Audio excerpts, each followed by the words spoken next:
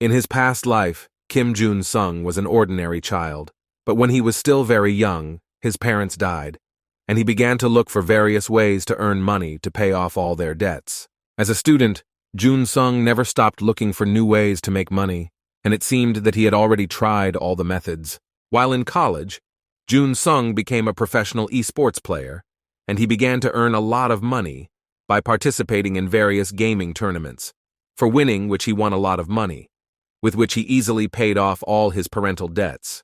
But despite all his fame, Jun-sung does not want people around him to know that he is a professional esportsman, and therefore at tournaments he uses the pseudonym Jun-hyuk, and in ordinary times he tries to disguise himself in every possible way.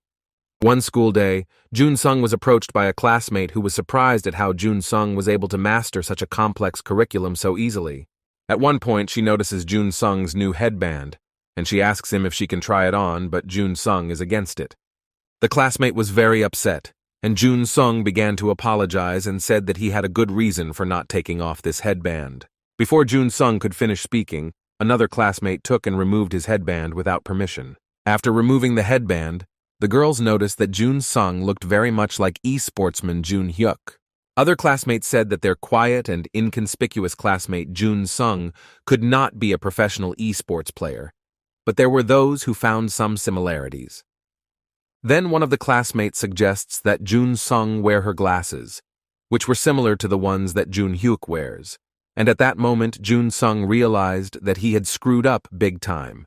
When Jun-sung put on his glasses, all his classmates realized that their calm classmate was the same Jun-hyuk. Throughout the day they surrounded Jun-sung with attention, asking him to play with them or saying that they were his fans who watched all the tournaments with his participation. Towards the end of the school day, Jun-sung climbed to the roof of the school, where he could finally be alone with his thoughts. The main reason why Jun-sung hid his involvement in professional esports was quick earnings and excessive attention to him, which would have brought him a bunch of different inconveniences in life. At that moment, the same classmate came to Jun-sung's rooftop and wanted to see his headband in order to apologize for what happened, since they didn't know that everything would happen like this. Jun-sung said that everything that happened was not her fault and that she had nothing to apologize for. On the same day, Jun-sung was hit by a truck on his way home, and Jun-sung did not think that his difficult life would end so easily. At the moment of the collision, Jun-sung only wished that in his next life he would be rich and live without any problems. Then Jun-sung was reborn in another world in the body of a newborn child, whom his mother called with a new name, L. At the age of 4, L learned from books that this world had about the same feudal system as in the Middle Ages. The new mother Ella was a third-class magician in this world, who lost her husband very early, and besides Ella she had no more relatives and friends. Elle also wanted to master various magical skills to please his mother, and he trained hard every day since childhood. One evening, Ella's mother, tired but cheerful, returns home and calls him Ellie. Elle has repeatedly asked his mother not to call him that, otherwise he will stop talking to her. Mom Ella was very upset by what she heard, calling him heartless for yelling at her like that. Elle started trying to apologize to his mother and said that she could call him Ellie if only she would stop crying. Mom Ella immediately calmed down and began hugging her son, calling him sweet and kind, thereby showing him all her motherly love. The next day, Mama Ella was planning to go to a neighboring village to sell ricetto tea leaves. Ella's mother decided to warn her son that she was going to go to the neighboring village, but there was no answer, and she thinks that Ella is still sleeping. Entering the room, Mom saw how Elle was getting ready to go, and he said that he wanted to go with her this time. At first, the mother is touched by the fact that her beloved son wanted to take the initiative and go on the road with her. However, she immediately says that she is categorically against this, because on the way they may stumble upon some monsters that want to eat Ella. At that time, Elle had not yet told his mother that he could use magic. Ella also couldn't help but think that he needed to master new spells as quickly as possible, because if he became a 5th-class magician, he would be treated like a viscount. If Elle becomes a 7th-grade mage, he will become a powerful and wealthy mage who can live the rest of his life without worrying about anything. Elle told his mom that they would be okay, and that if there was any danger, he would make sure to protect her from danger. Ella's mother could not resist such cuteness, and she still decides to take Ella with her on the journey. Elle promises his mom that he will do whatever she tells him, and that he won't do anything dangerous. Before leaving, his mother Ella tells him that no matter what happens, she will definitely protect him.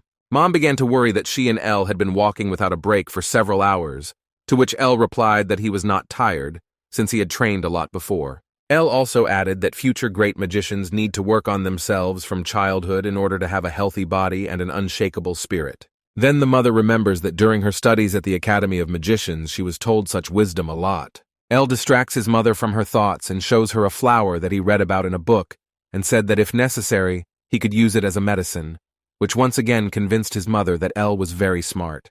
A little later they reached a place where Mom had set up a small place to rest during one of her hikes. At one point, Elle noticed strange sounds coming from the bushes. Meanwhile, a small group of orcs were advancing towards them when they smelled the scent of humans. Mom immediately covered Elle with herself so that he would not suffer in any way at the hands of the orcs. The orcs were very hungry, and they immediately prepared for battle, hoping that they would win and be able to feast on human flesh. Elle shouts to his mother that these orcs are very similar to green pigs, because he read somewhere that if you call an orc a green pig, it will immediately calm down. However, contrary to all Elle's expectations, the orcs became even more angry, and they immediately decided to attack them. Mom Ella was not taken aback and immediately prepared her spell to summon a fireball, with which she wanted to neutralize the orcs. After using the fireball, the orcs were hit by a bright burning flame, which immediately disabled them. Elle's mother just grinned at Elle, calling these orcs green orcs. After such an attack, the orcs could do nothing but flee, fearing that they might be attacked again.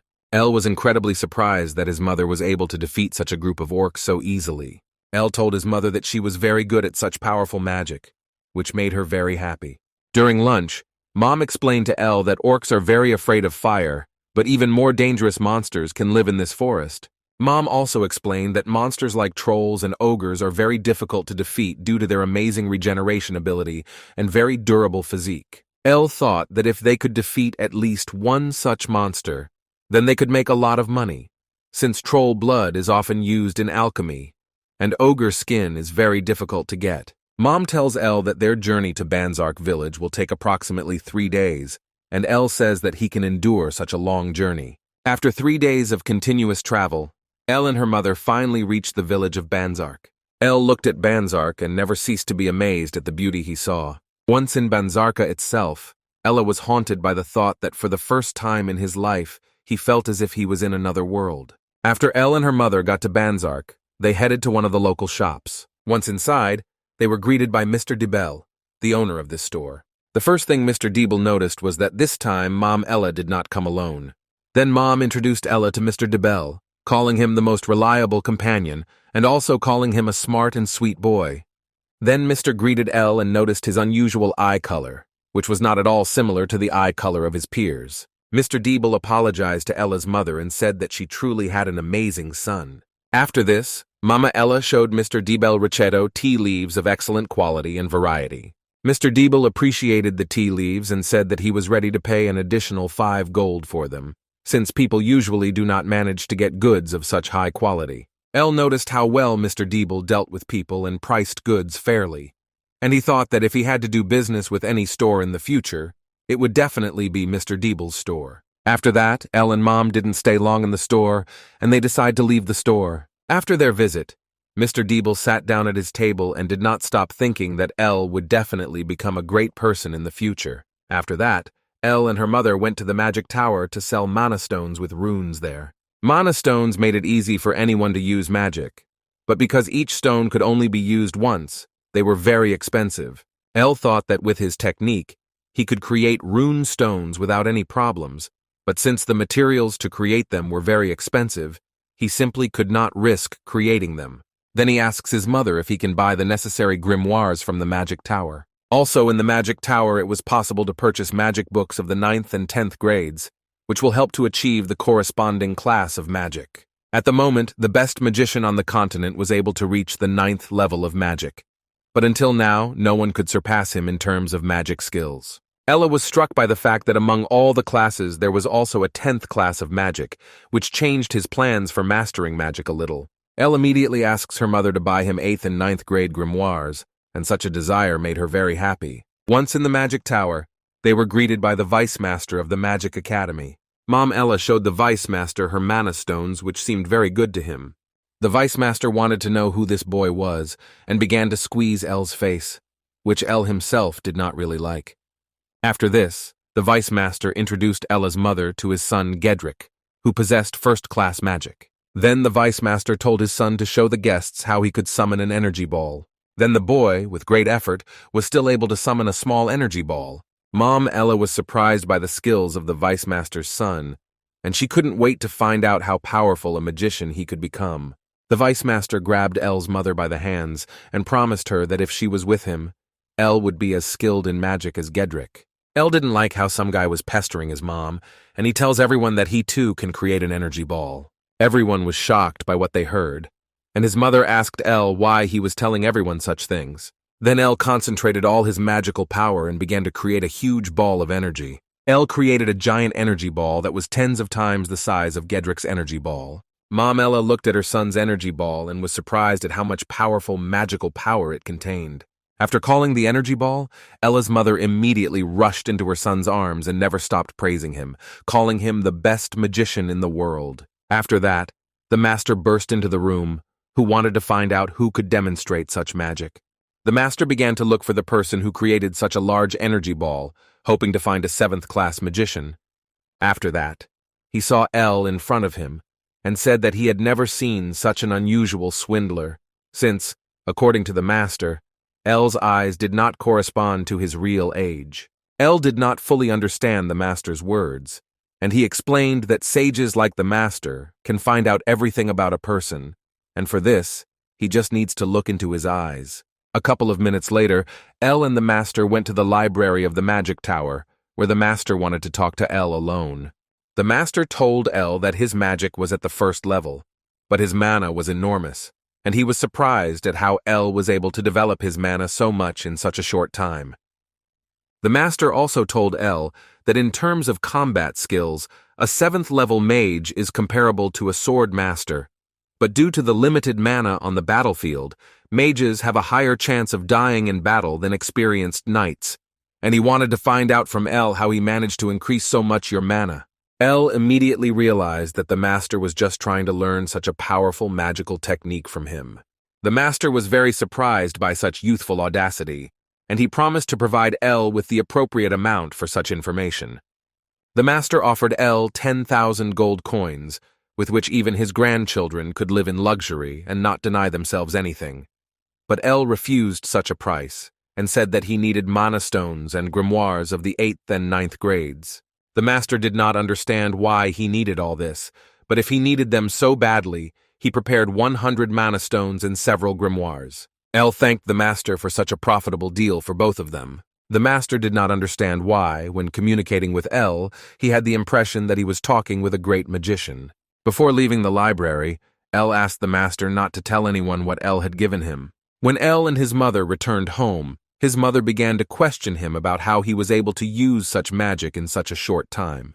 In his past life, Elle spent all his free time studying because he wanted to not only attend college, but also have a good life in the future. Of all the school subjects, he liked mathematics most, and he received incredible pleasure after solving any difficult problem. Once in this world, Elle noticed that the magic formulas here are a little more complicated than the mathematical ones, and it was thanks to the fact that he remembered these mathematical formulas from his past life that he was able to reduce the time of using magic to a noticeable minimum. Of course, Elle could not teach his mother the mathematical formulas, and he decided to provide her with ready-made magic formulas right away, with which his mother was able to use her spells with the same power in much less time. Mom Ella couldn't help but be happy that she had such a smart son, and she asked to teach him some other different techniques. After 2 years, Elle and his mother moved closer to the Banzarka magic tower, and his mother was able to become a 4th-level magician. One day, during their next trip to Banzark, Elle and his mother came across slave traders who kept 2 emaciated girls with them. Elle and her mother could not allow this to happen, and they decided to punish this group of slave traders. Mom Ella was a very conscientious woman, and she could not tolerate such behavior. Mom Ella felt that it was simply useless to have any dialogue with such people, and she decided to use her magic against them. Elle decides to help her mother, and also uses her magic against the villains, as a result of which all the slave traders fled, leaving the girls alone. After such an attack, Elle and her mother removed all the shackles from the exhausted girls and said that they were now safe. Mama Ella learned from the girls that they wanted to find their families, but when they said they had nowhere to return, she allowed them to live with her and Ella. Many years passed. Elle was already 12 years old, and he and his mother and these girls lived together in peace and harmony.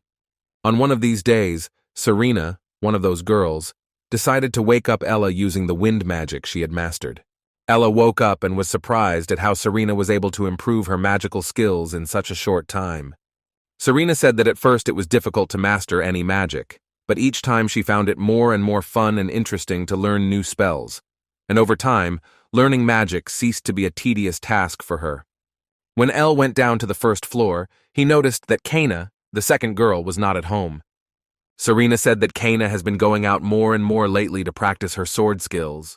At the same moment, Kana returned back to the house and greeted Ella and Serena. Elle greeted Kana and praised her, telling her that her skills were getting better every day. Kana said that every time she swings her sword, she feels like she is getting stronger each time. At first, Kana wanted to demonstrate her skills to Elle and Serena, but Elle politely said that he would be happy to appreciate her fighting skills when they go outside.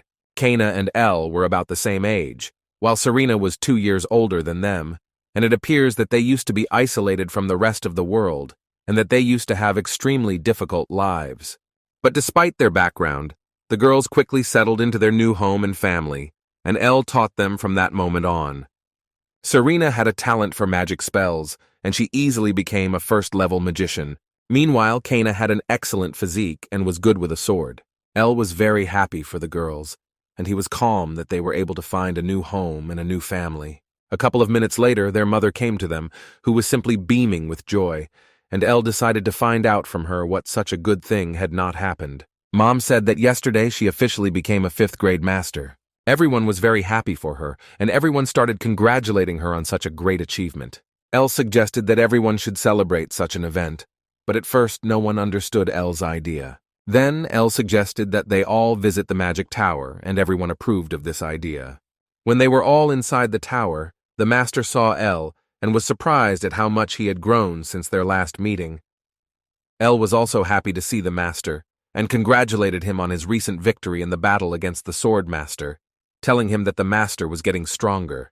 The master said that this was all only thanks to the technique that Elle once revealed to him. After that, everyone sat down at the table to find out why Elle wanted to visit the magic tower. Then Elle took out his bag from his bosom and poured a handful of magic stones onto the table. The master was surprised how Elle was able to create such an item, as it was one of the most difficult items that Elle was able to make on his own. Such magic stones were much more valuable than mana stones, which could only be used once every few years, while magic stones could be used up to 10 times, and their recovery time took only 3 days. It was because of these stones that magicians from other magic towers from all over the continent were tracking down Ella's house. But during all this time, nothing strange happened. Therefore, Elle suggested that such stones might be of great interest to the master, and he realized that Elle wanted to get something in return. Elle said that he only needed 4 things, so that the Banzarka Magic Tower could obtain the rights to use the technique of creating magic stones for their further production, and the first of these things was a request to provide his family with protection. Ella's second request was to be able to receive some books of witchcraft and books on swordsmanship, so that the girls could further develop their skills. Ella's third request was to rent a nice hotel for his mother, who had recently been able to become a 5th-level mage, and he wanted to organize a luxurious vacation for her in honor of this. Mom Ella could not contain her emotions, and began to hug her son tightly for the fact that he was trying so hard to do for her. Ella's last request was to get books on creating golems. The master was surprised by Elle's last request, since even with all the necessary instructions, Elle would not be able to create a golem. In response, Elle said that he was simply interested in learning how golems could be created, but it was with the help of golems that Elle intended to achieve his goal. 4 years passed, the life of Ella and his family prospered, and they lived in abundance. One night, a couple of bandits were going to capture the creator of magic stones and bring him to their boss. The bandits were ordered to get into the house, find the creator of the magic stones, and bring him back safe and sound, which initially seemed to them a very difficult task. Then, one of the bandits offered to simply take and get rid of the creator of the magic stones if he showed any resistance, despite the fact that they were ordered to bring him alive. Then El immediately appeared in front of the bandits, which scared them very much, and he said that this was a very good idea. After that, behind the bandits there was a small group of large battle golems, which El created. One of the golems immediately grabbed one of the bandits to neutralize him. The captured bandit tried to free himself from the golem's hands, but when he tried to hit him with his swords, the swords immediately split into several pieces. The bandits had no chance to resist such formidable opponents. After a couple of blows, the golems grabbed both bandits, who lost consciousness, and dragged them in an unknown direction. El thought that even though these golems were unfinished, they showed their abilities very well during the battle. After El received books on creating golems from the master of the magic tower, he began to spend a lot of time creating them and simply immersed himself in the process. However, despite such good efficiency, they were still not suitable for the purpose that El wanted to achieve. After this, El decides to clean up the traces of the bandits' blood that they left behind the golems so that Mom and the girls won't see these traces. The next morning, Serena woke up earlier as usual and already started preparing breakfast for everyone. El greeted Serena and acted as if nothing strange had happened yesterday. A little later, Kana came home, again practicing her fighting skills. Kana invited El to show her new fighting techniques, which she learned on the street during training, but El said that he would definitely look at her techniques later. El was glad that everything is happening as usual today, after which he decides to ask the girls where Mom is now. Meanwhile, their mother was training to use her magical skills, but this time she had some difficulties. This time, her magic was suddenly out of control, and she was afraid that a little more and her magic would become completely uncontrollable. After that, her magical fireball disappeared, causing her to fall to her knees from exhaustion. At that moment, El and the girls found their mother and asked her to come home, have breakfast, and at least take a little break from training. El told his mother that she should not overexert herself during training, since she was already very good at magic. Mom didn't believe El's words and said that it was all a lie, and that she should become a 6th-level magician. El noticed that his mother was acting extremely strange, and he did not understand what happened to his mother. Then El remembered that in a past life he used one secret technique to increase concentration. Then he decides to teach the mother and girls the belly breathing technique, in which a person inhales through the nose and exhales through the mouth, due to which all the pressure is redirected to one point and increases strength. Everyone focused on performing this technique and began to inhale through the nose and exhale through the mouth. After this technique, it was more difficult for Serena to breathe, since she performed this technique too quickly. Kana's abdominal muscles began to cramp because she was putting in too much effort while breathing. El said that he usually doesn't pay attention to his breathing technique, since even he found the technique a little difficult to perform. Meanwhile, Mom began to succeed in performing this technique, and El noticed how a lot of mana began to condense around Mom. Mom only thought about how El was able to learn such a technique on his own, without anyone's help, and at the same time teach such a technique to her and the girls, and that she must become stronger in order for them all to live happily. Mom could not stop feeling how her energy continued to grow, and how her body and spirit were becoming stronger. After Mom concentrated, she created a huge fireball that she was able to control with ease. From a huge fireball, Mom was able to create a beautiful fiery horse, which greatly surprised Ed and the girls. The boys immediately began congratulating their mother on how easily she was able to perform such a technique, and they also continued to feel all the magical power emanating from her. Mom began to thank El for teaching her such a technique, because now she can definitely become a 6th-level magician. El was glad that his mother had a smile on her face again, and that everything was working out for her again. A little later, everyone returned home to discuss over lunch how Mom was one step closer to the new class. But despite this, my mother was worried that lately, El had increasingly begun to retire to the workshop, which is why they began to communicate with each other less and less. At this point, El returned to the workshop right after lunch, where he was discussing how difficult it still was to create the most powerful golem on the continent. El was still planning to create an artificial monster that could have independent thinking. One of the most difficult stages in creating such a golem was mastering very complex mental magic, which is only available to 8th-grade magicians. El's only option in his class was to use dark magic, in which he must put together all his most sinister thoughts and emotions. But despite the fact that Elle understood all this very well in theory, in practice Elle's class was too low. Also, such magic would not give him any effect, since the entire effect is available only to magicians of the 7th level. Due to such difficulties, Elle was unable to put his original plan into action, and he first needed to reach the 7th grade. Suddenly, Serena entered the workshop to remind him about the beginning of his magical training. Elle remembered that Serena was struggling with some basics. Serena said that she didn't fully understand the whole essence and nature of mana, but Elle didn't quite understand what Serena meant. At first, Serena tried to explain to Elle that he could feel a magical response when mana filled his body. Serena also said that most likely it all depends on the type of mana, since every time she feels several types of mana at once, which gather in her into a single clot. Here, Elle thought about the fact that mana can actually differ in different types and characteristics. Serena said that these were just her guesses, that most likely she shouldn't take her words seriously. Then Elle went to his desk to test Serena's hypothesis about the difference in types and characteristics of mana. Elle took out several mana stones from his desk drawer and felt that each stone emanated its own special mana. Elle sensed how the mana of each stone was different from the mana of other stones, and how these different types of mana mixed and formed a powerful magical cluster. Elle was amazed at how he had not noticed such an important and useful magical feature before, and he decides to learn a little more about this feature in practice. Elle concentrated several types of mana in himself at once in order to feel this entire magical accumulation. After this, Elle found himself in a space unknown to him, in which he could visually see the differences between types of mana in the form of millions of bright stars in the sky. Elle remembered how, in a game he played in his previous life, the composition of a unit could give a great advantage later in the game, and he assumed that various combinations could greatly enhance his magical skills. After this, Elle decides to try to combine all the types of mana that came from the mana stones. Elle was going to create a completely new magical power that Serena told him about. At first, Ella found it extremely difficult to contain and try to control such outgoing force, even using her special breathing technique.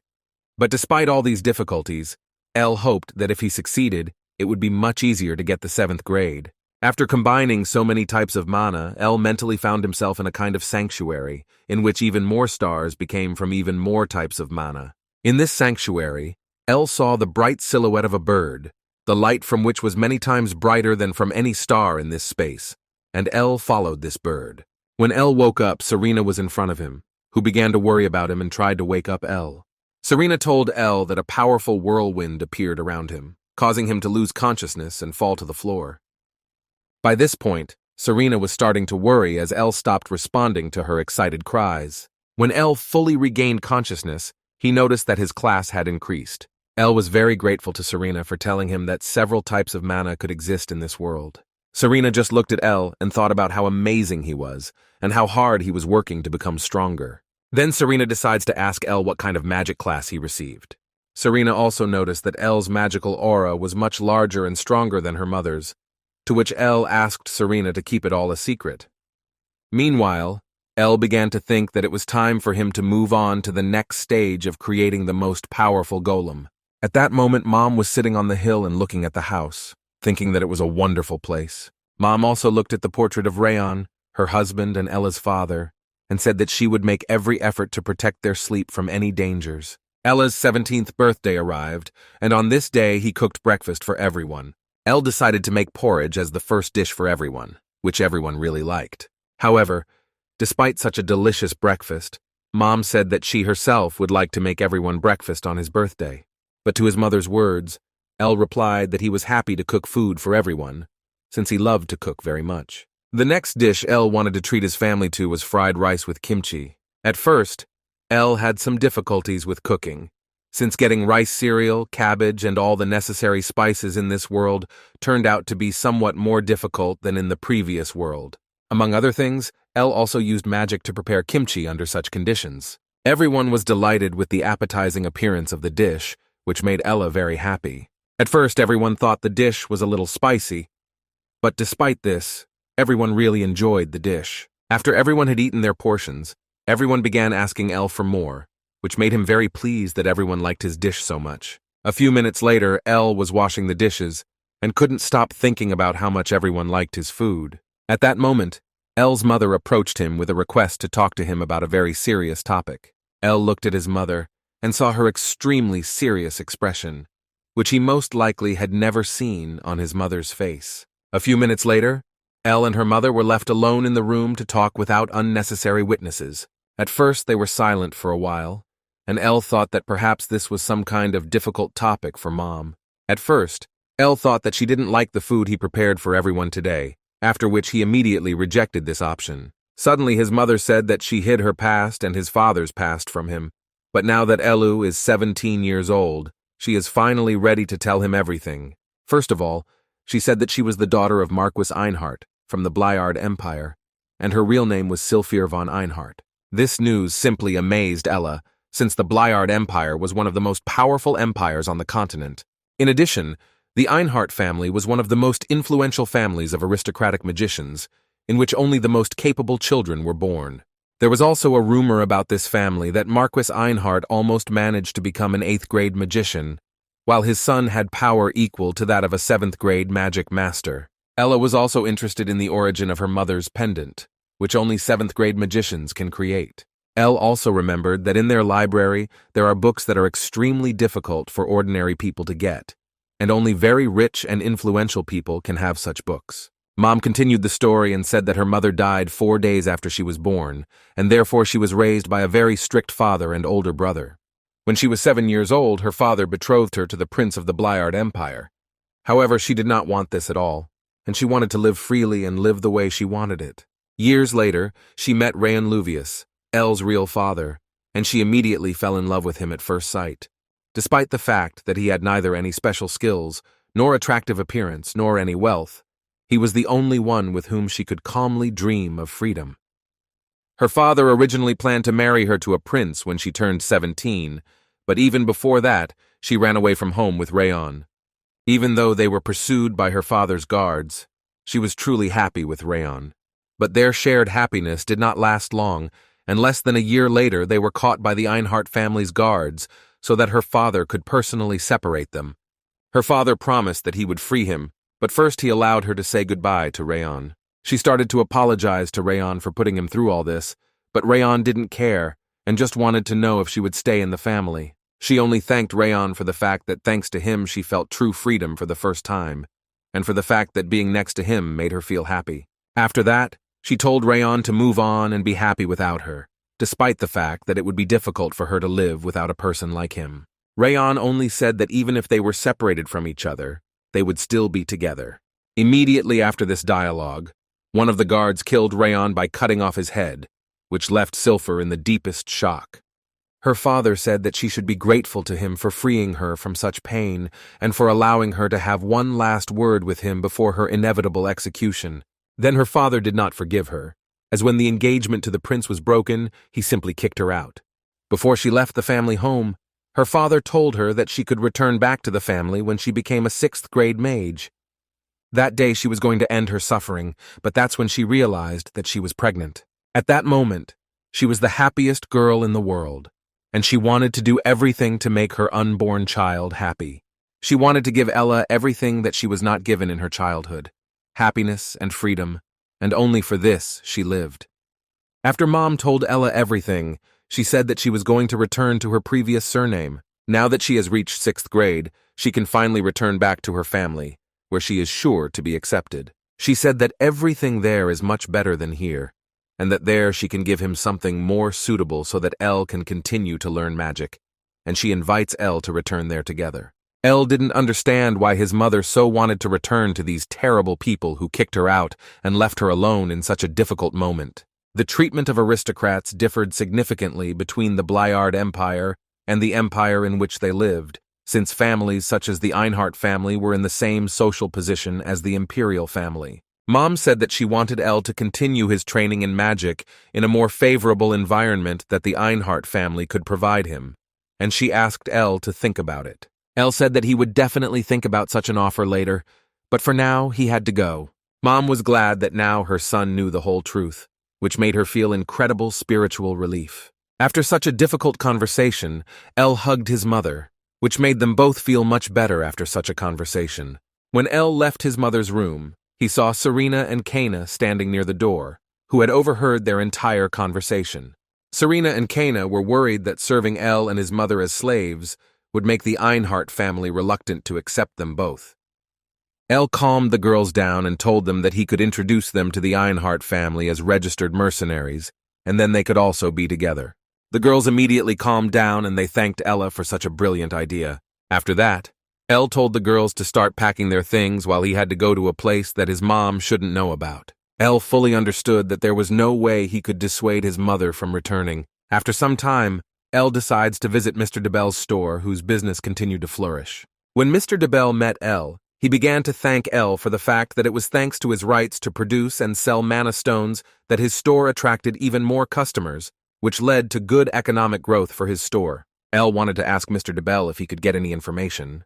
Mr. DeBell said that he had his own partnerships with all the information guilds on the continent, and that he could even tell about the secret treasures of the royal family.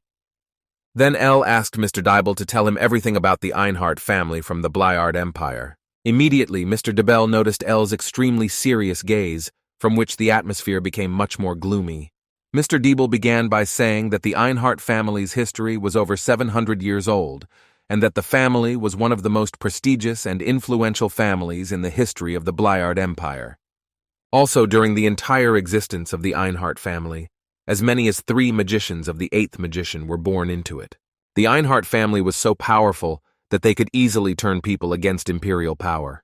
Mr. Dibble also mentioned the infamous event involving the broken engagement of the Marquis's daughter to the Crown Prince, after which the Marquis's daughter ran away with another man. However, the story said that the Marquis and the Crown Prince showed their mercy and forgave her, and also allowed her to continue to live a quiet life, after which the Marquis beheaded the very same person, and many aristocrats praised such an act.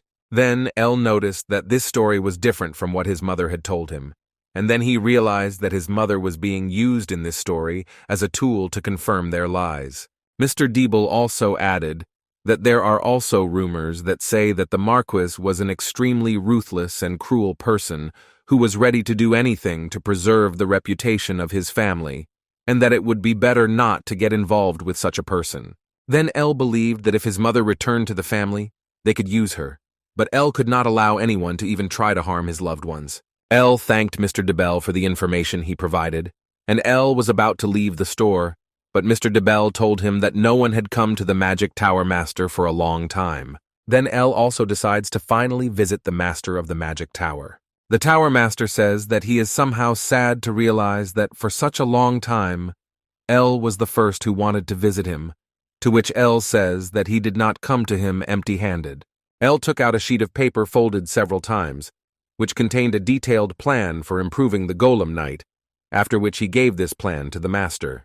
The Master was amazed at such a valuable gift that El had prepared for him, after which he began to study this plan. El said that it is almost impossible for a golem to create its own consciousness, and therefore the golem must be controlled by a knight. While the Master was studying the new plan, he felt that El was not saying something about this improvement. El said that he was a little tired of all these experiments, and that very soon he would leave the village, which is why he most likely would not see the Master again. At first the Master did not believe that El would soon leave him forever, but looking at El's face, he realized that the matter was extremely serious. Then the Master approached Ella and said that someday everyone will know about Ella and his incredible skills. The Master is also confident that when this happens, he will definitely be about him, regardless of where he will be and what he will become famous for. These words touched El very much, and he said that in the future he would definitely visit the Master again. That evening, El was putting the finishing touches on his plan in his workshop. El then used some mana stones again to create a new kind of mana to summon his war golem. After this spell, his powerful golem knight in golden armor appeared from the portal, which was many times larger than Ella himself. After the summoning, El ordered the golem to awaken in order to briefly test its functioning and performance. After the awakening command, the golem awoke and greeted its creator. Even though the golem was reacting correctly now, El thought that his golem still had some flaws, one of which was that the ego was not the best one to revive it. After this, El told the golem that after some time he had completed one task for El, but until that moment, he should remain in the dimensional pocket from which El summoned the golem. The golem said that he would wait for his moment, after which he returned to the portal from which he came. El hoped that he would not have to witness the full power of his golem, after which he thinks that it is time to go. Meanwhile, at the Einhard estate, the Marquis and his son were playing chess, and the son said that he had completed the investigation into the sale of magic stones, and that he had found the source of these stones. The Marquis was simply happy with this news, since he had been trying for a long time to get on the trail of the one who creates these magic stones, and finally, after so many years of searching, he found him. However, the Marquis wanted to know why his son took up this business only now, when his father asked him to take it up several years ago. The eldest son replied that he had been trying to track down the inventor all these years, but his golems had created a number of difficulties. He said that all the mercenaries and assassins he sent and hired on this matter were mercilessly killed by these golems. The Marquis considered that this man was quite a serious opponent, since he was able to create what others could not do. The eldest son added that all the magic towers on the continent simply abandoned all attempts to look for magic stones. He also said that the production of such magic stones is quite inexpensive, and therefore such artifacts can bring them a lot of money. Then the Marquis believed that if they could sell such items in one of the 10 stores on the continent, their family store would become the most profitable store. The Marquis's son looked at all this from the outside and did not understand how a person like his father, who usually does not give compliments to just anyone, began to admire some stones. The son finally tells his father that this same inventor is Sylphir, or rather, her son El, who recently turned 17 years old, which greatly surprised the Marquis himself. Then the Marquis ordered to bring him his daughter, whom he had kicked out of the family many years ago. The Marquis hoped that his daughter would definitely want to return to the family, especially with her son. At the same time, the Marquis did not stop thinking about how his family would prosper when they learned the secret of creating magic stones. The eldest son wanted to find out from his father what they should do with the crown prince, who most likely would not be happy with the news that Sylphir had returned to the family, to which the Marquis replied that it was better not to tell him about it. The Marquis naively hoped that the daughter he had expelled would definitely want to return to the family and help her family. The next day, her mother and the girls went to the Einhard family, leaving their old home forever, to which they are unlikely to return. El was glad that they were all returning to the Einhard family together without any bad memories. El also wanted to tell his mother that he became a 7th grade SAG, but he didn't know how to explain to her how such a young guy could reach such a high class, while many cannot reach such a class in their entire lives. El also had a hard time imagining how he could explain his magical powers in the event of an emergency. After some time, El, her mother, and the girls were in the village, where they were going to go to Kefermeal, the place of residence of the Einhard family, using the teleportation service. Mom approached the man who was in charge of the teleport to find out the amount needed for teleportation. The man says that teleportation will cost 200 gold coins per person, and for 4 people, 800 gold coins. Mom said that it was too expensive for them, to which the man grabbed her hand and said that such thicket portals are used by influential people who have money for it. Kana couldn't look at what this man was doing, and she decided to swing her leg at him. A minute later, another man approached them, who was surprised that this man had created such a trivial problem.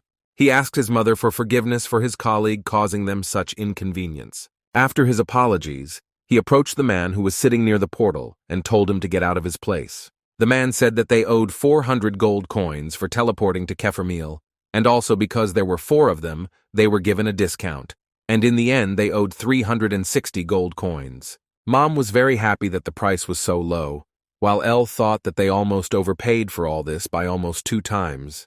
The man wondered why they were going to Kefermeal, to which the mother replied that they were moving there to live. The man said that in such a strong family, they all feel very confident, after which everyone turned their gaze to Kana. A minute later, everyone was standing on the teleportation device, and everyone was ready to move to Kefermeal.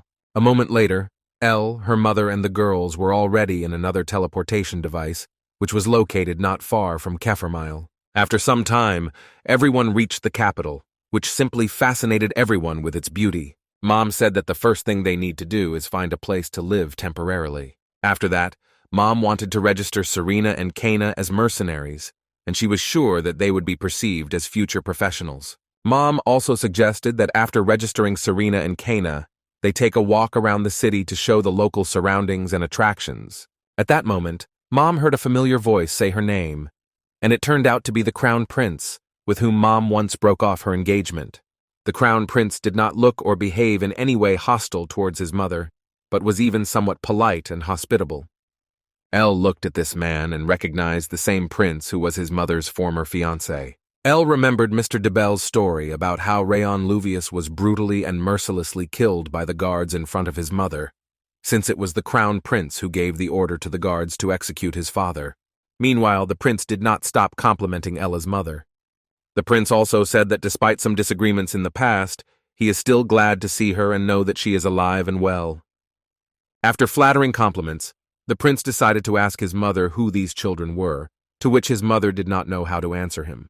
Kana told Serena that this gentleman was not at all like the vile man her mother had told her about. Elle looked into the prince's eyes and saw in them all the feigned politeness behind which he tries to hide all his bad intentions.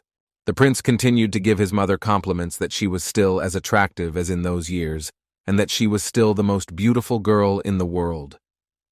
At the same time, the prince thought to himself that he would still get her at any cost. Elle clearly saw how the prince was trying not to show his true plans and his bad character. Then Elle decides to intervene in the conversation, and with a smiling and unremarkable expression on her face, ask the prince if he knows his mother. Elle introduced himself to the prince as his mother's son, thinking to himself that this prince could not look so badly at his mother with such a vile and disgusting look. The prince only told Elle with the same polite and smiling face that he was indeed very similar to his mother. After this, the prince said that he was glad to have such an unexpected meeting, and suggested that they meet again someday, to which Elle said that he would look forward to their next meeting. After such a conversation, the prince walked past his mother and told her in a whisper in her ear that she was still his woman. Elle heard what the prince said to his mother, and shouted after him that very soon he would regret what he did to his mother. The prince did not pay any attention to Elle, and simply thought that Sylphire was finally returning to the family. The prince also thought it was a good idea to try to make Sylphire his mistress again, and to do this, he needed to get rid of Elle. Elle notices that something is wrong with his mother, and he decides to calm her down. Mom said that she just needed to pull herself together, after which she invited everyone to go to the guild to register the girls there as mercenaries. After some time, Mom, Elle, and the girls arrived at the guild and were about to start the exam. The man explained to them that after the exam, the girls will receive a mercenary rank from rank F to rank B, which depends on how well they perform against the guild master. Later, the head of the guild himself appeared, who was surprised that he would conduct an exam with the girls. Then the head of the guild proposes to conduct the exam against Serena and Kana at the same time. The guild leader told the girls that he would not hurt them, naively assuming that they would not be able to defeat him. The girls were somewhat surprised by such naivety of the head of the guild, and together they decide not to feel sorry for him during the exam. A couple of minutes later, the girls and the head of the guild were in the arena for the exam. The guild leader told the girls to give it their all, and then the girls prepared to attack. Kana took out her sword and prepared to use a fire sword attack to hit the guildmaster as hard as possible. After such an attack, Serena prepared to use the combat spell Wind Sword to knock out the last strength from the coach. At first they began to worry that they had slightly gone too far with their real capabilities, and that they could seriously injure the head of the guild.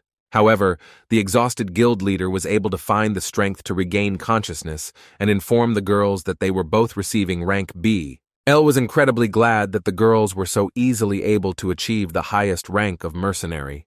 The girls were also happy about this news, and they wanted to find out from their mother if this would be enough for them to protect her.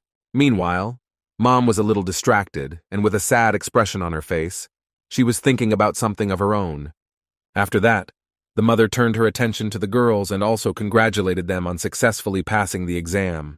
Elle, of course, noticed that something was wrong with his mother, which made him also begin to worry a lot about her. That evening, my mother sat in the hotel and couldn't stop thinking that the prince had not changed in any way over all these years. She was afraid that this prince would make every effort to make him his mistress, after which he would definitely want to do to Elle the same thing that he once did to Rayon. She couldn't let anyone harm her son, and she was willing to do anything for him. She just wanted to quietly and peacefully return to her family.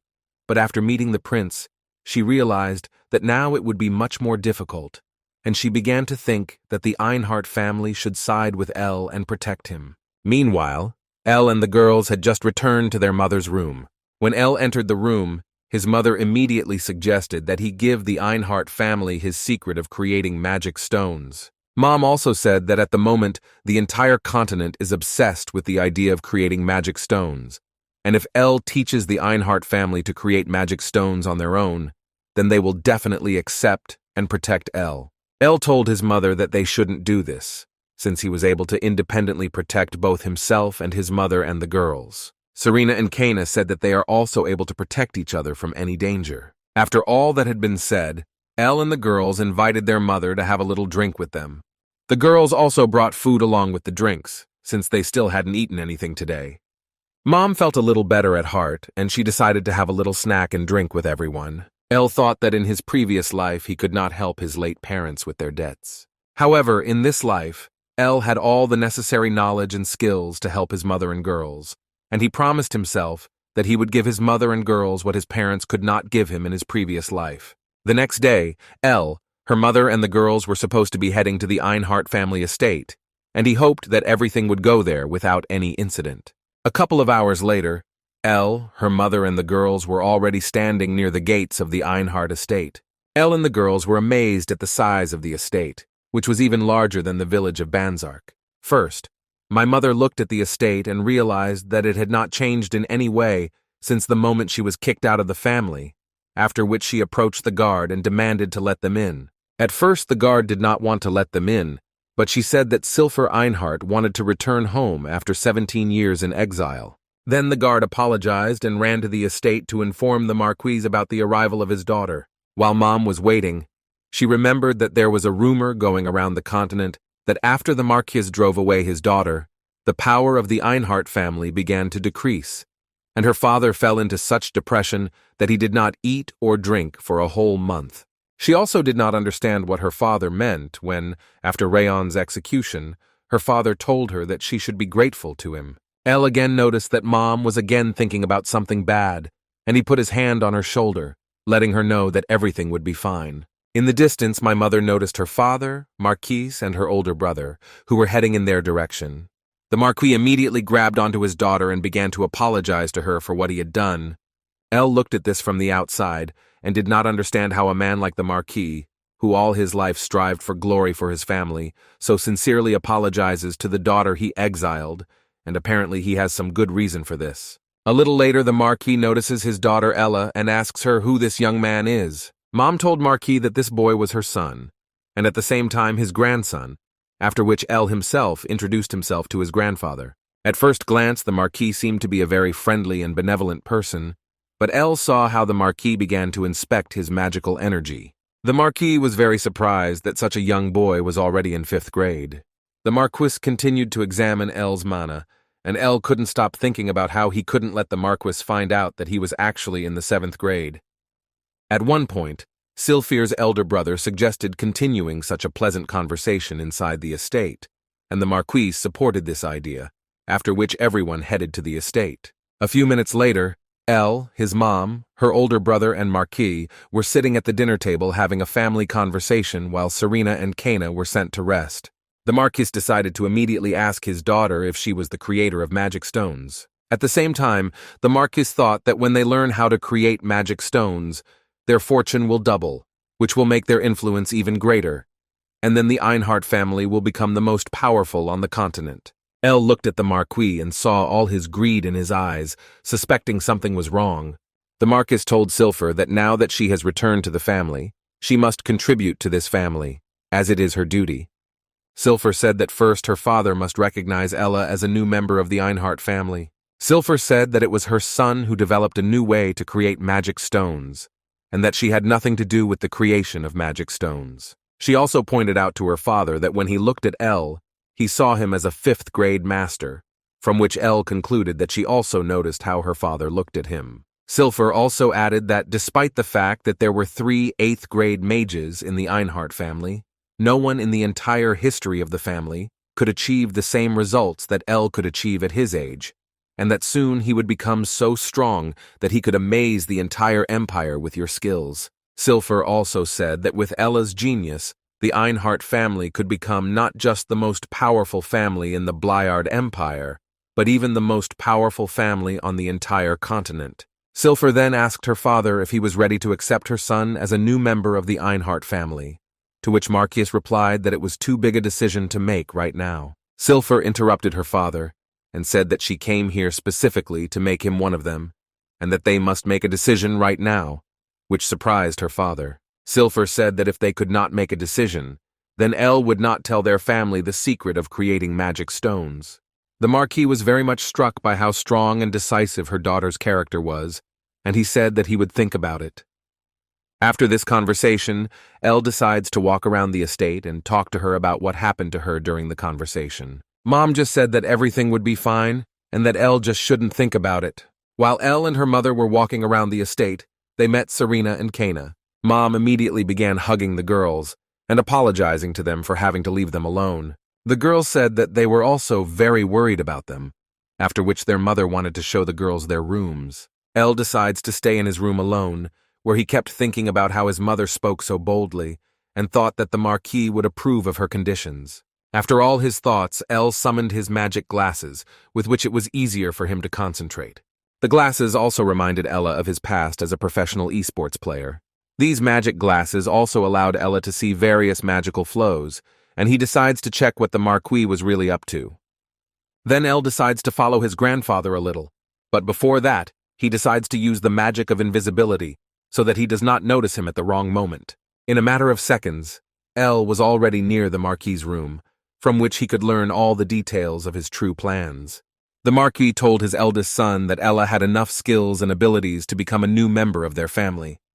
However, the fact that Elle was in 5th grade at age 17 did not change the fact that he grew up in another country, and therefore would be a stranger to their family.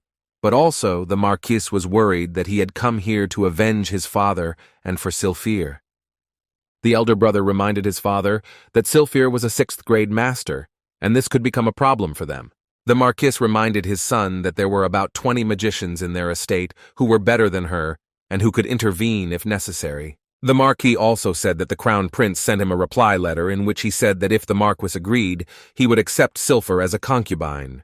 However, the eldest son was worried that if something didn't go according to plan, she would find out that their family was kidnapping talented magicians and brainwashing them, in order to later make them part of their association, which the Einhart family was using for personal gain. The Marquis immediately interrupted his son and told him to shut up, since someone would be able to hear their conversation even under the magic of silence.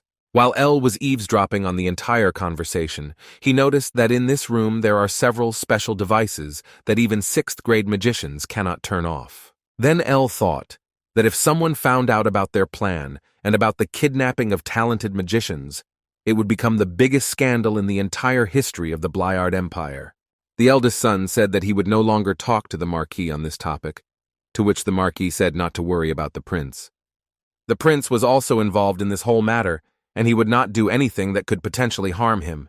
After that, he hands one throwing knife to his eldest son and asks him what he would do in his place. The eldest son realized that this was a test, and extremely unpleasant consequences would await him if he did not correct his mistake. Then he takes a knife and tells his father that first he will answer the prince that he is satisfied with such an offer, after which he would capture Elle and hold him hostage until Silfer reveals to them the secret of creating magic stones. He also added that when he learns the secret of creating magic stones, he will send Silfer to the prince, and if necessary, he is ready to use force and seal Silfer's magical abilities. He also added that he would brainwash Elu and make him a magician who would serve their family, which Elu himself did not like very much. The Marquis was pleased with his eldest son's plan and said that he would now be the chief successor. Ella couldn't help but think about the heartlessness of this family, and the fact that he could have refused his mother's offer to go here from the very beginning. He wondered why he couldn't stop or discourage his mother's proposal to visit such a place. Instead, Al realized that he was intoxicated by his superiority over others and thought that he wanted to make everyone happy, no matter the circumstances. Besides, he wanted to respect his mother's decision, and now this was the result of that. Al could live with them trying to use him. He already suspected something along those lines. However, he could not forgive them for wanting to hand over his mother to the prince. El became even angrier, causing him to become somewhat careless. The Marquis realized that someone in the room was under an invisibility spell. Surprised, he wondered if this man had been there all along, and was surprised that he had not noticed or recognized him, and wondered out loud who was hiding in the room. Al then extended his hand and prepared a spell.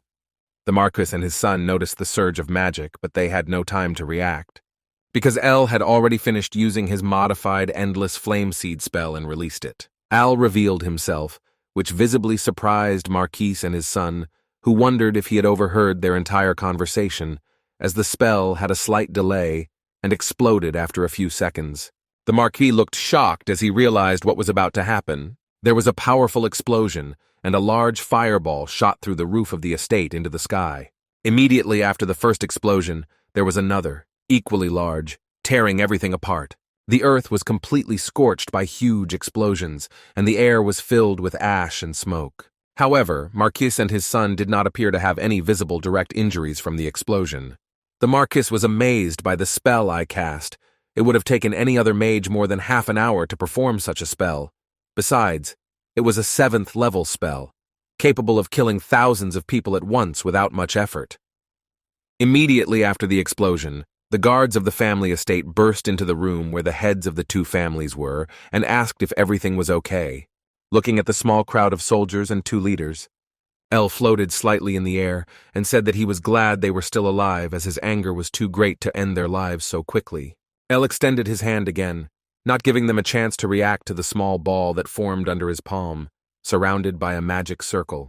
Al told the small group below him that he wanted to ensure that they would suffer endless torment and beg for forgiveness, repenting of their actions for daring to raise their filthy hands against his family. He raised his hand and the small ball turned into a large magic circle behind him. El cast a summoning spell, proclaiming that suffering and destruction had befallen those who stood in his way, his eyes filled with concentration and hatred for the people present. He completed his summoning, and his golden-armored night golem emerged from the interdimensional space. Standing behind Al, the guards couldn't believe what they were seeing, wondering how such a creature could be here. The Marquis began to laugh, prompting his son to ask if everything was okay and why he was laughing. With sparkling eyes, Marquis declared that it was great and the best thing he had ever seen. The few guards who were brave enough did not believe that the golem was real and swore on behalf of the Inart family that they would not allow El to do as he pleased and tried to push the golem away. They rushed towards El and his golem. A small bright light flashed through the slits in the golem's helmet, signaling that it was fully ready for work. With one quick but incredibly powerful blow, the golem attacked the guards who dared to attack El. And all the guards went into the air. The eldest son could not believe what was unfolding before his eyes, and it seemed that his brain was even smaller than his father's. He looked down at the falling bodies, lying motionless on the ground, having died from the wounds inflicted by the golem's attack. The Marquis angrily declared that it was undoubtedly not a fake, and declared that his family could now become the strongest family ever to exist by having such a golem on their side.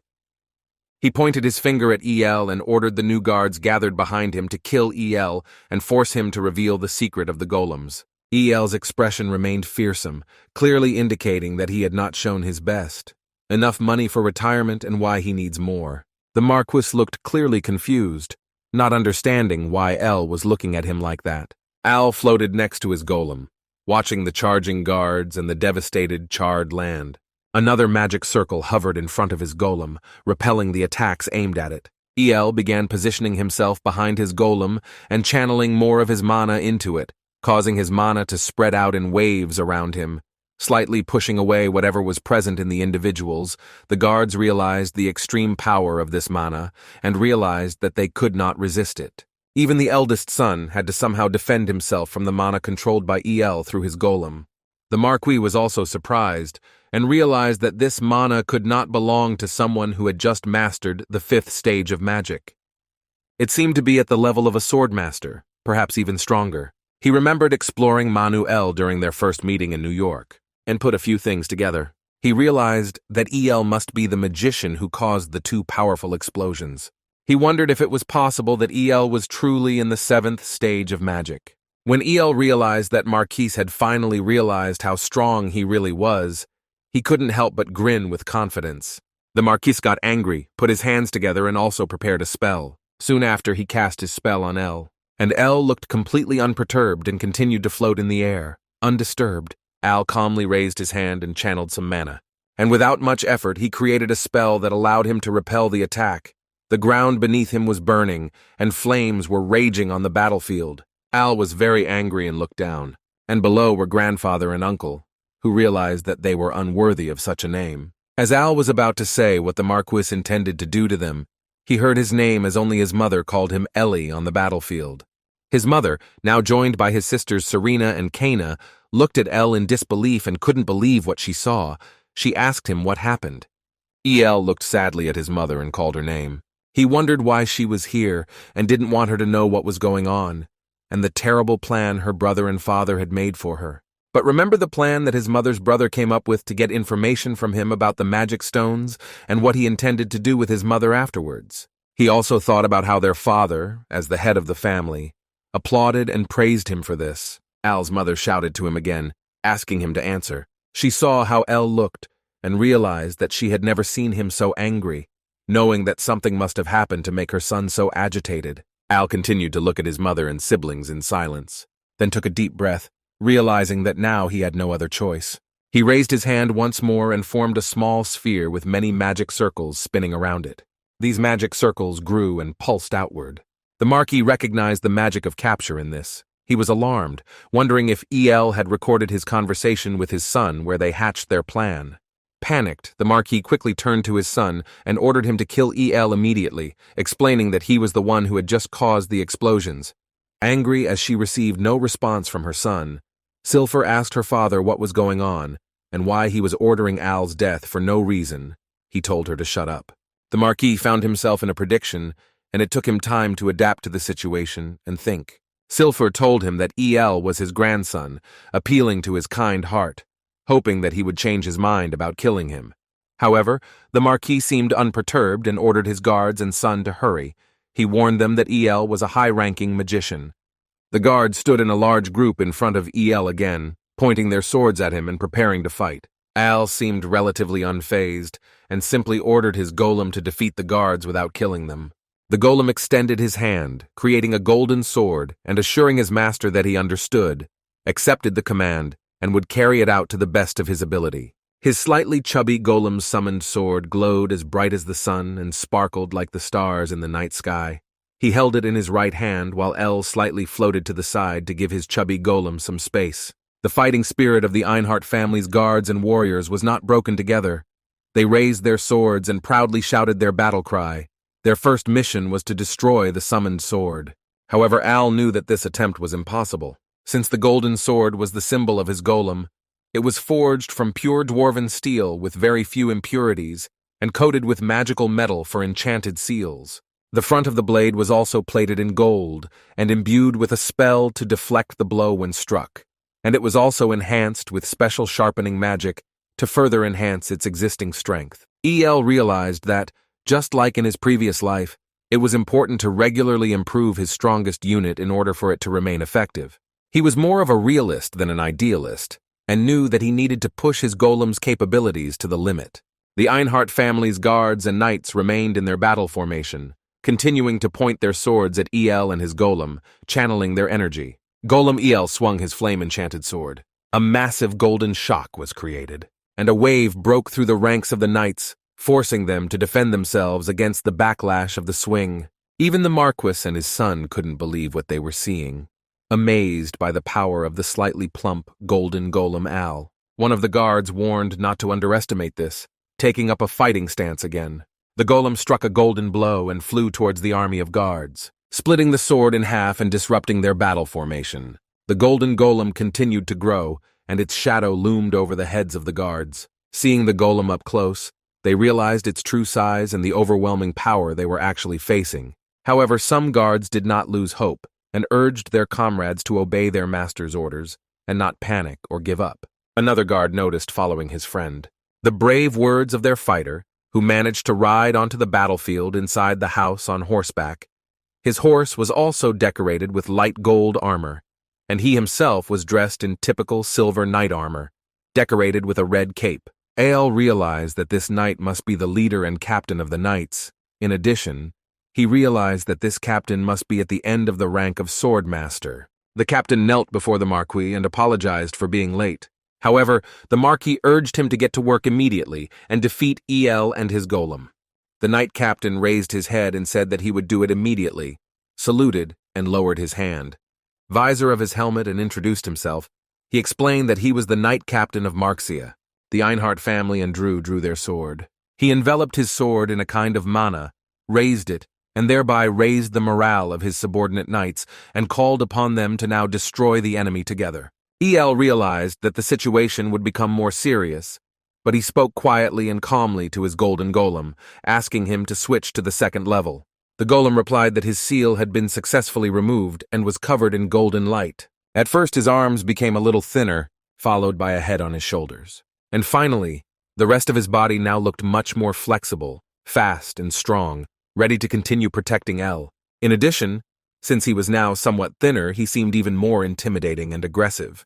The guards who rebelled against Al and his golem knight were surprised by the sudden transformation. However, Al already knew that this was not all that had changed in his golem, and that real changes were yet to come. Since the sword disappeared during the transformation, Golem had to summon it again, and it reappeared in his hand, shrouded in flames. He grabbed the sword and prepared to fight, taking a fighting position, and the blade of the sword underwent some changes and was filled with much more energy than before. The leader of the knights realized that this must be an aura blade, which was actually much more powerful. El's golem swung his sword to the side and stepped forward without any visible defense, heading towards the army standing in front of him. The captain did the same, waving his sword, and asked if he looked so weak that he could approach without any cover. Both prepared to strike and clashed their swords at the same time, causing a huge recoil and shaking the ground. The impact of the two swords illuminated the surrounding area, causing everyone involved to shield their eyes from the bright light. Only El continued to watch the spectacle in full focus, and was still filled with immense hatred for the Marquis and his son. When the bright light of the battle of swords dissipated, the captain was left bleeding while El's golem stood before him unharmed. The knight captain's bloody blade became stuck in the ground, and he succumbed to his injuries by falling to the floor. He couldn't believe what had just happened and that he had failed. His injuries were so severe that he died at that moment. The guard below him could not understand how their leader was easily destroyed with one blow and lay on the ground, which visibly shook the morale of the army. However, the golem did not stop and immediately launched another attack. He swung his sword, releasing a flaming energy blade, and again attacked the Marquis, his son, and the army behind him. However, the army behind them was still damaged by the attack, and the soldiers were sent flying across the battlefield. The Marquis and his son were forced to look down at the bodies of their guards and realized that these weak guards had died too easily and quickly. El also noticed that reinforcements for the family heads were approaching again, and he saw several black-robed mages moving forward onto the battlefield. He didn't want to leave the matter alone, and was already planning his next moves before he could put those plans into action. He turned to his mother and summoned the orb containing his recorded memories. He explained to her what he was going to do about it, and asked if she was ready to see the truth. She replied that she was indeed ready, and knew that her son Al had a good reason for acting the way he did now.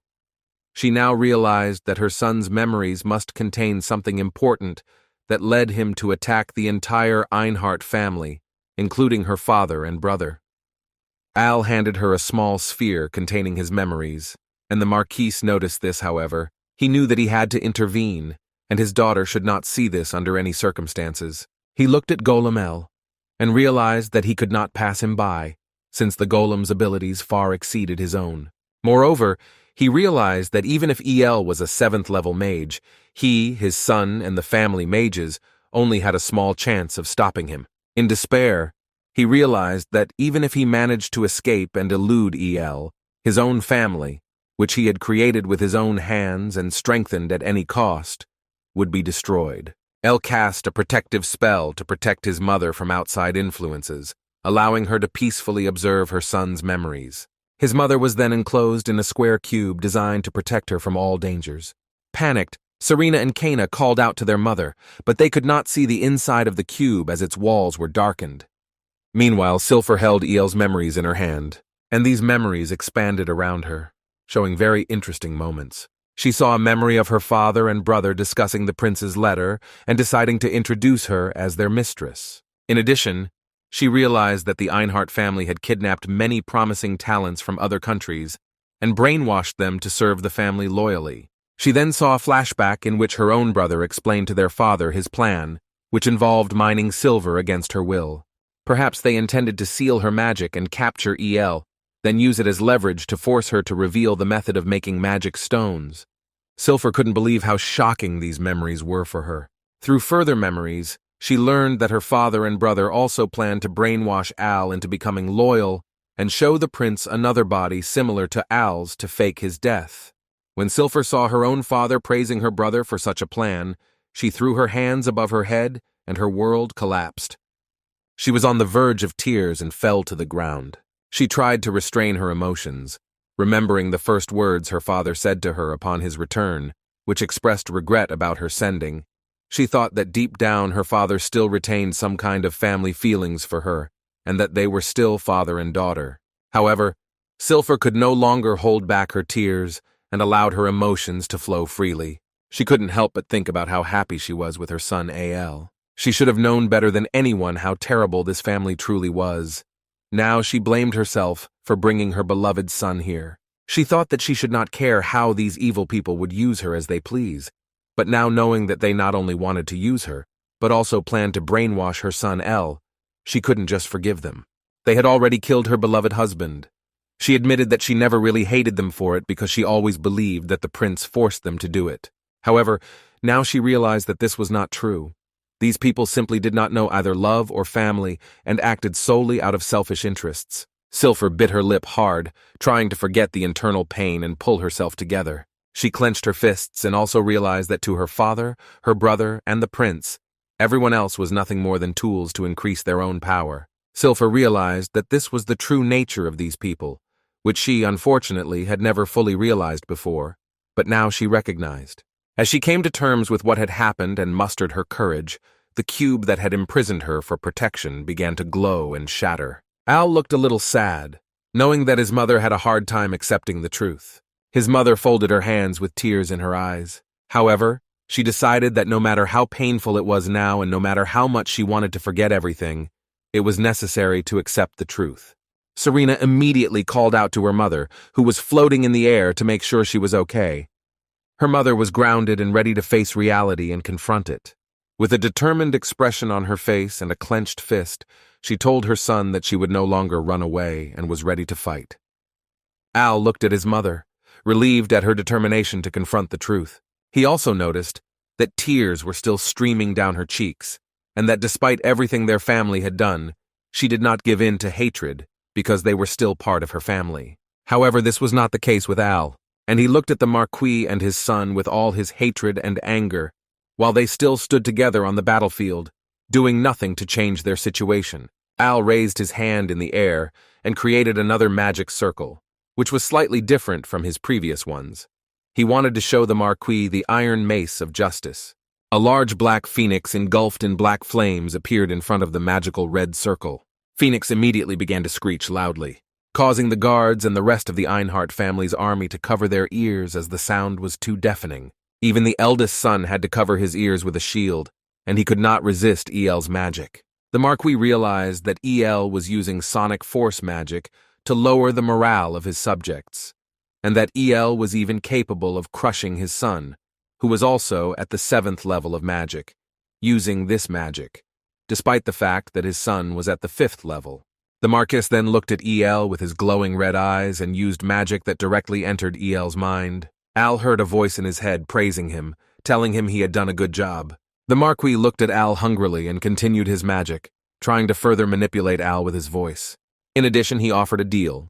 If he switched sides, Marquis could arrange for his family to forget everything that happened that day, they could lead a normal life, and he would guarantee the safety of Al's mother and his 2 sisters. He then asked Al what he thought of the idea. Al was still looking at Marquis, experiencing a strange sensation when he heard a voice in his head. He wondered if it was a brainwashing spell. Al, floating in the air, could not believe that the evil old man not only wanted to bewitch his father, other magicians, and his mother, but was now trying to do it to him. El turned to Marquise and asked him a question. When Marcus looked down at El, he realized that his brainwashing spell had no effect on him, and that El was indeed at the 7th level of magic. In response to Al's question about how he could do something so cruel to his family, Marquis was initially stunned and briefly shocked. But then he started laughing. He raised his hands in the air and laughed like an old comic book villain. The Marquis explained to El that many aristocrats sold their children for the sake of their family, and that in fact this was normal. El continued to look down at him, realizing that this man was no longer human, but more like a monster. Marquis then asked Al where he learned such magic and praised him for reaching level 7 at the age of 17, which was an impressive achievement. Al realized that he was actually talking to a monster, only interested in revealing his secrets. He sailed a little more over the Marquis and told him that he had learned everything himself, and no one else had taught him these skills. The Marquis still did not want to believe him and stated that it was not likely that he had learned the truth from him. In response, Al said that he hates people like Marquis, most people who view their family as tools and treat them as such. Nevertheless, El raised his hand and proposed to the Marquis. Curiously, the Marquis asked what it was. El asked him if he would be allowed to leave with his family and tell the truth about what he did to his son and the prince. Al held a small gold coin in his hand and explained that this coin contained his memories, which he captured with his magic. Marquis was shocked, as Al knew that this truth would threaten the Einhart family. But he also realized that the fact that the prince was involved in Ing's kidnapping and brainwashing was equally harsh. If it were revealed that the prince was involved in countless battles against the kingdom, various families could fight them, which could lead to the fall of the mighty kingdom of Blard. Al looked at the coin and saw the reflection of the Marquis and his son. He said that they could stop him from spreading this information, and therefore the truth, by fighting against each other without interference from outsiders. The Marquis told his son to get ready, leaving his son somewhat shocked as he turned to his father, not quite understanding what was happening. The Marquis explained to his son that it would be more advantageous for them to attack at the same time, and urged them to do their best. His son had the same crazy smile on his face as his father, and he agreed. Al looked at his two opponents and knew it was time to get serious. He touched his head with his finger and used some magic. He then prepared to attack, holding the ball in his hand. He told the Marquis and his son that they had greatly underestimated him and angrily directed his magic at them, showing them what despair was. However, the Marquis and his son were able to directly parry El's first attack with a counterspell that looked much darker than the spell I missed. When the two spells collided, another powerful explosion occurred. Meanwhile, in another place, a man melted before his king and saluted him. The king told the man that they had probably already heard, but still informed them that there were witnesses reporting the use of 7th-level magic. The man with red hair, the Duke of Klin, kneeling before his king, confirmed that he had also heard about it. The king explained that this was a very serious matter, and if a member of the Einhart family was responsible for the 7th-level magic that resulted from the explosion, he would hold them personally responsible. The red-haired man asked why he had to intervene at the end, to which his king explained that the Einhart family had become too powerful, and this was a good opportunity to weaken them a little again. Duke Klin expected nothing less from his king who ruled over everything. The king told the duke that he would lend him 10 men from his royal knights and 100 men from the Central Order. Knowing that the duke would lead and deploy them properly, he completely entrusted this mission to the duke. The duke looked up and accepted the task he had received, intending to complete it to the best of his ability. As he was about to leave, he heard a voice. Another person joined the conversation. It was the Prince Alka. The king asked the prince what he wanted. The prince said that he would like to ask a favor and asked if he had heard correctly that the duke was now heading to Marquis Einhart. The duke immediately confirmed this. The prince then asked if he could accompany him, expressing a desire to take the opportunity to reduce the influence and power of the Marquis. He looked at the duke and the king with a conflicted expression, for his real destination on this journey was Silfur. He wanted to make sure he took advantage of this opportunity to win her over. The king asked the prince if he believed he could handle the Einhart family and defeat them. The prince answered the king's question by saying that he thought he could handle it, and that it would be a good experience for him. The king gave permission and told the duke and prince to proceed carefully to the Einhart estate. Both understood the order and prepared to leave. Each of them was on their own horses, and the prince told the duke that he was already glad to work with him. The duke replied that now that the prince had joined his mission, He was not sure whether there was anything else for him to do. The prince laughed amiably and agreed with the duke's words. However, Clin was still not sure that the prince was accompanying him and looked questioningly at him from behind. The prince shouted loudly for everyone to show their enthusiasm, which prompted the knights accompanying the prince and duke to applaud loudly, demonstrating their zeal. They went to the Einhart family estate to investigate and weaken the Marquis's power. Meanwhile, the battle between Marquis and El continued and the earth shook repeatedly. El was still floating in the air, creating a cosmic arm with his magic, ready to attack Marquis. However, the Marquis laughed in the face of the danger posed by the El spell, and was surprised at how fast and powerful the El spells were. As El continued his attack on Marquis, the latter couldn't help but think that normally none of his opponents would have had the opportunity to attack him, since he would have defeated them the moment they prepared the spell. The eldest son prepared a spell, raising his fingers like in Naruto casting a spell. Runes appeared around him, forming a magical circle of fire magic around his fingers. Soon after, he cast a firestorm spell and sent it towards El. Smiling, he was curious to see how El would handle his attack. El prepared to counter the attack and also used magic to create a massive earthen wall to block the fire attack. The Marquis, still unaware that he should not engage in battle with El, took the opportunity to use his lightning magic bolt and attack El. However, El effortlessly countered Marcus's magic with a few steps and repelled his attack. Now it was El's turn to strike back. He extended both his hands forward, creating a magic circle around them that formed a sort of magical armor around Al's body. El controlled the elements of fire, light, wind, water, and earth magic around him, similar to the Avatar from Avatar: The Last Airbender. He combined this magic and threw several stones at the Marquis and his son, who could not believe what they saw. But El wanted to show more and went further, using the same technique and launching a second attack directly at Marquis and son, not giving them a chance to resist. The eldest son couldn't believe his eyes. He was surprised that El only needed to see his secret technique once, and now he could use it even faster than him. He cursed, but still managed to cast a protective spell and shielded himself with 3 magical barriers to counter El's attack. However, the flame was too strong and destroyed every shield. Just before they could reach the Marquis's son, he managed to teleport to safety, evading the flame. The eldest son teleported high into the air and then planned to take El by surprise and launch a counterattack. However, Glutton was unable to determine El's position and frantically looked left and right to find his opponent. Suddenly, Al appeared behind his uncle and told him that he was too slow and would never surprise him like he had just done. He turned around and saw that El realized that he was moving too fast. El extended his hand again, preparing to finish off his uncle. The shocked eldest son used his magic again and quickly flew to the ground, escaping Al's grasp. El cast a sort of Japanese hentai spell with tentacle-like magical manifestations in an attempt to trap his uncle. The Marquis recognized the spell I used and knew that the net spell was meant to restrict an opponent's movements, but he also knew that his son could easily handle such a spell.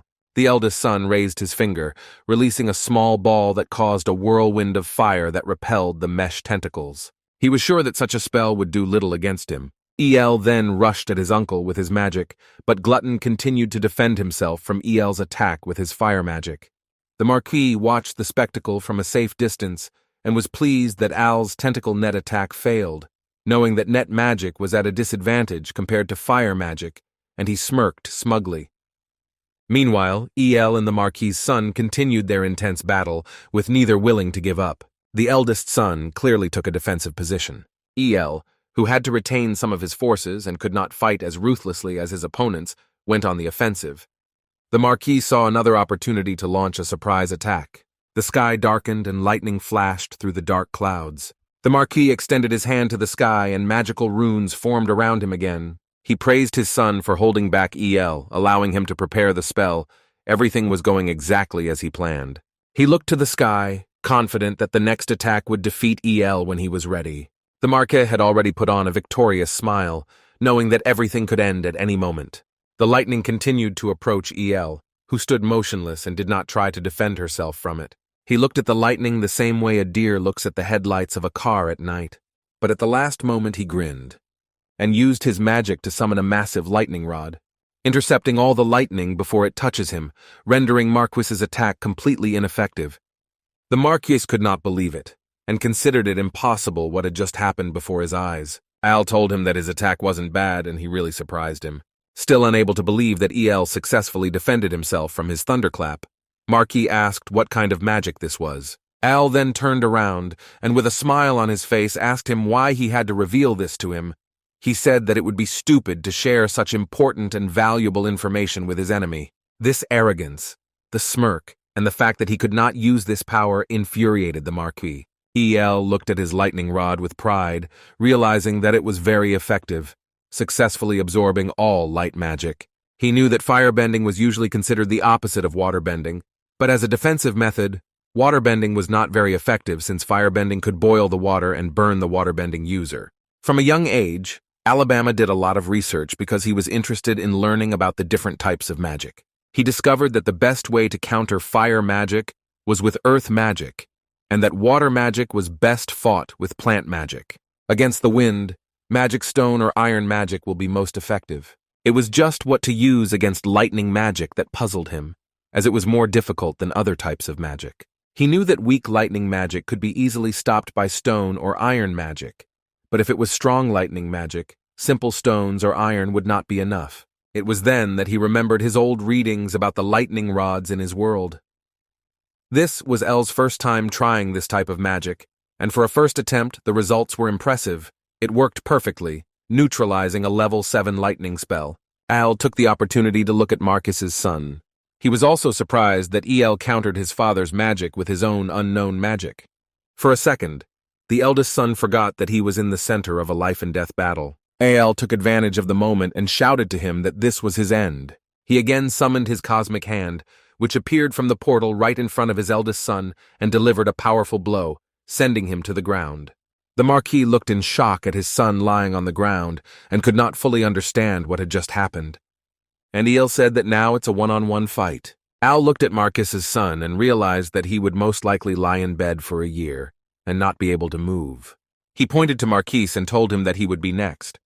El used his flame arrow magic, creating a large number of magical arrows in the night sky, lighting it up and ready to descend on the Marquis. The Marquis held his hands out in fear, realizing that Al's magic was no joke, and his situation had become more serious than ever before. He tried to create a shield like he did before to protect himself from El's attack, and then responded with his own Fire Blast spell, aiming it straight at El. However, El also easily deflected this spell and countered with his own Infinity Magic Bolt spell. He created arrows in the sky, aimed directly at the ground below him, only much smaller in size, but as the name suggests, an infinite number of them. El explained to Marquis that while these arrows may be smaller and weaker individually, their infinite number makes them extremely powerful.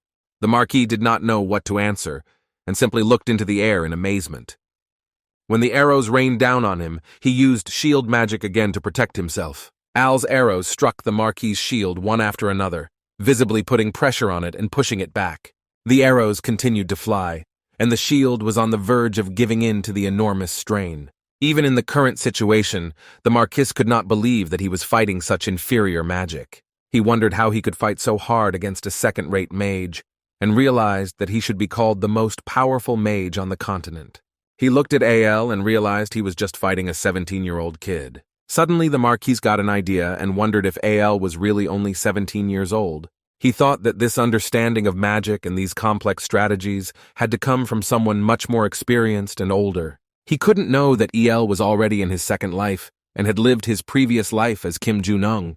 He looked at Al and wondered who he could be and why his family was completely destroyed thanks to him and cursed him. Finally, the shield of the Marquis broke like a broken mirror into many small fragments. He looked through those fragments and saw that Al's attack was still approaching him. Many arrows continued their path and now finally reached their target. From the arrows he received, the Marquis quickly fell down. The Marquis bled from several direct hits and fell to the ground, defeated and bloody like his son. His guards could not believe what had just happened before their eyes and shouted the Marquis's name to see if he was still conscious. Finally, El landed on the ground. His anger did not subside, and he looked at the fallen Marquis with rage and hatred. He said that he would not kill him and his son, as it would not be a suitable punishment for them. Instead, he wanted to take away their ability to use magic, like they intended to do to his beloved mother. The weight pressing on Marquis increased, pushing him into the ground. Al explained that he wouldn't kill them, but still wanted to do more harm to them. Runes formed around him and he was about to cast his bone-breaking spell. And suddenly a loud bang was heard over the battlefield, and El came to his senses. He turned to his mother and saw that she, along with her sisters, still stands on the edge of the battlefield. El looked at his family with sad eyes, to Serena Kana and his mother, who told him that enough was enough and she asked him to stop. El wasn't sure why she said that and remained silent, looking at his mother in amazement. His mother knew about her son's talent and how great he was, but she could hardly believe that at the tender age of 17, he had already reached the 7th level of magic and was capable of creating such a powerful golem. A golem that managed to defeat the swordmaster with just one blow, something no other magician had ever managed before. She realized that her little son had grown into such a powerful magician without her knowledge. However, she also knew that the man El was fighting against was her father, and although she could not forgive her father and brother for trying to kill Al or subject him to brainwashing, she also could not allow Al to kill her father and brother. She told El that he had taught them a lesson, and that should be enough. She didn't believe that her father and brother would ever hatch again and carry out such plans. However, Al said he could not comply with her request. He looked at the Marquis's son and his grandfather. Al said that if he let them go, they would be the people who would come back for revenge. His mother said that this may be true, but killing them would still be wrong, since in addition, she explained to Ella that he still has memory magic with which he can prove their plans at any time, and so they can't take revenge recklessly as long as he can use those memories against them. Al thought for a moment, and realized that his mother might be right. Moreover, he thought that if he deprived the Marquis of his ability to use magic, the entire kingdom would turn against them. It would mean putting his entire family in danger. El agreed with the mother and stated that he would not harm her father and brother. He turned away from the fallen Marquis and told his family that they should leave this vile place as quickly as possible. Moreover, Al advised his mother that with her abilities and 6th place in magic, they could find a place further away and lead a peaceful life. His mother agreed and humbly wanted exactly what her son wanted, and shamefully admitted that El was right and was forced to admit that although she was the adult between them, she was wrong. Under a full moon and a cloudy night, she had to admit her mistake. After bringing El to the Marquise and telling her that it was all her fault that led to the current situation, she looked into El's eyes and told him that while power may be important in life, the love within a family mattered much more. Al looked at his mother somewhat melancholy and thought about his family from his past life, but agreed with her statement that family was the most important thing. Al pulled himself together and asked his 2 sisters if they wanted to come with them and continue to be part of this family. Al's mother, Serena and Kana, were a little puzzled as to why he suddenly asked this when the answer was already clear. However, Kana said that of course she would stay with him and go with him anywhere. Serena also said that she wants to be with him and their new mother wherever they go. Al's mother was glad that her 2 adopted daughters wanted to stay with them and her son, and seemed quite happy. Al approached his family and thanked them for their decision to accompany him. However, he still needed to do something and turned around to summon his golden golem. He walked straight up and walked towards El, ready to accept further commands. Al praised his golem for the outstanding job it did on the battlefield and decided it was time to give it a proper name. He named his golem Tan, and it shone with a golden sheen, expressing gratitude to its master and creator for the name. Just as El was about to use his teleportation magic and disappear along with his family, a man suddenly appeared behind them and said that he couldn't let them leave now. Al immediately turned around and Tana was ready to confront the stranger. Tana quickly parried the attack of the unknown, who tried to stop El, while El also used magic to protect his family. The attack was furious and it was difficult for Tanya to stop it. The clash of forces grew stronger and stronger until it caused an explosion that kicked up some dust. El realized that this attack was really powerful. Laughing smugly, the prince stepped out from behind the Duke of Klin, declaring that he expected nothing less from him, the captain of the royal guard. El recognized him immediately. Realizing that the person next to the prince was not an ordinary person, he knew that he needed to step up his game in order not to lose, and he called upon Tana to activate the 3rd mode. The golem, who had recently been defending himself from another attack by the Duke client to protect El and his family, broke another of its seals at El's command, activating its 3rd stage. Tana raised her hand and effortlessly blocked Duke Blade's attack. He even managed to push the Duke and the Prince back slightly. However, When Clin noticed that he was being forced into a defensive position, he stopped the attack. Curiously, he asked Al who he was. He was amazed and recognized Al's talent, but also noted that a person with such talent would usually fight on the side of the kingdom. El listened to Duke Clin without resisting. The Duke continued to state that he did not actually want conflict with him, but felt that he had no other choice given the circumstances. At that moment, the prince interrupted him and asked what he was saying, pointing to El. The prince grinned hungrily, his thoughts solely focused on achieving his ultimate goal of making Silfer, El's mother, his. El clenched his fist angrily, immediately realizing the prince's true intentions and realizing that everything was just a ploy to make his beloved mother his mistress. The moon slowly disappeared behind thick clouds. El told Duke Blaine that he needed to apologize, but he had no intention of joining the kingdom, which he stated, angrily pointing at the prince that he would destroy him now. He ordered Tanya to keep the Duke occupied until he could carry it out, which Golem immediately understood and was ready to carry out. Tana channeled the golden energy into her hand again and summoned the golden sword, who somehow always disappeared whenever another of his seals broke. Duke Clin and Tana faced each other as they prepared for battle. El floated in the air, focusing his attention on the prince. He made it clear that he would be his opponent, impressively manipulating the mana around him to enhance it for the next attack.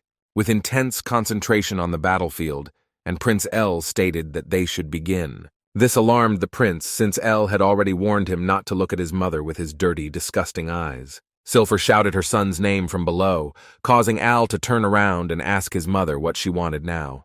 She begged him to leave it and go away, since it was too dangerous to confront the prince and fight him. El listened carefully to his mother, absorbing every intonation, every hint, and every emotion that penetrated through the sounds of her speech. Assuring her that they shouldn't worry because he already had a plan, he explained that leaving the prince unpunished would also be too dangerous. He then turned his attention to the soldiers on the ground along with the Duke and Prince on the battlefield.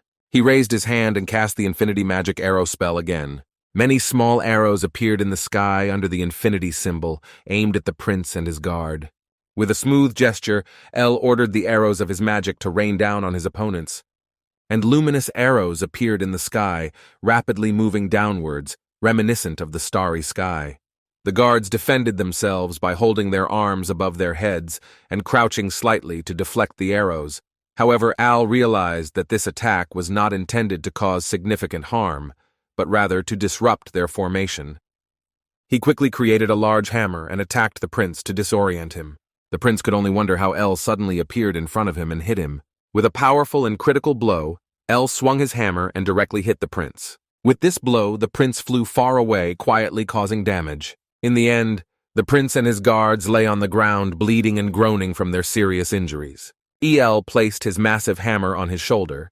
Knowing that this attack would cause serious internal wounds to the prince, he knew that external wounds could be easily healed with divine magic, but internal wounds would take longer to heal successfully. Duke Clin was still fighting with Tana, but upon seeing the defeated prince, he still managed to ask how he was doing. Duke Clin wanted to help the prince, but also understood that if he was distracted for even a second, he would be in grave danger, since Tana was an honorable opponent for him. Tana gained the upper hand in the battle, forcing the Duke into a defensive position, although it seemed that Tana would win the battle. Al ordered her to stop and return to inner space. She immediately understood her master's command and signaled this with a short glance upward through the crack in her helmet. Tana glowed and was about to disappear into interspace. The Duke shouted that he would not let her escape so easily and launched another attack. Many small magical sword blades appeared around him, aiming at Tana, who was still in the process of disappearing. The Duke's swords flew towards her with lightning speed and pierced her entire body. Tana's hand received a critical hit. As a result, he fell and collapsed on the ground. The Duke laughed in satisfaction, realizing that his attack had an effect on the golem. However, not even a second had passed before Tana's hand appeared on her body again, and she moved it to make sure it was attached correctly. The Duke looked somewhat surprised and couldn't help but curse. Tana glowed brighter and disappeared as El ordered.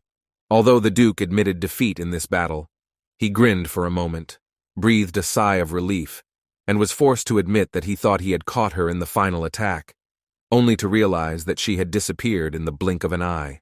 Then the Duke looked at El, who was behind him. Al, who was holding a commemorative coin in his hand, showed it to the Duke. El extracted the memories from the coin and created a copy in the form of a small ball. He looked at the newly created, or the group explained that he would destroy the coin, but made a copy of it before. As the prince lay unconscious, bleeding and groaning on the ground, El stated that everything he had done was contained in this memory magic. He stressed that he would not hesitate to spread this information throughout the kingdom, or even the entire continent if the Duke or did his family ever try to harm him again. His mother and sisters ran to him and were glad that everything had turned out well and he was not hurt. El turned to Duke Klin and apologized for the trouble and inconvenience. As he used his magic and the runes of his teleportation spell appeared around him, he told the Duke that he hoped they would never meet his enemies again and bid him farewell. The Duke still couldn't believe that Al was truly a villain, and could only watch in amazement as he teleported away with his family. Duke Klin was not a bad person, and also admitted that Al was truly a genius, and he would have liked to have met him under different circumstances. Carefully observing the battlefield and seeing the wounded knights, he wondered how to explain the situation and plan his further actions. However, the news of the appearance of a very young mage in his golden knight golem, as powerful as a grandmaster, spread throughout the continent, reaching all countries. It was a shocking debut in this world. Al and his family settled into a new little cottage on the edge of the mountain, spending some time in peace and quiet without any power-hungry tyrants. The sun was shining, smoke was rising from the chimney, and the general atmosphere was extremely calm. Al tapped his index finger on the table. He thought about what to do next, trying to put the book in the subspace bag. He realized that he had literally destroyed the Einhard estate, defeated his uncle and grandfather, and caused severe internal and external damage to the prince. He admitted that he had committed these crimes and would not be able to return to Banzar, where he had originally intended to come with his mother, without causing further harm. Al opened the window and saw the bright sun outside. He couldn't even blame the kingdom if they chased and killed him here and now. However, he knew that they would never do it because he still had memory magic that could prove their dark deeds. He stood at the window and enjoyed the tranquility around his new home. He realized that he had learned a lot during the fight, which he won very calmly. His spell-casting time, the time it took him to prepare his spells, and his ability to combine spells were better than any other magician on the continent. The main character was also sure that he would become even stronger if he learned several auxiliary spells. Al also realized the amazing potential of Tana, his golden golem knight. He remembered that he managed to defeat even the Grandmaster Duke and briefly gained the upper hand. The last 5 years of hard work he had put into his skills, and his golem had not been in vain and would finally bear fruit. It was definitely worth putting so much effort into himself and his golem. He knew that if he could produce more of them, he could conquer the entire world with such an army. However, he also knew that creating such a golem would take 3 years, and the cost of such production was very high and could not be easily borne.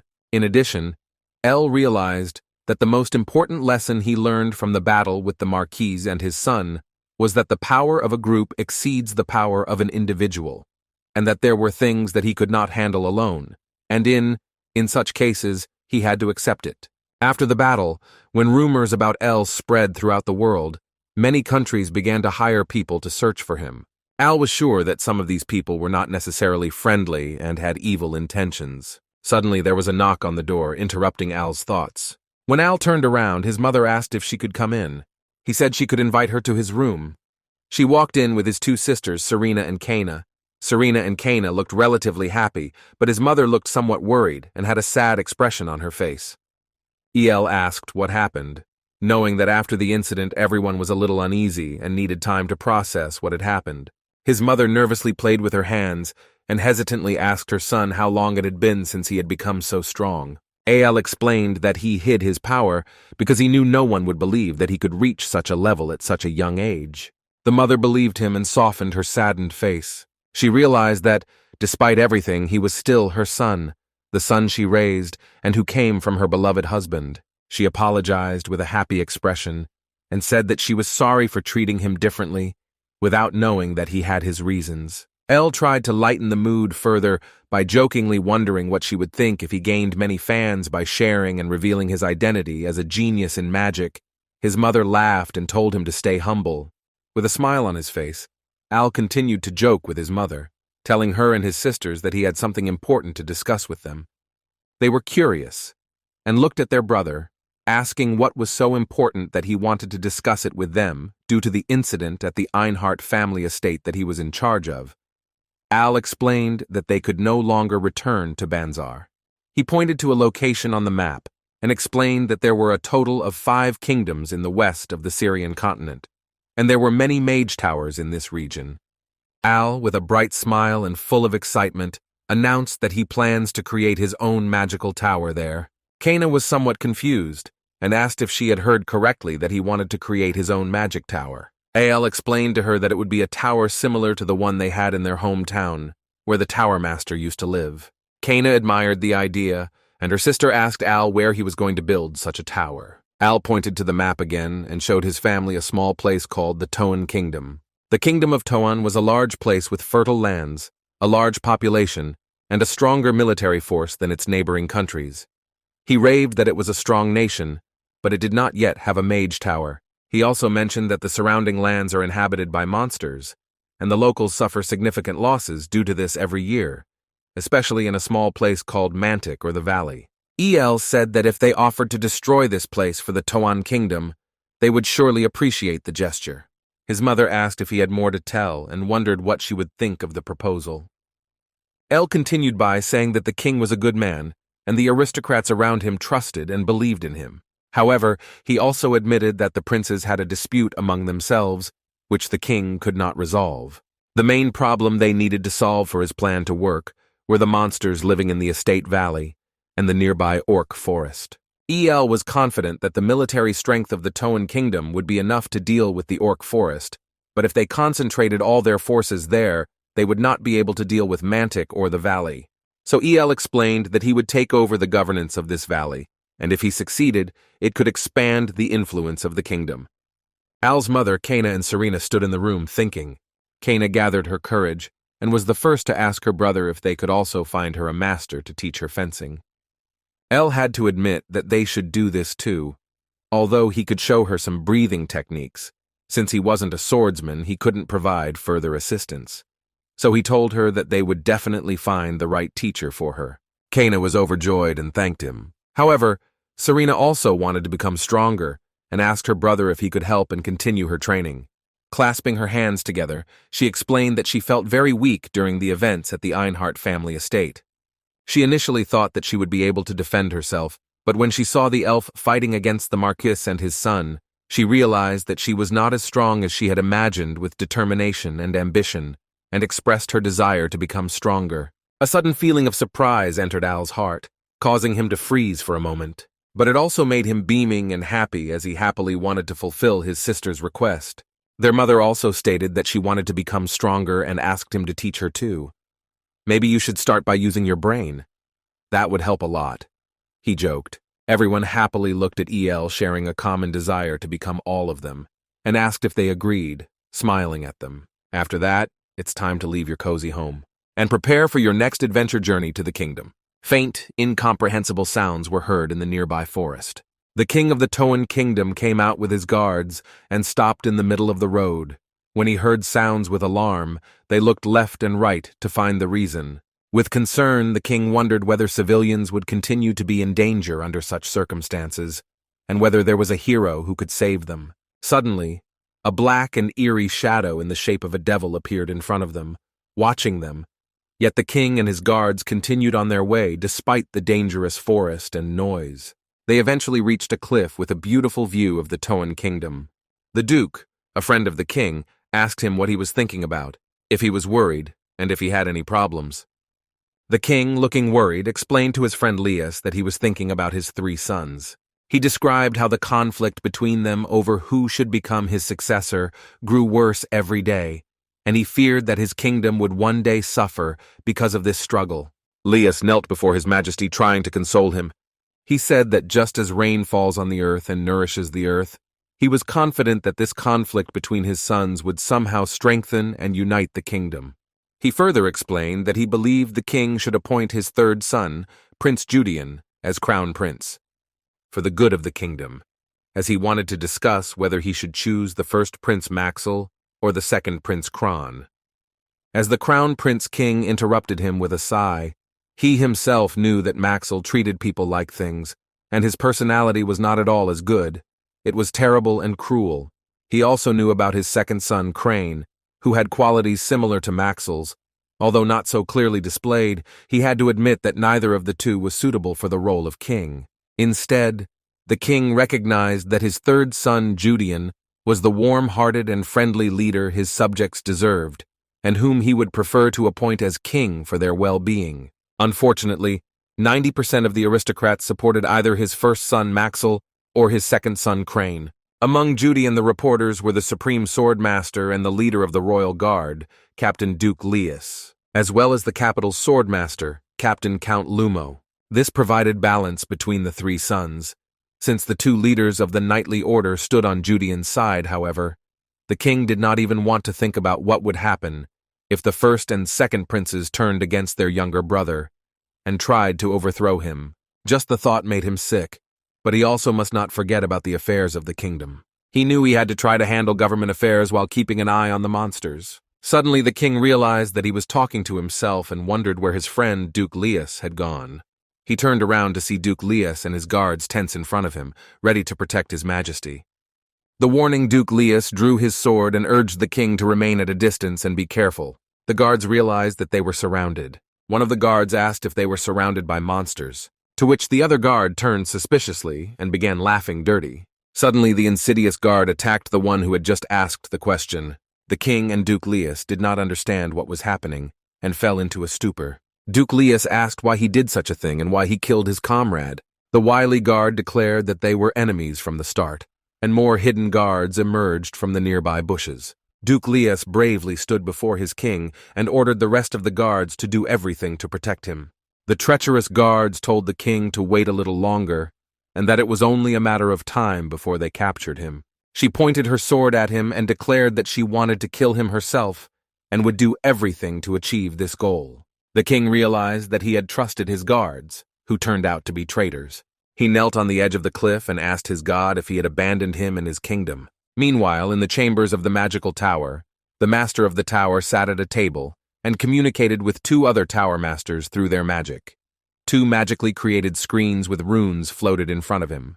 One of the mages on the other side of the screen asked why he initiated this meeting when their master was away. The one who called the meeting and sat down at the table was the magical tower master Karosin. He had a cool red beard and mustache, as well as red hair. The unfriendly magician on the other end of the line remarked that he hoped Cosmin hadn't forgotten that they all had a lot to do and didn't have time to attend this meeting. He raised his finger and started talking about the first important information. The information was that a plan to assassinate the current king of the Toan Kingdom in Manor Village was already underway. Once the king dies, the first Prince Maxwell will take the throne and everything else. Raisin, one of the mages sitting at the other end of the screen, suggested that they use the army to subjugate other nearby nations. And use your golems to rid the nearby monster land of monsters. Raisin adjusted his glasses and said that this should be an easy task for the golems since they are the strongest in the entire continent. Cosmin continued and explained that their master also had news about the night golem in the kingdom of Blard. Raisin was extremely amazed and could not believe his ears when Cosmin said this and asked what it meant and who else could create such a night golem if not him. Cosmin explained that there had been a serious incident in the Einhart family, in which a 7th-level mage and his Olam knight had played a decisive role. Raisin was amazed again, his eyes wide. Cosmin explained to the other two mages that the power coming from the night golem must be at least that of a grandmaster, and also mentioned that this golem has its own consciousness. Raisin was speechless and had to think for a moment. And stroking his beard, he continued to explain that if Oraran had disappeared, he would not have been able to create the night golem. Moreover, his regular golem will take about 30 days to create. Raisin could not believe that anyone else besides him was capable of creating night golems, and at the level of a grandmaster with his own consciousness no less. However, Cosmin said that this was only half the reason for concern because he knew it would take several years to create such a powerful golem. However, he said that they could not just sit back and do nothing. So he instructed Raisin to gather information about this golem and asked if he understood. Raisin wanted to find and do everything possible to find this person and talk to him personally. While the king was in ambush and Cosmin, Raisin, and another unknown magician were discussing their insidious plans, our main character El simply lay on the wall and calmly relaxed. He realized that he was indeed in the kingdom now, but wondered how he could contact the king. He knew that spreading rumors about his presence was not a good idea, as it might attract the attention of the Einhart family in the Blard kingdom, exposing his hiding place. He wanted to somehow meet and talk to the king in a normal and discreet manner, but he couldn't think of no ideas how to achieve this. He turned away from the wall and desperately wondered what he should do. Al's mother stood next to his sisters and mentioned that she was hungry and suggested that they look for a small place to eat together. Al straightened up and agreed because he also wanted to eat. Suddenly he felt something, and it hit him like lightning. He wondered where this sudden surge of power was coming from. He recognized the wavelength of the energy and realized that it must be the power of a sword master. Quickly he jumped up and realized that the power he felt was coming from the north, as Al probably forgot to speak, and everything happened so quickly that his mother asked what was wrong with him. El skillfully ignored the question and noticed that there was a sudden surge of power coming out of the forest where there were usually no people. He also realized that the place was very close to the royal palace and wondered if the king might be somehow involved in this. Al's mother continued to ask in bewilderment what was wrong with him and even said his name. But Al only apologized and sailed away, telling his family to go and dine without him. Duke Lias and his loyal guards, who were not traitors, surrounded their king and did everything possible to protect him. However, Lias realized that many enemies had taken advantage of the cover of darkness and used this opportunity to ambush the king. He knew that if the situation did not change soon, grave danger could arise and the king would die. Suddenly one of the enemy knights attacked, shouting the king's name. Faced with a sword flying towards him, the king wondered if this was his end. However, just in time, El created a shield in front of the king, which curled up behind him, deflecting the knight's attack. The king looked around in amazement, wondering what had just happened, and what had protected him from the attack of the soldiers. Al flew onto the battlefield and said that he had no idea what was going on, but he didn't like the idea of someone being so treacherously ambushed under the cover of the darkness. He considered this a bad sign and did not want the attackers to simply run away. Al looked at the battlefield and asked the enemy soldiers if they needed a minute to come up with excuses. However, they remained in their fighting stance and said nothing. Al thanked them for giving him the opportunity, but also made it clear that they would die anyway. The king and his entourage were puzzled and could not fully understand who El was, what he was going to do, and why he appeared now. One of the knights loyal to the king shouted to El to save his majesty. El was shocked to learn that he had just saved the king, while Lias took a more rational approach and told the knight not to act hastily, as Al could also be an enemy. El looked at the king and realized that he was indeed King Lydolf of the Toan kingdom. He looked at the enemy soldiers and said that he now fully understood the situation. Recognizing the enemy knights pursuing the king, he explained that he would not spare them for such an act. El raised his hand and formed a small ball with swirling mana and the words suffering and destruction. And this ball turned into a large portal behind him. Soon after, Tana's hands could be seen reaching through the portal and practically tearing it apart. El summoned his golden knight golem right at the start of the battle, standing behind him and ready to fight for his master once again. The king and his duke were amazed at this spectacle. Although the king had heard rumors, seeing Els in action, it was difficult for him to believe that they concerned the little boy. However, he felt an incredible amount of power coming from El and wondered who this young mage was. El raised his hand again and created a small ice crystal, and he shot into the ground to freeze the enemy soldiers, blocking their escape and immobilize them. He stated that he could defeat them all with one blow and ordered Tanya to continue. However, he instructed her to spare some of the enemy knights so that they could be interrogated later to find out who was behind this attack.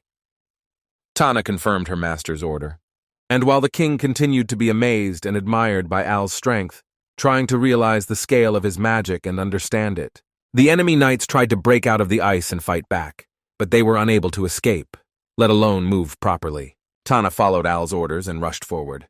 As she ran, she extended her hand, summoning her golden sword, which appeared in her hand, a sword engulfed in flames, just like it was on the Einhart family's battlefield.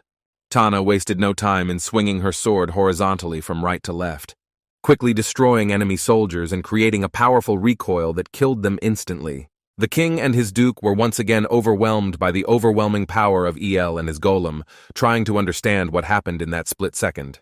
Al thanked Tana for his golden golem and praised her for her excellent work, to which Tana bowed to him and expressed her gratitude. The king realized that this must be the main one. There were rumors about the highest magician in the Toan kingdom, which was currently only at the 6th level of magic. But if the king could defeat El, his kingdom would finally have a 7th level magician. El approached the king and asked if he was wounded. He introduced himself to the king by his name. The king, clearly relieved, thanked him for his help, and El explained that it was nothing and that he had only taken care of a few bad guys. Meanwhile, the king's loyal guards were busy arresting the remaining traitors.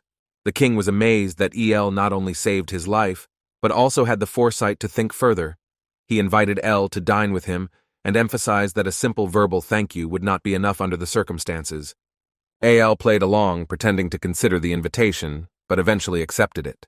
And this made the king very happy and gave him a radiant expression. The king explained that he would inform his mage of the invitation and order him to deactivate the seal preventing the invasion of teleportation magic so that El could refuse the bite for the day. El thanked him for this, and then apologized, stating that he had to leave as he had created a magic circle beneath him and prepared for teleportation magic. However, as he teleported away, leaving the king alone on a rock in the forest, he added that he looked forward to seeing him tomorrow. Duke Leus then approached his king and expressed his relief that everything had turned out so well. He believed that the mage who saved them and the golem knight were definitely involved in the Einhart incident, and also hoped that they could help with the monster problem they were currently facing. The king turned around and asked his friend if he also believed that El would be able to reach the 8th level of magic, still feeling very joyful, except for the fact that they almost died.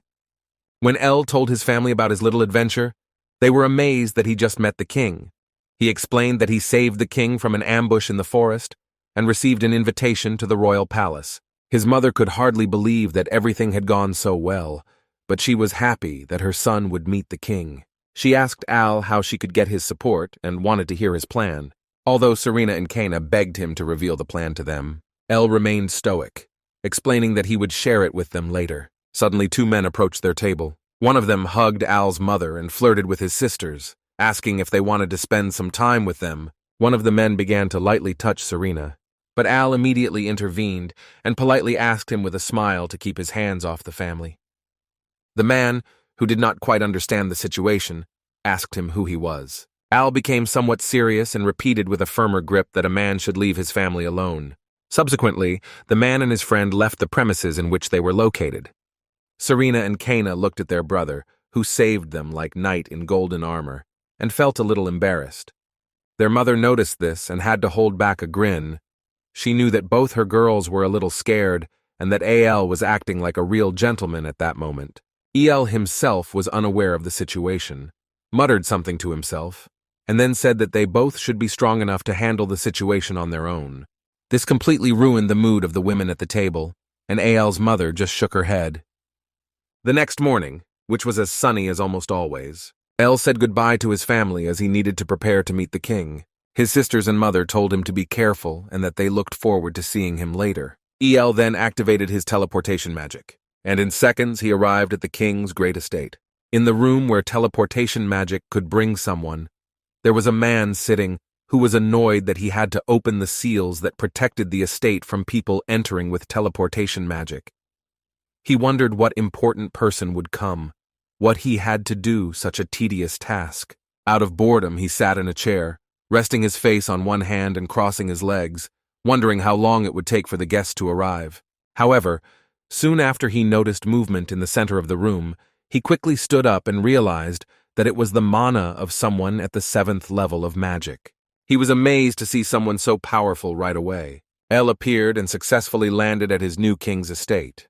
The man who was waiting for El and immediately accepted him asked if he was the one who saved their king's life. El turned around and confirmed this, nodding his head, to which the man came up to him, hugged him with tears in his eyes, and said that finally there would be a 7th-rank magician in the kingdom again. He was glad that he would no longer feel so burdened. Al didn't understand the situation and wondered who this old man was and what was going on here. Al became embarrassed, cleared his throat, and made it clear that he did not quite understand the situation in which he found himself and felt somewhat uncomfortable. The old man returned to reality, realizing that he had become obsessive and allowed his emotions to take over. He immediately let go of El, rubbed the back of his head with one hand, and apologized for his obsessive behavior. He told Al that he had never seen such a young 7th-grade mage, and he made it clear to Al that he was fascinated by what he had already achieved at such a young age. Al felt visibly uncomfortable being praised like that, and wondered what the hell was going on with the older man, and why he was praising so much. In an awkward situation, Al looked around the older man's room and found stacks of books scattered haphazardly on the floor, open and scattered haphazardly. Having examined the books more closely, he realized that these were books about magic. He had to remember how, as a child, he devoured every magical book. It took a while, but then the old man apologized again for his rude behavior, and he mentioned that His Majesty the King was already waiting for El, and he would like to bring him to him. There was a gleam in Al's eyes with delight that besides him, there was another person who was passionate about magic. When El went with the older man to visit the king, he demonstrated some of his magic by channeling hot blue flames of mana into his hand. The older man was beside himself when he saw Al's demonstration. He couldn't believe that someone so young could channel powerful magic into his hand without any training or spell casting. He told Al that he was on a whole other level than the other 7th-grade magi. As they walked through the corridors of the royal castle, the older man wondered how this was possible and came up with many wild theories that made Al smile. As they walked down the hallway, Al smiled more and more. He enjoyed talking to the older man, and he had a lot of fun having this conversation because the older man's passion was the same as Al's for exploring and learning magic. Suddenly, Al's eyes widened, and he looked out of one of the palace windows and looked out over the harbor. There was a beautiful view of the city. The water was roaring, the waves were crashing on the harbor, the sun was shining, and there was a peaceful atmosphere over the harbor. Al could more accurately see that this land is rich in food, the dungeons are full of resources and treasures, while Al looked out the window, contemplating the benefits of the Toan kingdom and feeling the heat of the place. The older man began to think again and thereby aroused Al's interest. To stop his thoughts, Al handed the old man a small piece of paper with a magical theory that he had come up with and put on paper. Walking through the corridors of the castle, he explained to the old man that there were many similarities between the fields of magic and calculations. The older man eagerly and energetically took the piece of paper from Al, clearly excited. He looked at the theory and was surprised that such a method even existed. Al explained that he had not originally intended to make this theory public, but he wanted to show it to the older man because he liked him. However, Al also made it clear by putting his index finger to his mouth that he had to keep this theory a secret. While Al and the older man took their time and sauntered over to the king, he waited alone in the large room at the table. He supported his face with one hand and impatiently tapped the table with the other. A voice behind the door informed the king that his guest Al had arrived and was waiting for permission to enter, and the king immediately ordered him to be let in. And Deezen opened the door, letting Al into the room, and he very politely apologized for his lateness. The king stood up joyfully and was about to greet Al, and Desan stood in front of El and told the king that El was a magician who would change the course of history. The king ordered Desan to calm down, and then he asked Desan to leave him and El alone. Al was a little puzzled as to why the king wanted to talk to him alone, and now he realized that he had not seen any knight on the way to this room, and there was no knight in this room either. El thanked him for leading him to the king so well and for the pleasant conversations on the way here. In conclusion, Desan, with a big request and a smile on his face, asked them to meet again, as he wanted to know more about Al's discoveries in magic. He said goodbye and closed the door behind him. The king found his wizard's behavior somewhat disconcerting and shook his head slightly and shamefully when they were alone in the room. El knelt down, bowed, and greeted the king with the utmost respect and utmost courtesy. However, before El could express his gratitude from the depths of his heart, the king touched El on the shoulder and addressed him as Sir before his name. At this time, the king also knelt in front of Al. He told him to please stand up and clarified that he was the one who should express gratitude. Expressing his gratitude, the king clapped his hands several times, and at this time the servants and maids brought delicious food into the room. The king apologized for his impoliteness, but explained that the food would be served immediately. The king then said that El should feel at ease and they could talk freely. Al smiled, realizing that King Lydolf turned out to be a very considerate person, even in the most insignificant things. While they were eating, Lydolf subsequently asked Al if he would like some alcohol, and explained that he had specially prepared something with the most popular alcohol in his kingdom. Al naturally agreed and handed the king a glass, and then thanked him. This included treating the king with great respect and speaking his mind freely without much hesitation, and so El directly told the king to his face that he thought he wanted him to build a magic tower on this land. At first, King Lydolf was amazed, and his face showed some shock. However, the shocked expression soon turned serious and he confirmed Al's assumption. However, the king explained that the tower was intended not only to consolidate his power, but also to protect against monsters and their annual attacks, during which thousands, up to 10,000 civilians, die. He explained that the first and second princes had joined forces, and together took over half the kingdom to their side. King Lydolf added that he would not be surprised if internal conflict arose in his kingdom at any time. Lydolf also said that he wanted to have a good kingdom where his subjects could live in peace and protection. Additionally, Lydolf explained to Al that the magic tower could help prevent future wars with other countries. Finally, Lydolf also expressed his desire for the third prince to become king, considering him to be a very warm and kind-hearted person. So, Lydolf begged Al to settle in his kingdom, emphasizing that his subjects deserved this happiness. Al was surprised and amazed at how serious the king was about this. A small smile appeared on Al's face. He was happy that he had made the right choice, and that the king on whose land he wanted to settle turned out to be such a kind-hearted man. King Lydolf explained that he agreed with Al and would do his best to help the kingdom of Toland, and thanked Al for this, and said that he would also do everything to support him in creating the magic tower. However, Al also stated that he had some conditions that needed to be met in order for him to help, and one of them was that he needed 3 years to make the necessary preparations.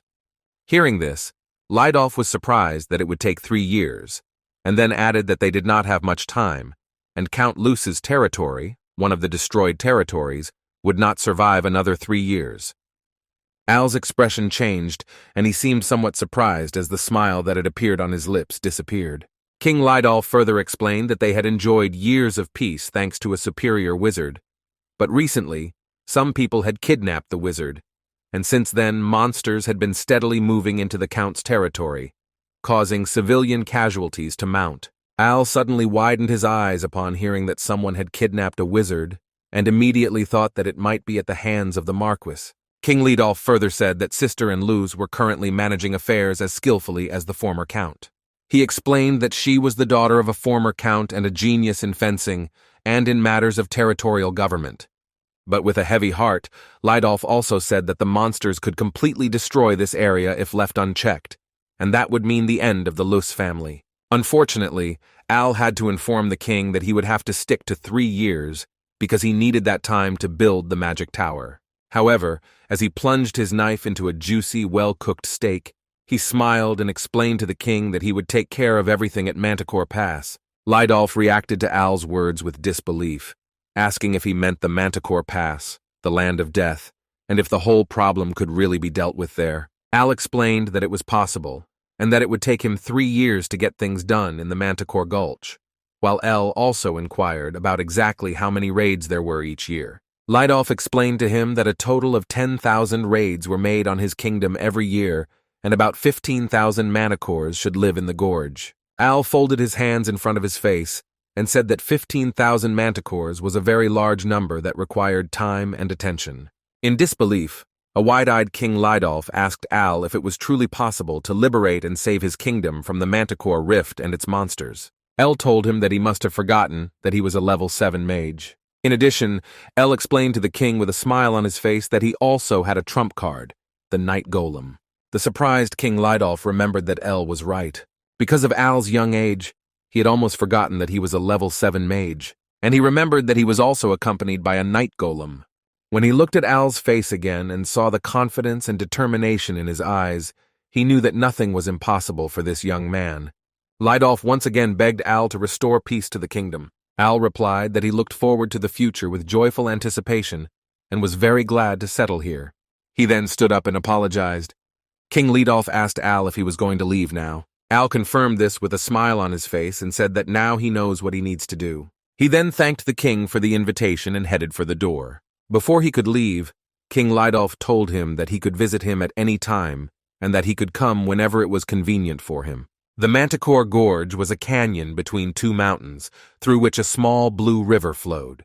This forest and gorge was home to approximately 15,000 manticores. Manticores were large, lion-like predatory cats with wings on their backs and a scorpion-like tail that usually had few enemies. These specimens had particularly sharp and large teeth and were monstrously strong. This was the king of the manticores, who could be identified by the red jewel on his forehead that gave him power over all other manticores. This manticore king's strength was comparable to that of 100 ordinary manticores, and even stronger than 100 at the expert level. It was completely normal that during a manticore attack, villages would simply disappear as if they had never existed. And right now, one of the villages is about to suffer such a fate. This village was Ken's small village, and he lay on the right side between two mountains in a forest crossed by a river. And to enter the village, one had to cross a small, narrow bridge. This bridge was currently under attack by two manticores, and the villagers were desperately trying to defend themselves and fight them off. One of the villagers asked his comrade how they could stop two manticores at the same time, and despair was written on the faces of the soldiers. However, another soldier shouted to his comrades that under no circumstances should they allow the manticores into the village. He stomped his right foot on the ground, causing a large shock wave, and confidently told his comrades that anyone who was able and willing to fight was welcome to join him in battle. His comrades then gained new courage and expected nothing less from their captain, and they had to admit that their captain was a very talented swordsman. In the middle of the bridge, the captain was simply fighting a slowly approaching manticore. Suddenly, the manticore showed its teeth to the brave warriors. Captain Mir was not impressed and jumped into the air and immediately attacked the manticore with his weapon. With all his might, he struck the estate with his weapon on the forehead, giving it a head blow. Unfazed by his own direct hit, the captain simply immediately ordered his men to attack the manticore before it could recover. All the soldiers on the bridge drew their bows and prepared for the assault. Wasting no time, they fired arrows at the manticore, which the captain had previously simply paralyzed, hitting him all over his body. Standing in front of the estate's corpse, the captain was sure that even such a monster could not withstand such an attack. Then he wanted to make sure he defeated the manticore and made the final blow. He attacked the second manticore's head with his spear, causing it to scream and fall to the ground.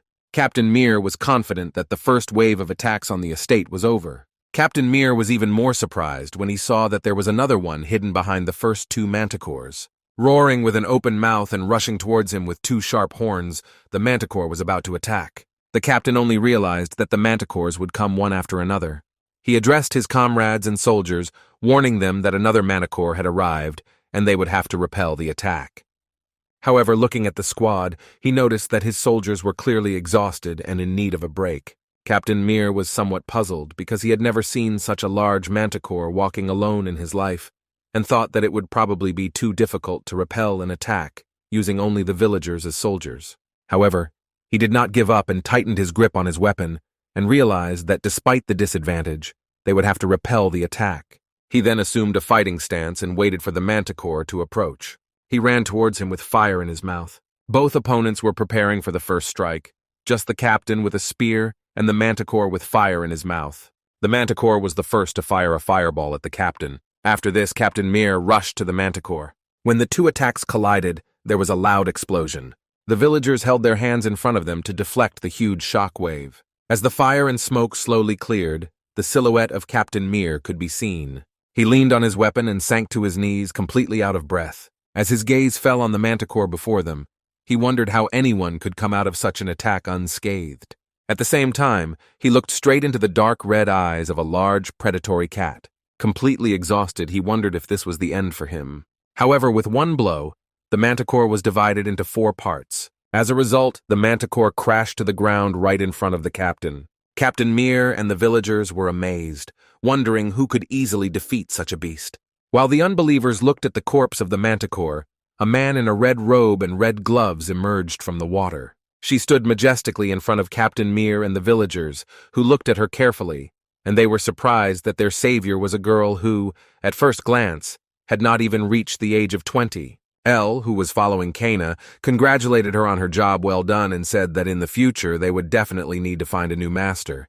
These words of praise were too much for Kane, and he blushed in embarrassment. After Kana cleared her head and considered her brother's words of praise, Elle turned to Captain Mara and the villagers, greeting them.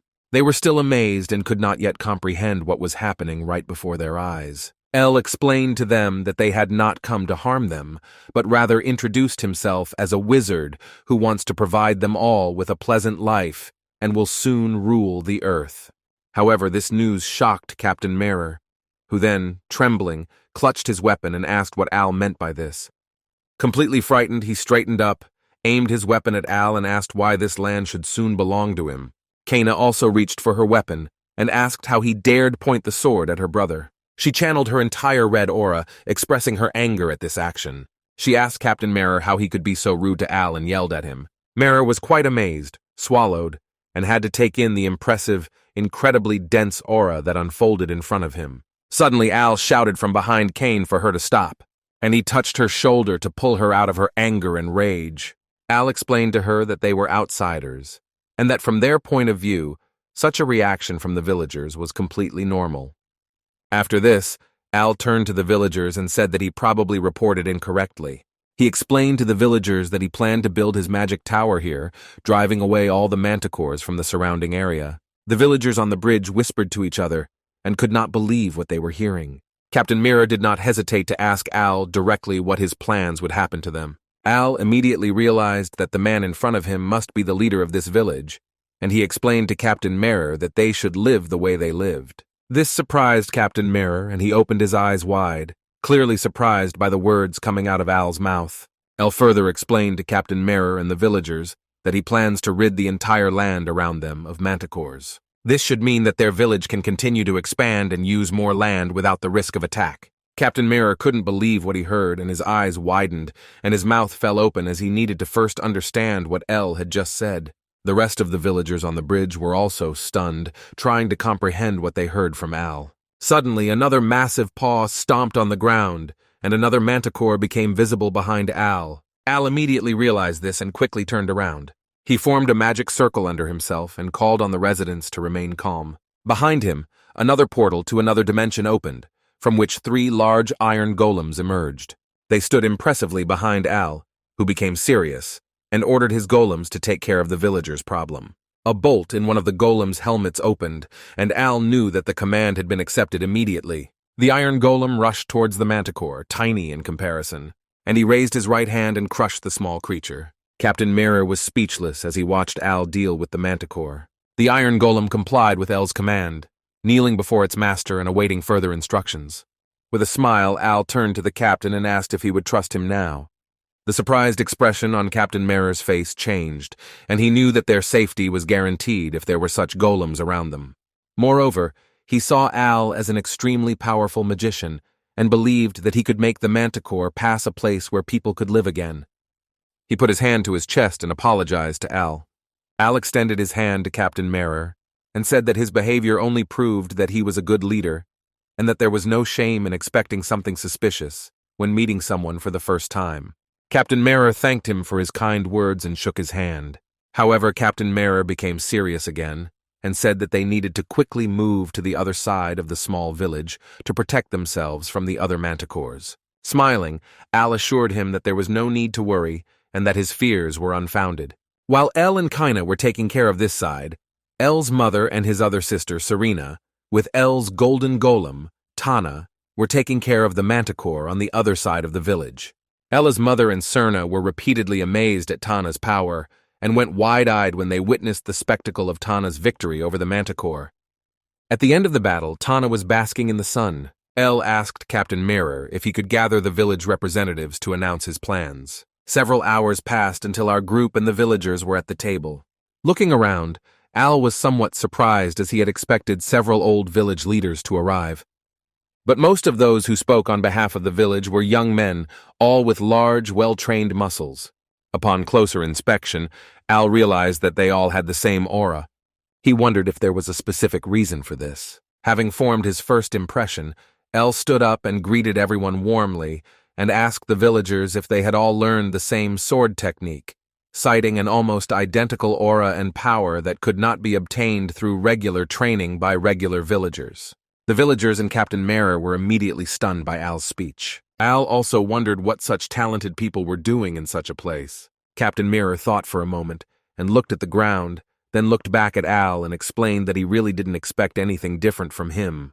He also praised Al's keen eye, and explained that they were actually knights of Baron Jamier, the same Baron Jamier famous for his sword technique, who became a swordmaster at the age of 30. Captain Mirror continued, clearly upset and saddened, with his head down. As the struggle for the crown intensified, many attempts were made to win the Baron over to their side. Al's mother looked at the troubled village leader with motherly love, and in his eyes she saw that this topic was not easy for him, and the pain was still deep. Captain Mirror continued to explain that despite all attempts to win the Baron over to his side, they failed as he rejected all offers. With tears in his eyes, Captain Mirror said that at that time they were knights on probation, and the Baron told them to escape and survive, and the rest of the villagers at the table also had tears in their eyes. Al's mother continued to listen to this story, and she became even sadder when she witnessed the plight of the soldiers. El, on the other hand, listened carefully to the story, but was not as deeply moved as his mother. He knew exactly how the soldiers must have felt, but he didn't understand why they didn't just go to another country with their skills, since as knights, they should have been able to get a knighthood and not expose their family to such a dangerous situation.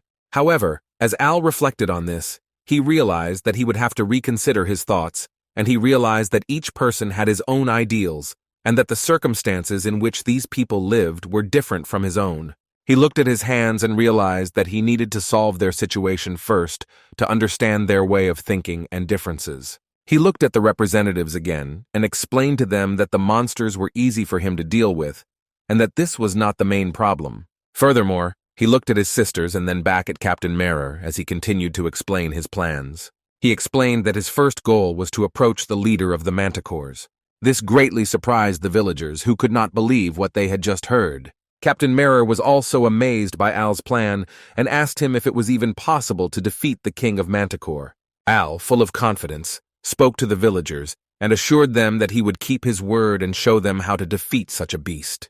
The beast is twice the size of the normal version, with a red gem on its forehead, wings, and a scorpion tail. Al initially settled his affairs with the villagers. He immediately moved on to the next step, happily heading to a place he hadn't been to in a long time. Al stood exactly where he had once looked at the city with his mother, and remembered that his journey had once begun here. Debel's shop was located in the kingdom of Banzar, and it looked unchanged, the same as it was when El left the kingdom.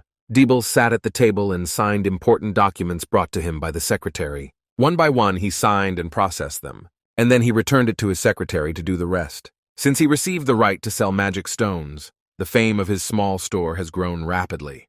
He thought about Al, considering him an important client and business partner, and also remembered watching Al grow and witnessing all his development. He also remembered reading in the newspaper recently that the residence of the respected Marquis of Einhart had exploded. This immediately made him wonder if Al had something to do with this. His surprise was evident when he read the article as before Al left the kingdom, he questioned Debel about Marquis Einhart. Debel hoped that the information he provided to Al did not lead him to destroy the house. Lost in thoughts of Al, Secretary Debel had to call out his name several times, each time getting louder until he returned to reality. Completely confused, he asked his secretary how long she had been standing there. She replied that she had been calling his name for a long time. Then she informed him that one of the important clients he had just talked about had suddenly appeared at his door. Debel was extremely surprised and repeated whether he understood correctly what his secretary had just said. She confirmed this and escorted the high-ranking client to Debel's premises. Al mentioned that it had been a long time since they last saw each other, with an ecstatic expression and a smile on his face. Debel could not recover from surprise, as he had just thought about El. Al wasted no time in directly stating his goal, which was to discuss a few issues with Debel. However, Debel did not respond to Al's words. Instead, he rushed towards him, shaking him and asking if he was safe and if he had any injuries. He naturally asked about Al's siblings and his mother to make sure they were okay. El, still in Debel's arms, was somewhat surprised, but eventually calmed him down. Al thanked him for his concern and explained that everything was fine and said with a smile that he was pleased when someone took care of him. Debel let go of Al, adjusted the glasses hanging on a chain around his neck, and apologized for letting his emotions get out of control. He explained that he reacted this way because he had known Al since he was 7 years old, and it meant a lot to him, and pointed to a seat and asked Al to sit down. He cleared his throat, sat down opposite Al, and asked him why he came and what needed to be discussed. Al wanted to be honest from the very beginning and told him that he was planning to build a magic tower.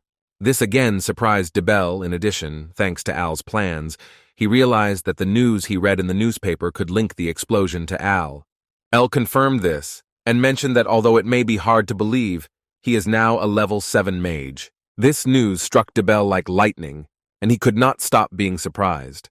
With his eyes wide open, he told Al that ever since he first saw him at a young age, he felt like he was someone very important and special.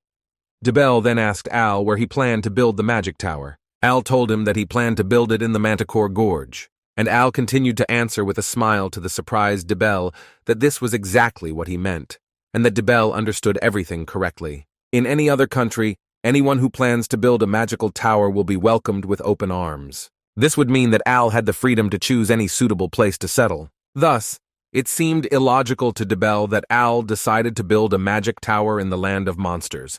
But DeBell knew deep down that he should not doubt Al's decision and told him that he agreed and thought it was a good idea. This surprised Al, who was a little embarrassed, stating that he hadn't explained everything yet and wondered why he had already received approval from DeBell. Sitting across from him, DeBell said that everything Al did was new and exciting and wanted to know what Al's next plan was. Al smiled at DeBell's confidence and then proceeded to explain his next plans. As DeBell suspected, Al's plans were indeed exciting. He was confident that if successful, the business would become one of the best on the entire continent. DeBell also mentioned that he wanted to start recruiting the people needed to build the magic tower, and asked Al when would be the best time to prepare them. Al told him that the sooner he found people, the better, but with a mixed expression, he also asked if it would be difficult to find such people. DeBell answered honestly, also with a mixed expression on his face, that it might be quite difficult to find people willing to work on the magic tower, especially in the area where the King of Manticore resides. Hearing this, the mixed feelings disappeared from Al's face, and he confidently said that this problem would no longer exist in the Manticore Gorge. There was a small river with crystal clear water into which waterfalls flowed. Almost no one ventured into this small, shaded place in the gorge, since it was the territory of the King of Manticore, who was dozing on the riverbank. However, an amazing and terrifying unknown energy woke up the Manticore King from his sleep, and he yawned, revealing his sharp and pointed teeth. He stretched and let out a terrifying roar as his first reaction, indicating to all the creatures in his vicinity what a foul mood he was in due to this disturbance.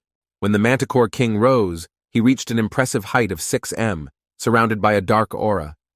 His eyes glowed at least as red as the jewel on his forehead, and his combat level surpassed that of a swordmaster.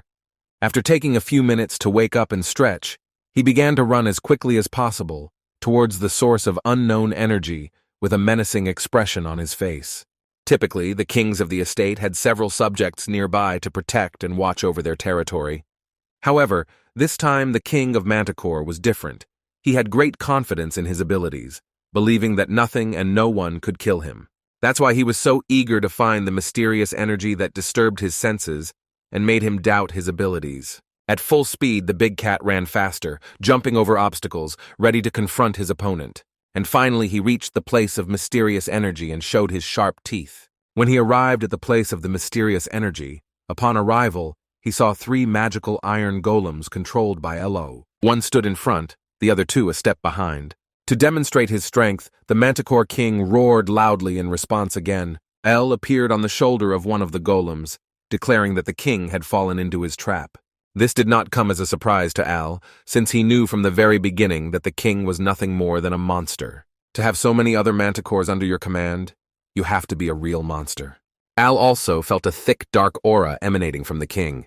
It was so intense that even Al had to defend himself and realize the potential danger of the situation. However, despite the inherent danger, Al's adventurous spirit took over again, and he wanted to find out the origin of this dark aura. Standing up from his sitting position, El looked at his opponent, ready to begin to reveal the source of the dark aura. However, the big cat, not wanting to take a non-combat position, hissed back, preparing to defend himself and his territory. Without a word, One of the large iron golems on L's side rushed towards the manticore to teach her some manners. He swung his right hand to strike the cat with a powerful blow. However, before the blow could land, the manticore defended itself with its scorpion-like tail, deflecting the attack. This even surprised Al, who had to admit that the king of Manticore had reacted incredibly quickly. Not only were the reflexes fast, but Iron Tail was able to severely damage the iron golem's armor, incapacitating it. Realizing the situation, Al immediately sent two other golems together to attack the king of Manticore. This time, one of the golems even managed to hit Manticore in the face. However, this seemed to have little effect on the Manticore, as it easily defended itself from the attack with its iron hide. Al realized that the attacks were not strong enough to penetrate this iron skin. The Manticore bit through the armor of the iron golems and defeated the second one, biting off one of the golem's arms. This golem fell to the ground, making it clear that L's opponent would not be easy. Manticore was a true king who often defended his territory and proved his position. Even though two of the three iron golems had already been defeated, the third golem continued to move forward, attempting to attack the Manticore from behind. However, the Manticore noticed this sneak attack, and with a deft movement of his hind legs, he repelled this attack. He punched the last three iron golems in the face, defeating them as well, leaving them lying on the ground with their armor broken. Viewed from above, the Manticore, surrounded by three corpses of iron golems, stood firmly on the battlefield, confirming its position as the ruler of the territory. To prove his strength to Al, he roared again, creating a furious shockwave and screaming at him. Al had to admit that this king of Manticore was much stronger than he initially thought. He looked at his golems and realized that their regeneration rate was too slow, leading him to conclude that King Manticore's attacks were quite powerful. Realizing his situation, El intervened and intended to summon Tana, his golden golem, into battle. However, before he could be called, the Manticore took advantage of the opportunity and attacked with one of its front claws. Al was shocked that he had miscalculated the situation and was struck by the king's mighty blow, knocking him helplessly back. With the Manticore's strike, El was thrown through the forest and landed on the ground. The Manticore wasted no time in bending over Al. Al began to dissolve in place. The Manticore then looked up, sensing Al's presence there. Al took a moment to catch his breath and was relieved that he had originally fought a ghost battle against the king of Manticore, allowing him to safely observe everything from above. Since his copy did not have the ability to summon Tana, the original now performed this task. A magic circle unfolded behind El, and a portal to another dimension appeared on the rock below him. Tana jumped out, ready to confront the king of Manticore. El turned to Tanya, ordering her to enter the battle without a sword and use Plan B. Tana confirmed the command and prepared to face the beast. She rushed forward, intent on striking like the first iron golem. However, unlike the iron golem, the Manticore king dodged this time, avoiding the attacks. After successfully dodging, the Manticore king leapt forward with his two front claws, attempting to attack Tana. However, Tanya managed to dodge the attack without getting hit. She then took a different approach, trying to counterattack. Unfortunately, the Manticore dodged her counterattack, causing her attack to miss again. Unfortunately, this left Tana at a disadvantage, with her back to the king of Manticore, but she managed to turn around at the last moment when the king of the estate was ready to attack again. Unlike previous times where he relied on his physical superiority, the king of Manticore launched another attack. He opened his mouth and released a powerful blast of dark aura in the form of a beam towards Tana, who tried to defend herself from the attack with her hands. El was surprised that even Tanya had a hard time fighting against this Manticore king. However, he also knew that his golden golem had not yet started fighting in earnest, and signaled to Tanya that it was time to stop playing and start fighting in earnest. After the Manticore king's attack subsided, Tana raised her right hand and began to accumulate a huge amount of fiery aura in her fist. Of course, the Manticore king did not want to allow this and quickly rushed towards his opponent. However, Tana had already gathered enough aura into her fist and launched a powerful blow that hit the large Manticore king directly. The Manticore king flew back into the air and landed on the ground from Tana's powerful blow. On the contrary, Tana stood before him unharmed, ready to finish the job. Taking advantage of the opportunity, Tana jumped onto the body of the king of Manticore, knelt down, and intended to end his life. However, when El spoke, saying that this was enough and that he wanted her to stop, both Tana and the king of the estate looked at him in surprise. Elle stated that there was no reason to take the life of the king of Manticore. Even the big wild cat, surprised by this, sat down in front of Al and looked like a well-mannered kitten. This surprised Al too, who didn't know what was going on. After this battle, it pulled our protagonist back to the small village of Ken, which he had previously saved from 2 Manticore captains. Mera could not believe what was unfolding before his eyes and was in awe. Meanwhile, King Manticore, still in normal condition and standing 6 meters tall, clung to his new owner, demanding attention. Even after a few minutes, Captain Mera could not believe what he saw and thought about the possible destruction if such a huge monster was rampaging here. However, Al assured him that he had the situation under control and suggested that Captain Mera see his new pet as nothing more than a giant cat. He invited Captain Mera to stroke him gently, smiling broadly. But before he could think about it further, the King of Manticore licked Captain Mera's face, trying to show him that he no longer needed to be feared. After this, the Manticore King had a very peaceful expression on his face. Captain Mera asked Al what he planned to do with this monster now. Al once again explained to Mera that the Manticore King was at least as strong as a half-Grand Master rank knight and had the ability to command other lower-level Manticores. He planned to use his new pet to make his life easier and to command the other Manticores, and informed the captain that he would now begin the construction of a magical tower to make the lands safer for him and the villagers, allowing them to live in peace and tranquility. 3 months have passed since the King of Manticore disappeared from the Manticore Gorge. The construction of the magic tower was in full swing, and so far the whole process was going relatively smoothly. A teleportation portal was created inside the magic tower, directly connecting DeBelle's store with the magic tower. Thanks to the people DeBelle hired, the expensive materials for the tower were quickly transported. While the diligent workers erected the tower, Al's mother and sisters helped with provisions. The outer facade of the magical tower soon began to slowly take shape. It was a large golden tower, unrivaled in its grandeur, stretching several floors into the sky. From time to time, people approached the large golden magical tower, looked up in disbelief and wondered what this huge building was. Most were unsure of the nature of the structure, often calling it simply a large warehouse. However, the crucial part of Al's plans now began, parallel to the construction of his magical tower. The first step was to capture and relocate the lesser Manticores, many disappearing on their own after the disappearance of their king, scattering into the nearby forests.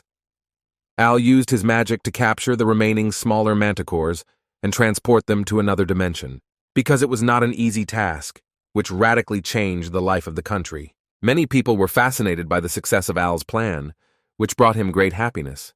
Gradually, fewer Manticores were circling around the magical tower of El, and the attacks of these dangerous wild cats almost dropped to 0.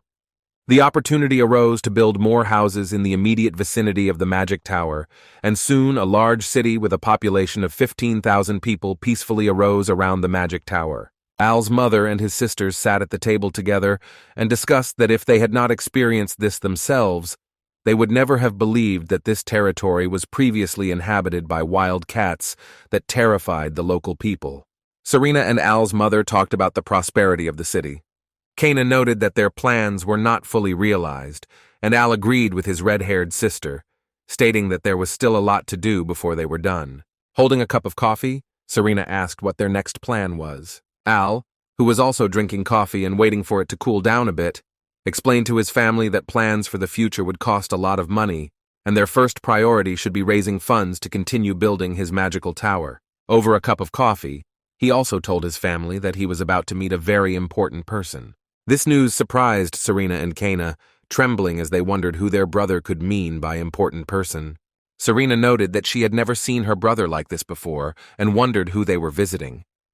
Meanwhile, Al's mother was also sitting at the table, drinking coffee. She was pleased that peace had reigned around her family, allowing them to now enjoy life. The sea brought small waves to the beach from time to time, splashing onto the beautiful golden sandy shore. Al walked along the beach with his family, declaring that he needed to introduce them to someone important, and his sister Serena said that she couldn't wait to meet the person who was so important to him.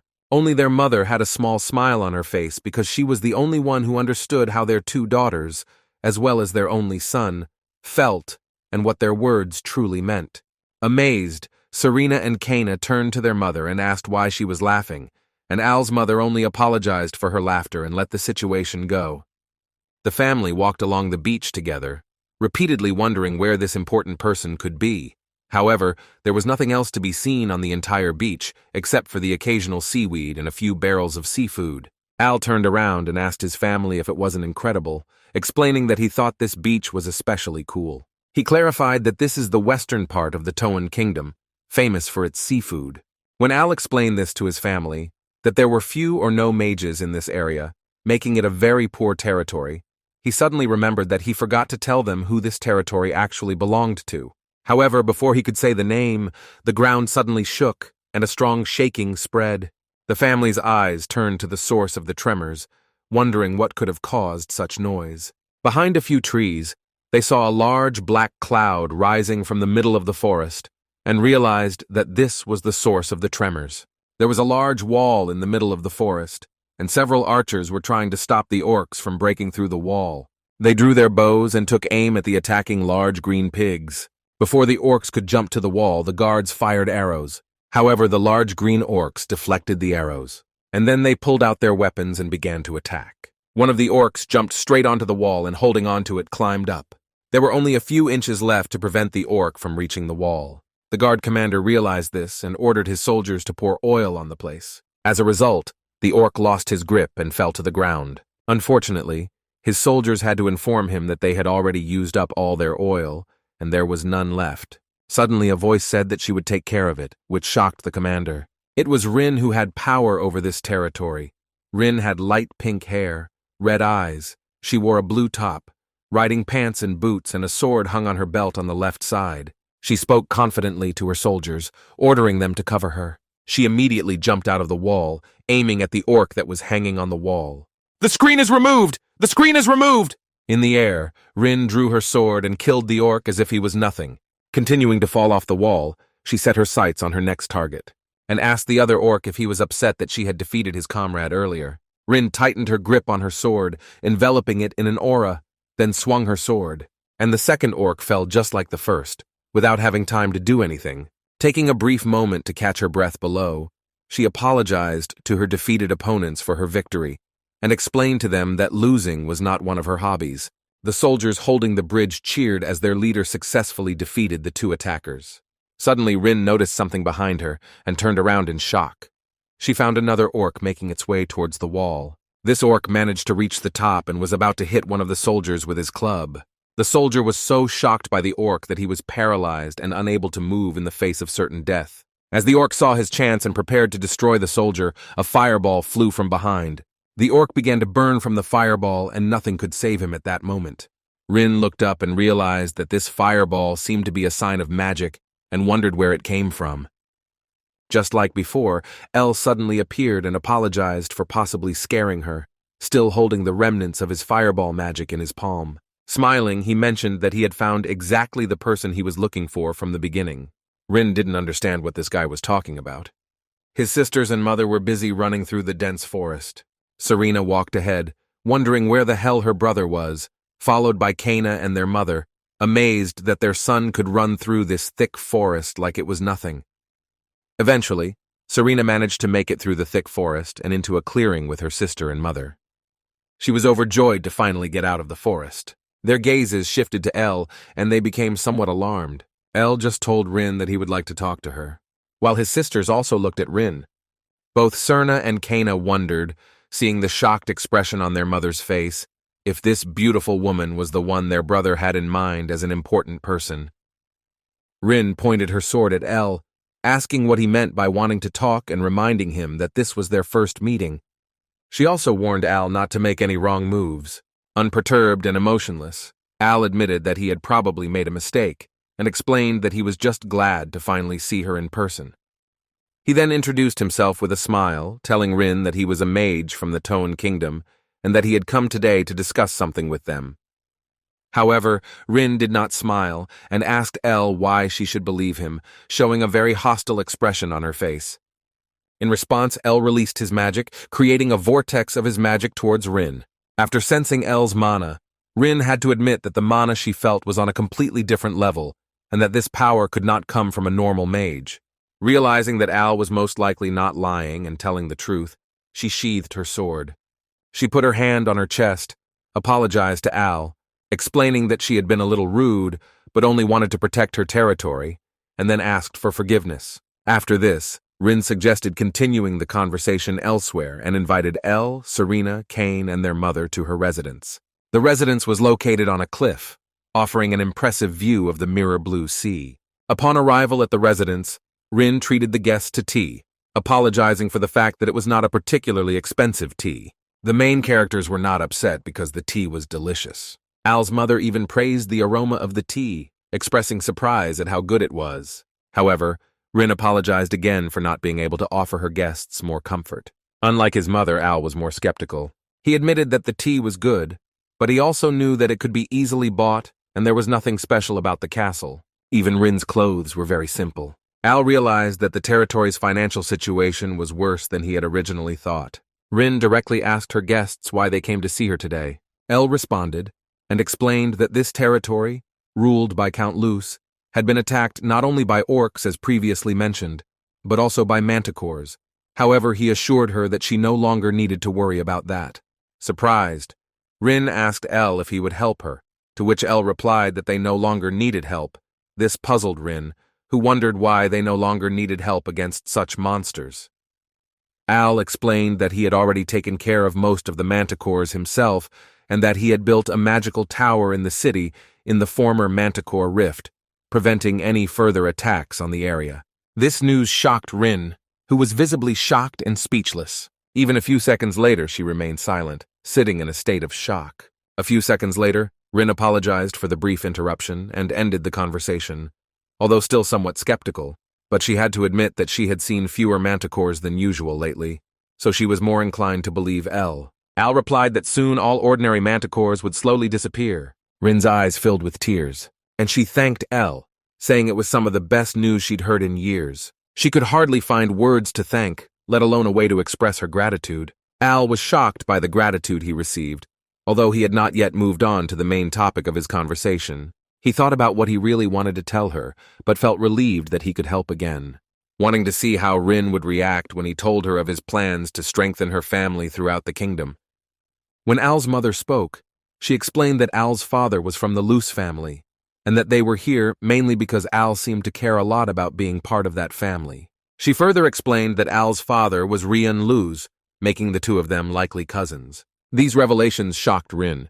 Rin confirmed that Ryan Luce was indeed part of her family. She explained that Ryan defended the area from monsters until the day he was kidnapped and reported missing. Rin was again shocked by the news, and it took her a while to realize that Ryan had a son. Pleased that Rin took the news well, Elle expressed his belief that the fact that he had a father made them a family, and he also explained that when someone in his family is going through hard times, he believes that they should help each other. Serena, Kana, and Al's mother listened attentively to Al's warm and heartfelt words. As the sea waves crashed against the rocks and the sound of the sea echoed through the castle walls, Elle assured Rin that with his help, she could continue to protect the people in her territory from further harm. Tears began to flow down Rin's cheeks again, and she apologized for showing her vulnerable side. Encouragingly, Al's mother said she thought Rin was an exceptionally cool person, even if she was crying at the time. However, Rin disagreed, insisting that she be addressed by her first name since people usually addressed her by her title out of politeness. Al's mother, being especially sensitive, happily accepted the offer and introduced herself by the name Silfur. Serena, Kana, and Al also introduced themselves, again with happy expressions, glad that their family member turned out to be a good person. As a sign of gratitude, Elle asked if he could invite the family to a very famous place in Luce territory, and then asked if they liked the sea. With excitement, the three girls confirmed that they had heard correctly and were looking forward to a trip to the sea. Rin winked at the three women, noting that the weather outside was beautiful and they could take a short tour. The water was, as always, crystal clear, and light waves rolled up and down the shore. And while walking along the beach, Al's mother, Serena, and Kana were once again amazed by the beauty of the sea. Three women enjoyed the cool water and splashed around.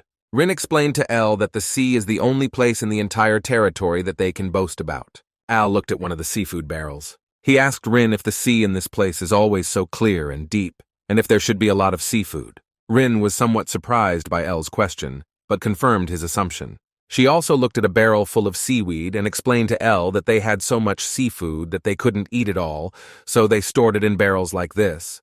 Plus, they hadn't found a good way to export it. As always, El asked Rin directly what she thought about selling him all the surplus seafood. Rin would be somewhat surprised at what El would do with all the seafood, and would ask him if he was serious and what he was going to do with it.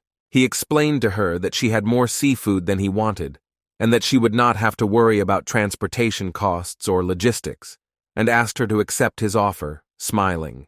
In this world, potions are primarily used to enhance one's own body's energy and use the body's regenerative power to heal wounds. For example, the main ingredient of such a regeneration potion is manticore blood. To use this blood, the temple uses a special purification method to purify it and make it suitable for production. However, unfortunately, there are too few potions in the kingdoms, not even close to the amount needed to heal all the wounded.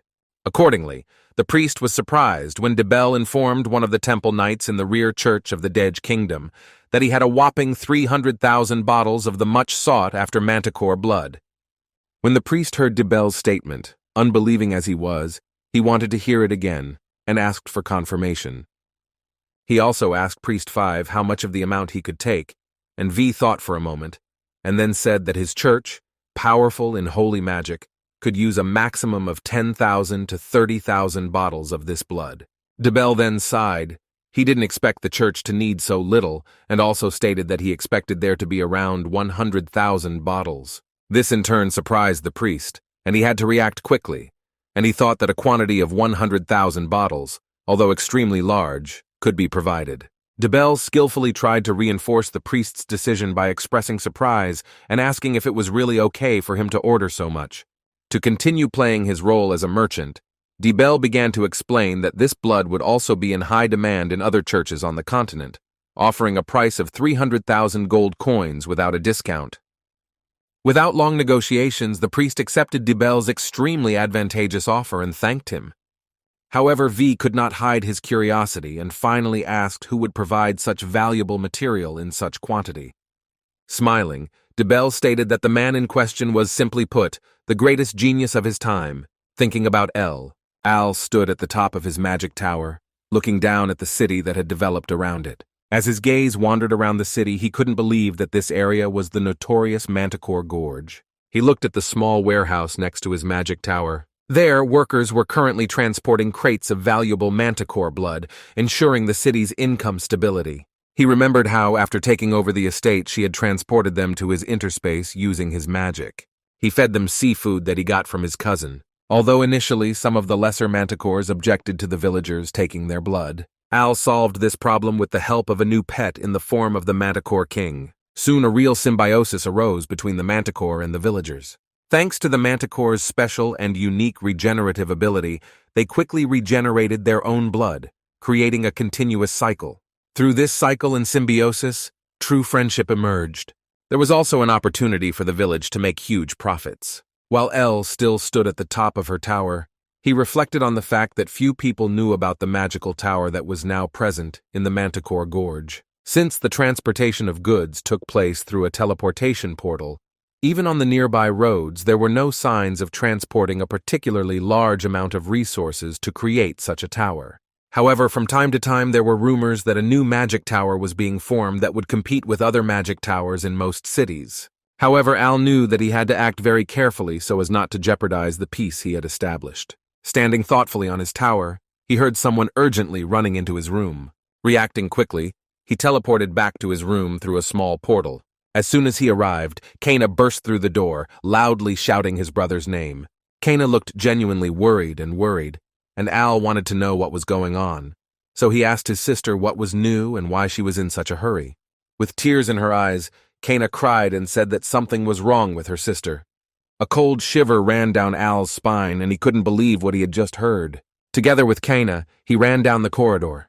He opened the door to Serena's room and called her name. Entering the room, Serena was lying in her bed, and their mother was already sitting by the bed, caring for her daughter. Serena had a high body temperature, was sweating, and could barely breathe. Al immediately asked his mother if she was sick and what was wrong with her. His mother replied that she had no idea what happened and begged her son to use magic to find out what was happening to his sister. Aware of his mother's serious expression and Serena's labored breathing, Al touched her wrist and tried to use his magic to understand what was going on inside her. He was surprised and his eyes widened when he realized that the mana inside her body was slowly dissipating. He also realized that something else had begun to develop within her. At first, he couldn't tell whether it was a dark aura like a demonic one or a holy aura from the heavens. After some time, he explained to his mother and Cain that if he was right, the new power in Serena's body was a holy power. He also said that they made a mistake and now the entire continent will persecute his sister. Al and Kaina's mother couldn't believe what Al had just discovered. Moreover, Al stated that they should not waste time, since some people might have already learned about this event. He quickly assigned his sister Kaina to take care of Serena, to which she immediately agreed. He then explained to his family that he needed to create a barrier around the village immediately. His mother asked if it needed to be done right now. Al confirmed, assuring them not to worry and that he would be away from home for a while.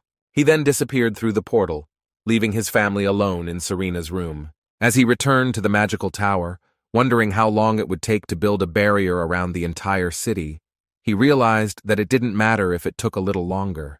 He had to make sure he did it right. There was a determination in Al's eyes that signaled that he must protect his sister at all costs. He immediately raised his hand, releasing his magic, and a magic circle instantly appeared underneath him, circling around him as if dancing. A large beam of magic shot into the sky, splitting at the top to form a barrier. Magic cascaded across the city like a huge glass dome. Meanwhile, in the Holy Kingdom of Gaia, in the Vatican, the high priest announced that the day they had been waiting for had arrived, an expectation that began 300 years ago when they first received the prophecy. Next to the elder priests, a young student knelt eagerly as he listened to his teacher's words. Together they looked at the large, brightly glowing source of mana that had given them the prophecy of the darkness. Mana's source said it's time to be joyful but also scary, and that the world is awash in a constant stream of change. Moreover, the senior and junior priests marveled at the continuation of the prophecy, revealing that there was a place that had never been understood, and that there would appear a beauty as bright as light and fill every dark place with light. The senior priest asked his younger colleague Artmos if he understood the prophecy, and the younger priest explained that the prophecy could mean the Leviathan Plateau, where the souls of darkness exist. He further explained that the reference to flow could be related to magic. His teacher found his interpretation perfect and praised his student for it. He subsequently tasked them with announcing the saint's revelation and announcing that a new saint would appear on their continent. They were ordered to cooperate with the Talon Kingdom and its knights. Meanwhile, Serena was visibly suffering, her body temperature rising and her breathing becoming increasingly difficult. Kaina had tears in her eyes as she looked at her sister in such pain, hoping that she would overcome it all. On the contrary, El's mother prayed for her daughter to survive. Al continued with his plan to build a barrier to protect his sister. As a good loving mother would do, Al's mother stroked the strands from her daughter's face, touching her cheek. She hoped that she would feel better soon, looking forward to the time when they could have fun together again. Al, who had already returned to the room by this point, explained to his family that in the meantime, the mana in Serena's body was slowly but surely being replaced by holy power. He also reminded them that unlike other ordinary mages and knights, Serena had a huge amount of mana in her body. Due to such a huge amount of mana, an equally huge amount of holy power had to be sent into her, and this amount was the reason for the intense pain she was currently experiencing, and also stated that they could not stop this process and could not do anything to stop Serena become a saint. He knew that the Holy Kingdom would inform everyone about the birth of a new saint, and it was only a matter of time before he found Serena. Kaina knew that this God-honoring Holy Kingdom would spare no effort to take her sister under its wing. Ella's mother also knew that a saint has no freedom, and that in principle it does not matter whether she is a saint or in hell. She absolutely did not want such a fate for her daughter, and would do everything in her power to prevent her beloved daughter from leading such an unhappy life. When Kaina felt her mother's loving thoughts, she made the decision to do whatever it took to protect her precious sister. El wanted to do everything to save his beloved family member from such a fate. He assured his mothers and sister that they could protect Serena. Suddenly, a quiet sound filled the room, moving closer to Al and turning into a magical letter. Looking at the letter, Al realized that it seemed to come from the royal palace. Curious, Al's mother asked what the royal palace wanted and if anything special had happened. While reading the letter, Al explained to his mother that the royal palace wanted him to attend the royal conference. Skeptical, his mother asked why he, of all people, should attend the royal conference. Al replied that he had no idea. His only guess was that they might want him to officially announce that he had built a new magical tower and that he would announce his alliance with the third prince to strengthen the Essen faction. However, Al also knew that the magic towers traditionally maintained a neutral stance towards the kingdom, and this invitation would potentially not make any changes to his plans. Worried and sad, Al's mother looked at him and asked him again what he was planning. Somewhat smug, he looked down and set off, telling his mother and sisters that he would be back soon, but for now they should take care of Serena. In conclusion, Al's mother wished him a safe journey and asked him to return in peace. Al headed to Rena's house. Al immediately realized that Rena's territory was much more stable than it had been a few days ago. Rin said that such a stable area was only possible because Al helped her and thanked him again. However, she was curious as to why Al visited her today, as she couldn't believe that he would just walk around her territory, to which Al asked her if he was that easy to read. Al once again wanted to be frank and asked Rin if she would like them to attend the royal conference together to bring the Luce family closer to world politics. This news surprised Rin, who asked if she had understood Al correctly. El said that he believed that with her skills and the support of the magical tower, she would be able to restore the Luce family to an important and influential noble status. He suggested that their financial difficulties could be eased by exporting seafood. Moreover, El explained to Rin that she was still known as a sword expert at such a young age, and that she was followed by a group of knights. Rin caught El's words, and she thought for a moment, but she doubted that even if her family continued to grow steadily, they would still not be able to compare with other families. El asked her if she could be referring to the Tyndall family, to which Rin widened her eyes and asked why he specifically mentioned that family for comparison. El explained that this is a well-known story, and he heard that the second son of this family persistently proposed to her. Moreover, they took advantage of the fact that the Luce family had recently been attacked by monsters to continue to pressure them to accept the marriage proposal. Rin had to pull herself together and clasp her hands slightly, and she knew that the Tyndall family was an arrogant and shameless family, but she also knew that this family had a higher status than hers and took advantage of that fact. Ashamed of her situation, she looked at her hands. El said that it was time for her to declare the true strength of her family and speak out against this unfair treatment, and he also felt that Rin wanted to take her chance to change and no longer passively watch as her family continued to lose honor, but to slowly restore that honor. To confirm this and continue to encourage her, El mentioned that he was a level 7 mage and had recently acquired a magic tower. Rin looked at El meekly and asked why he was so warm and kind to her. She then screamed loudly, wondering if it might be because he had some ulterior motives. Al denied it and explained that they were related and that she should stop looking at him sexually. She admitted that she had misunderstood and apologized for her behavior. El, however, realized that due to the many difficult situations that Rin had to go through, she had a hard time accepting goodwill and believing in people's innocence. Afterwards, El left and said goodbye to Rin, reminding her that he would take her to the conference via teleportation. El teased her a little, joking that she actually thought he wanted something sexual from her. Rin apologized again. Meanwhile, an important meeting was taking place at the castle. The table was struck with force with a fist. An elderly man with a funny beard and thinning hair asked the conference participants what they were going to do since the second prince's faction was in danger. He also explained that the plan to weaken the first prince's faction failed, and the third prince's faction even gained more power. He repeated to everyone present that if this plan continued in this manner, they would inevitably lose power. He asked a group of older gentlemen if anyone had any ideas on how to prevent this. A hand went up and the other gentleman began to speak. The older man said he had an idea and wanted to share it at the direction of the man with the funny beard. The Marquis of Breland confirmed the fact that the first prince's sphere of influence remained stable while the third prince's influence expanded, but he also stressed that there was no cause for concern. In addition, he emphasized that they still have enormous military power. Then he whispered his diabolical plan.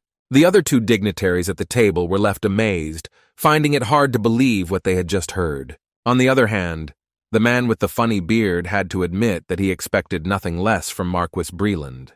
He found this method effective, and was left speechless by the ingenuity of Marquis Breland's idea. Marquis Breland expressed his gratitude for the praise and promised to work hard to implement his plan so they can achieve their goal. Then a man with a funny beard said that they were also ready to help. L, accompanied by his cousin Rin, went to the capital to attend the Toan conference. Shocked by the sight of the capital, both stood on the streets impressed by what they saw in front of them. L asked Rin if she had ever seen such beautiful streets before and asked her for confirmation. However, Rin was completely stunned by the sight of the capital and stood motionless. Concerned, L asked Rin if everything was okay and why she wasn't answering. She replied that she was simply amazed by the majestic and beautiful streets and amazed by him, and this surprised Al, despite the fact that she was the countess of this kingdom. She had never been to the capital before. She explained that she had never been here because she was always busy working on her territory. It made El realize once again the heavy burden his cousin had carried alone for so long, and how long she had been coping with it alone. To cheer her up, he suggested that since they were already here, they should take a short orientation tour of the city. This in turn startled Rin, who happily turned to El and asked if everything was okay. Al grabbed her wrist and pulled her into the streets of the capital with a smile to explore. And then, gradually, evening came. The clouds thickened, the sun disappeared behind the horizon, and the stars illuminated the nearest hotel where El and Rin planned to spend the night. Both entered the hotel and were still completely overwhelmed by the impressions of the beautiful and large capital. Al admitted that it was nice to relax and have fun. Delighted, Rin looked at El, thinking how wonderful it would be to show people from her territory this extremely magnificent capital. However, when suddenly someone called her name, her expression changed, as if she had experienced a trauma. Rin realized that Law had called her, and he immediately asked her what other man she was traveling with and insulted him at the same time. Law immediately realized that El was not a trained swordmaster, and immediately asked why she was traveling with a third-rate magician, hinting that she was only interested in younger men. Moreover, he shouted throughout the hotel lobby, asking if El was the reason she still rejected his marriage proposal. Without giving Rin and El a chance to explain themselves, he walked up to both of them and grumbled next to El's face. Law got angrier and began to insult Al, who stood there completely confused and wondering what it all meant. He pointed at El with his right hand and ordered him to reveal his identity. Even when Rin advised him to be careful and keep his mouth shut, he ignored it. He pointed at Al and said that if he had nothing to hide, he could just say who he was. He also claimed that if Al were a wizard, he would be of a lower class and weaker than himself. Rin said with a defiant look in her eyes directly to Law's face that he was only the second eldest son of the Marquis and still didn't have a title himself, and also emphasized how big the difference between their statuses actually was. This self-confidence and these very harsh words shocked Law, after which he stood motionless and did not utter another word. She then turned to El and apologized. As they left Law standing, Rin explained to El that the man was the second eldest son of the Marquis of Tendel, at which point El realized that he was the one who had repeatedly tried to propose to Rin. When Locke came to his senses, his face returned to its previous angry expression. He turned around and looked at El and Rin with hatred and jealousy. As Rin and El were about to set out, Rin said loud enough for Locke to hear that they should move on as she felt bad about all the negativity Locke was spreading. Left alone with his anger, Locke clenched his fist and sat down. He thought about everything he had done to win countries for himself, and remembered how many times she had rejected him just because she was with El. It was getting dark, and gradually clouds floated over the city, and from time to time one starry sky became visible. The king stood with Duke Leas on the balcony, looking out over the city together, and told Duke Leas that he was glad that the Manticore Gap issue had been resolved so well, and asked what his friend Duke Leas thought of it. Duke Leas agreed with the king, and said that they owed it all to Al, the magician who owned the tower, and also praised the golems, who played a significant role in defeating the monsters from the Manticore Gorge. He praised Al for being truly an amazing wizard, and compared him to an onion. King Leol turned around and asked if he had heard wrong, or if the Duke had actually compared Al to a simple onion. Duke Leas explained to his king that he expected Al's abilities to be limitless, and admired Al for his unconventional and unusual ideas. Al was no simple wizard, but the more they learned about him, the more complex he seemed, almost like an onion. Then the king laughed and said that it might have been his father's joke. King Leol was grateful that a wizard like El helped his kingdom, and he looks forward to El attending the conference tomorrow. Duke Leos asked Leol if he really believed that El would fulfill his request, because it was heard everywhere that the magic tower should not interfere in internal affairs. Leaning on the railing, he explained that El knew very well how he would affect his surroundings, and that as a king he could rely on him. The next day, the conference began, and many aristocrats were already present, including Locke, who had apparently previously tried to propose to Rin on several occasions. This conference was held 4 times a year, and any aristocrat who had earned the title in the traditional way could attend and invite up to 2 direct descendants. King Leol welcomed the aristocrats and said that this conference had no specific theme, and invited the aristocrats sitting at the table to present their ideas for the development of the kingdom. Soon the man with the funny beard spoke up, declaring that he had something to offer. He explained that he believed the kingdom was now at the highest peak of power it had ever reached, having defeated the monsters with minimal casualties, and last year's harvest was truly excellent. The rest of the aristocrats at the table whispered in agreement, and the man with the funny beard continued to develop his point of view. He said that this was probably the best opportunity to expand his influence a little. According to him, now it was extremely important to convince the surrounding nations of his strength, so he suggested that their idea should be to attack the kingdom of Hesse.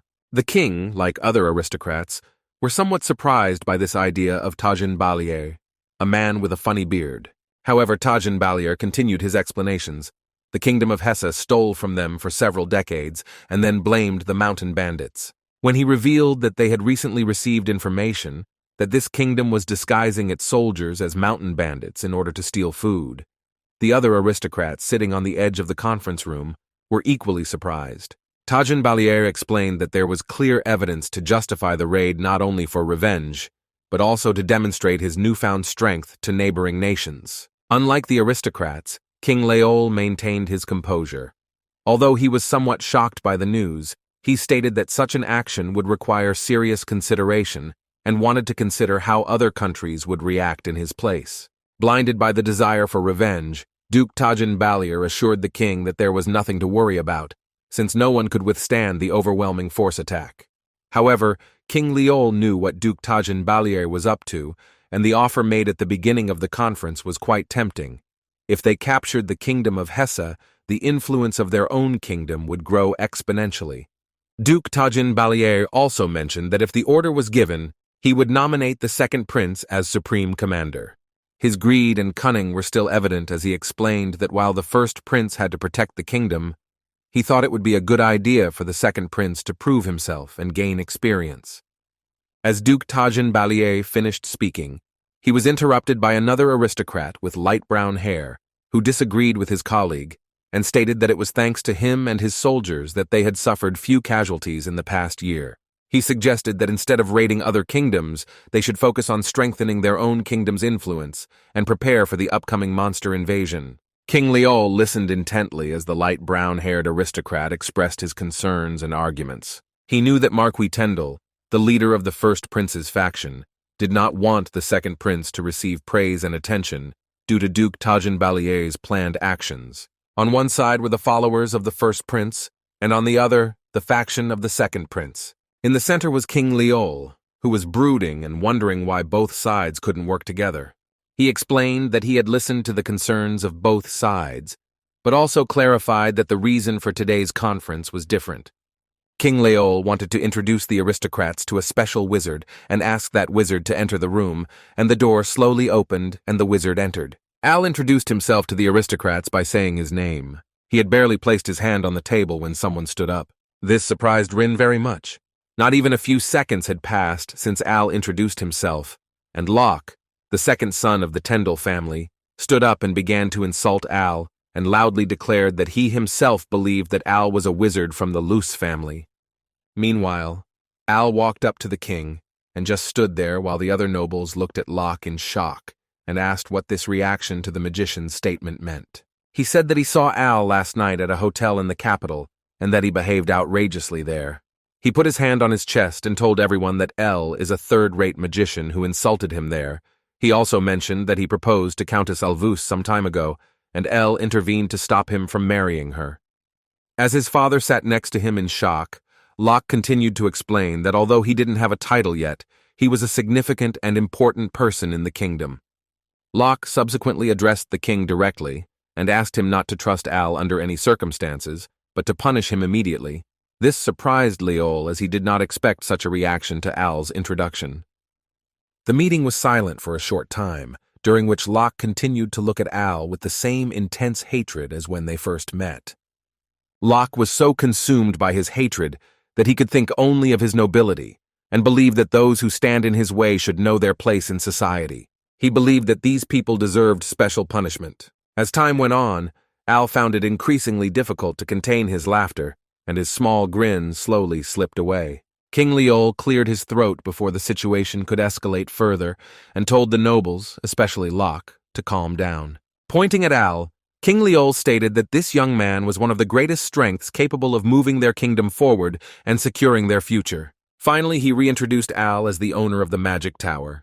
The king's words excited the crowd, and the aristocrats, shocked again, wondered if they had heard correctly. Some of the nobles admitted that the magic tower could only be created by a magician of the 7th level or higher, and wondered if this young man was really such a magician, because if it were true, El would be on the same level as the Marquis. Al's grin continued to spread across his face, as if he had been waiting for this moment. With a smile, he raised his hand to the sky and told the nobles that if they had any doubts, he would be glad to give them a little taste of his power. As he spoke, he channeled his mana around him, and a blue magic circle appeared underneath him as he prepared to release his magic. A small magical pool of mana appeared above the heads of the aristocrats in the middle of the room, which after a few seconds disintegrated into smaller sparks of mana, enveloping everything around with El's mana. The nobles in the room were fascinated by this spectacle, marveling at how beautifully the mana spread throughout the space. However, they also realized that there was a huge amount of this mana, and the air around them became increasingly dense. Their doubts that Al might be an imposter suddenly dissipated. Even Marquis Tyndall, as well as his son Law, were amazed by this small sight and were surprised by Al's impressive strength. When Al saw that his little demonstration had the desired effect, he was glad that his plan had succeeded and looked confidently at the still amazed crowd of nobles. King Leol suddenly laughed and said that El had once again performed extraordinary magic, praising him for it, which caused El to lose eye contact from the front and look down at the king. Leol looked over his shoulder at Al and told him that it seemed like all the nobles now believed in him, and he might think the presentation was enough. Al understood his king's words and interrupted the magic. As a result, the sparks in the air turned into tiny particles that showered the noble aristocrats like fairy dust. Locke, now aware of what he had just said, and realizing that he was faced with a powerful magician, suddenly lost his face, and the hand with which he had confidently pointed at Al just a few minutes ago now pressed cautiously and fearfully to his body. Al realized this, and thought that his demonstration was probably enough, and hoped that Locke would leave his cousin Rin alone in the future. Locke became increasingly aware of the situation as he looked at Al's face. Even his own father was forced to admit the mess his son had made and didn't dare take sides, as it might mean Al would now decide against the prince. Al realized that he would spoil the atmosphere at this table and that thanks to him, further discussion might be impossible, so he stated this directly and made it clear that he would now leave. King Leol apologized for this and regretted that Al had come all the way to this conference for this reason. Approaching the door he entered through, Al said everything was fine. Before opening the door and leaving the room, he looked back at the king and all the nobles and told them that he looked forward to the future with them. Then he closed the door behind him. After Al's speech, Rin couldn't help but laugh, knowing that Al had planned everything exactly the way it had unfolded, and that the plan had once again been a complete success. King Leol reiterated that El was the savior of their kingdom, and currently the most important person on the kingdom's land. He also told them that he wanted them all to turn to him with all the gratitude they could. Not to mention, everyone felt that Prince Judean, the third prince supported by the hidden power of the royal family, had the highest chance of becoming the next king. This was especially understood by the Marquis of Tyndall, who supported the first prince, and the Duke of Tajin Balier, who supported the second prince. Both knew they had to be extra careful and smart if they wanted their faction to be on the throne. King Leol announced that they would need to reconcile together and discuss the issue of the kingdom of Hesse, and therefore the whole topic would be put aside for the time being. This statement surprised Duke Tajin Balier, who did not expect such an outcome. Then King Leol asked if they had anything else on their agenda, to which no one answered. Leol became a little more serious, and with his royal authority stated that if this were the case, and no one else had anything, then they could end the conference here. After this, the king left the room and went his way. He walked alone along a small, narrow corridor, and at the end knocked on the door leading to Princess Eliza's office. A very feminine, bright voice from the room asked who was knocking on the door, to which Leol replied that it was him. Princess Eliza happily said that her father could come in. He immediately opened the door and then said that he had finally found her and that this must be where she was. He looked at his daughter Eliza, who was sitting in a leather chair in front of the bookshelf reading a book alone. He knew that his daughter loved books more than anything in the world. King Leol entered the room and said that she was now 17 years old, and that she was the smartest and wisest princess in the whole world, and that was why he always trusted her. Eliza thanked him for the compliment and immediately understood what her father was talking about. King Leol had the difficult task of convincing Princess Eliza to take important actions for the future of the kingdom. This action included marrying Elle. Through this union, not only would a strong family unit be formed, but immeasurable power would be transferred to the king, thus ensuring that his third son would ascend to the throne. King Leol repeatedly encouraged his daughter to understand that these were symbols of their kingdom and that they could become powerful because of it. He also explained to her that he was coming to the party tomorrow and why she shouldn't just take the opportunity to meet him then. Like an obedient daughter, Princess Eliza agreed and said that if he wanted, she would talk to Elle tomorrow. She also expressed with a beaming smile on her face, as the moonlight shone on her body, that she was already wondering what Elle could be like. Since King Leol noticed that his daughter was not entirely against the idea, he looked somewhat relieved and turned around and wanted to leave his daughter alone. He told her that he would see her tomorrow at the party. Princess Eliza thanked him and said that she was also looking forward to seeing him at the party tomorrow. She took the book she had just read with her to one of the countless bookshelves in the room and set it down. She thought about the owner of Elle the Golden Tower, whose symbol was gold, and, looking at the moon, I wondered what Elle could be like. The next day, some guests had already gathered in the royal hall, and Elle and his cousin Rin were gradually heading towards the event. Elle asked Rin why she laughed then, to which she replied that she thought everything was going according to Elle's plan, and that he had planned everything exactly that way. Al explained to her that his intention was that people could be persuaded much more quickly by actions than by words, and that his demonstration was intended to ensure that they would not act recklessly against him in the future. Elle also noticed something about Rin's clothes, and she asked him what was wrong with her clothes and wanted to know what Elle might criticize. Al explained to her that she was wearing a knight's uniform instead of a dress, and asked why she did that on this day and at this event. However, she only replied that she did not come here to seduce a man in a dress, and that there was nothing wrong with wearing her uniform. This time Rin allowed herself to joke, and asked Al if he was hoping to see her in a sexy dress today. However, Al didn't try his own medicine and didn't find the joke funny. After that, he wanted to accompany her, and they entered the party hall of the castle together. It was a grand, colorful party that could not have been more magnificent, and the royal aroma as well as the regal atmosphere filled the room. The entire hall was full of young noble aristocrats who were eagerly awaiting to meet Al. Such was the fame of the man behind the position of Master of the Tower. As soon as Elle and Rin took a few steps into the colorful, gorgeous room, people turned to look at them, trying to start a conversation. For Rin, it was like a dream. Just a few weeks ago, she was a small countess in her own small territory, and now she stood at the center of politics, welcomed by the highest nobility. She looked at Al and was absolutely sure that they actually wanted to build a closer relationship with him than with her. She greeted the young aristocrats and introduced herself. Elle looked at Rin, hoping that this would be a good opportunity for her to clear her name. After a brief greeting to the guests already in the hall, it was announced that the king would now arrive. He entered the room with his daughter, Princess Eliza, and sat down on the throne. The king announced to the guests, holding red wine in his hands, that today's party was a welcome party for the master of the tower, which they had all been waiting for.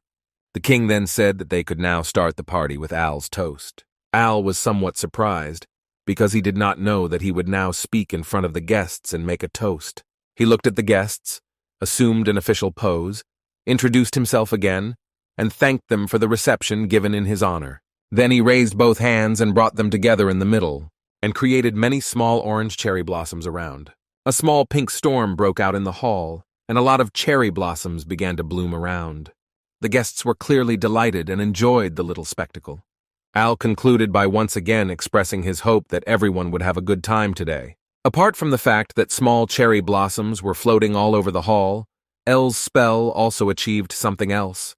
The tense thoughts of the nobles fighting each other to see their party on the throne eased somewhat, and their nerves relaxed.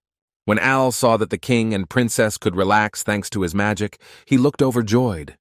However, he didn't feel very comfortable in the hall where all eyes were on him, so Al walked out onto one of the outer balconies, leaned against the railing, and looked up at the night sky.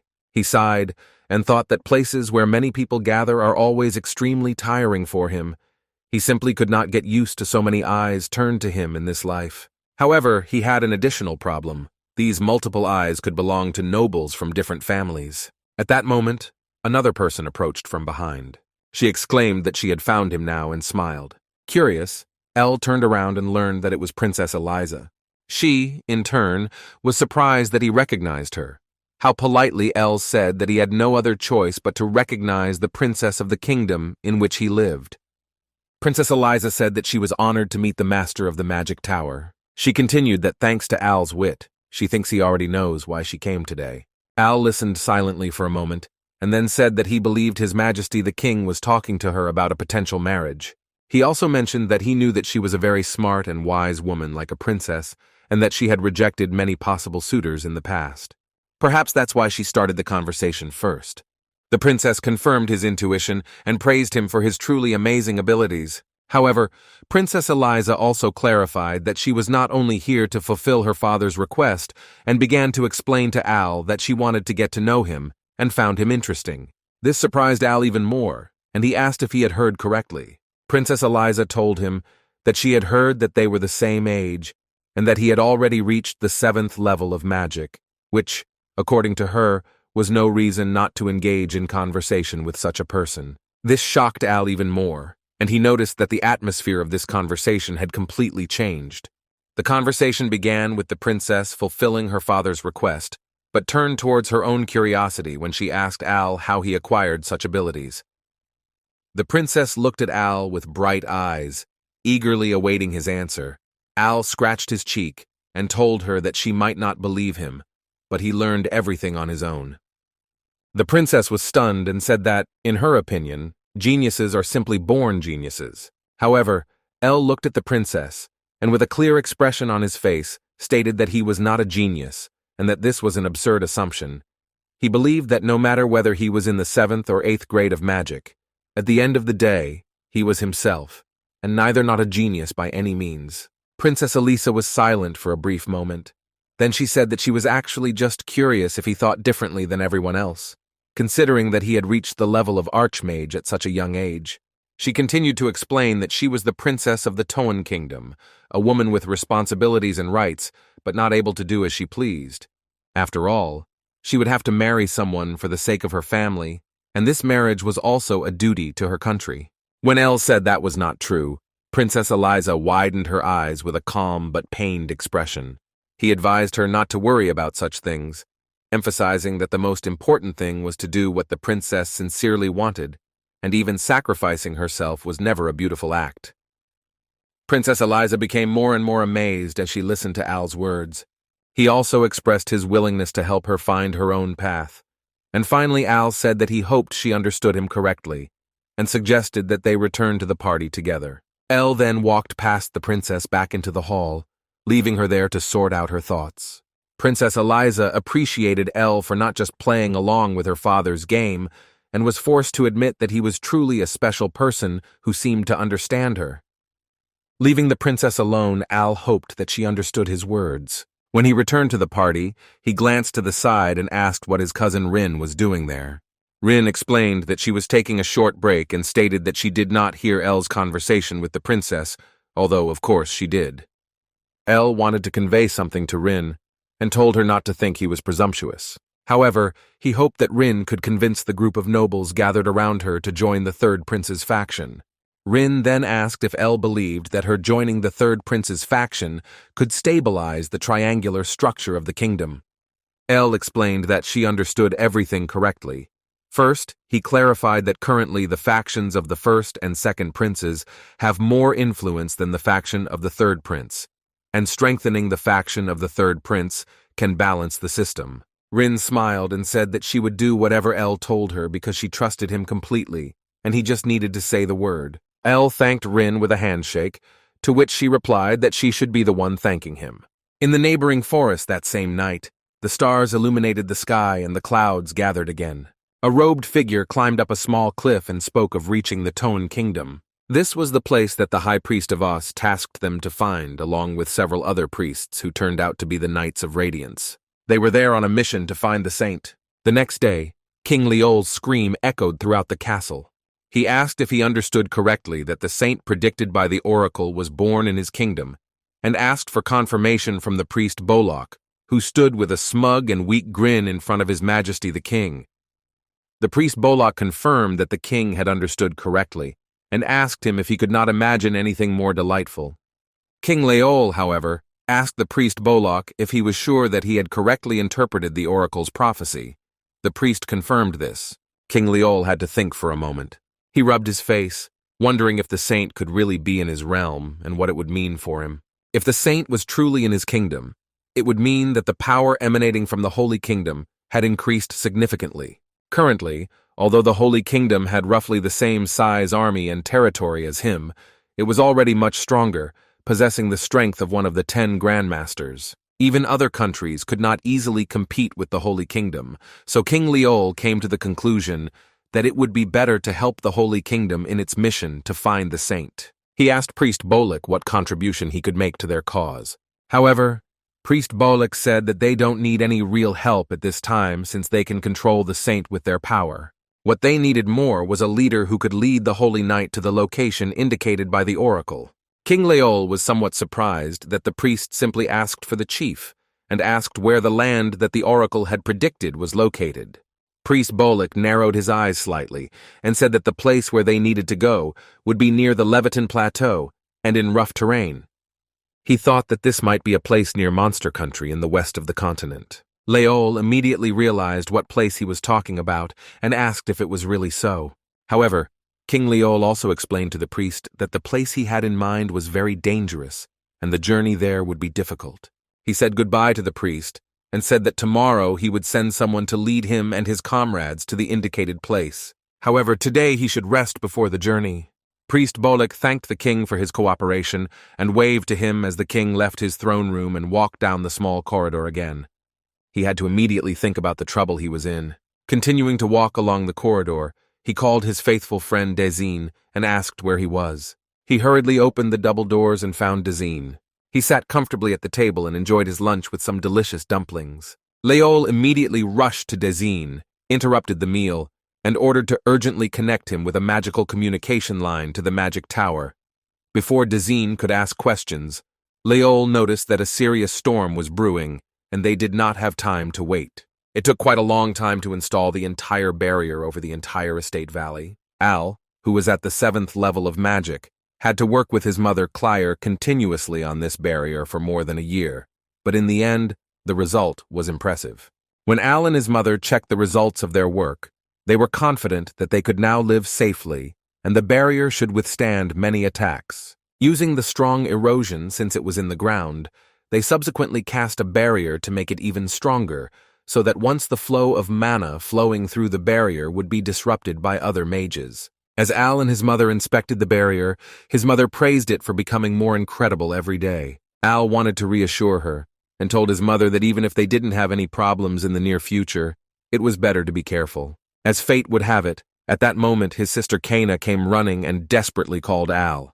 When his sister ran up to him, Al asked what was happening. Kana shouted as she ran that she had received a magical message and that he should arrive quickly. Al and his mother were somewhat surprised by the message and wanted to quickly check what the magical message was about. Al ordered his mother to return to the magic tower to get some rest, and then he quickly teleported away. However, her maternal instinct told her that something was wrong, and she began to worry.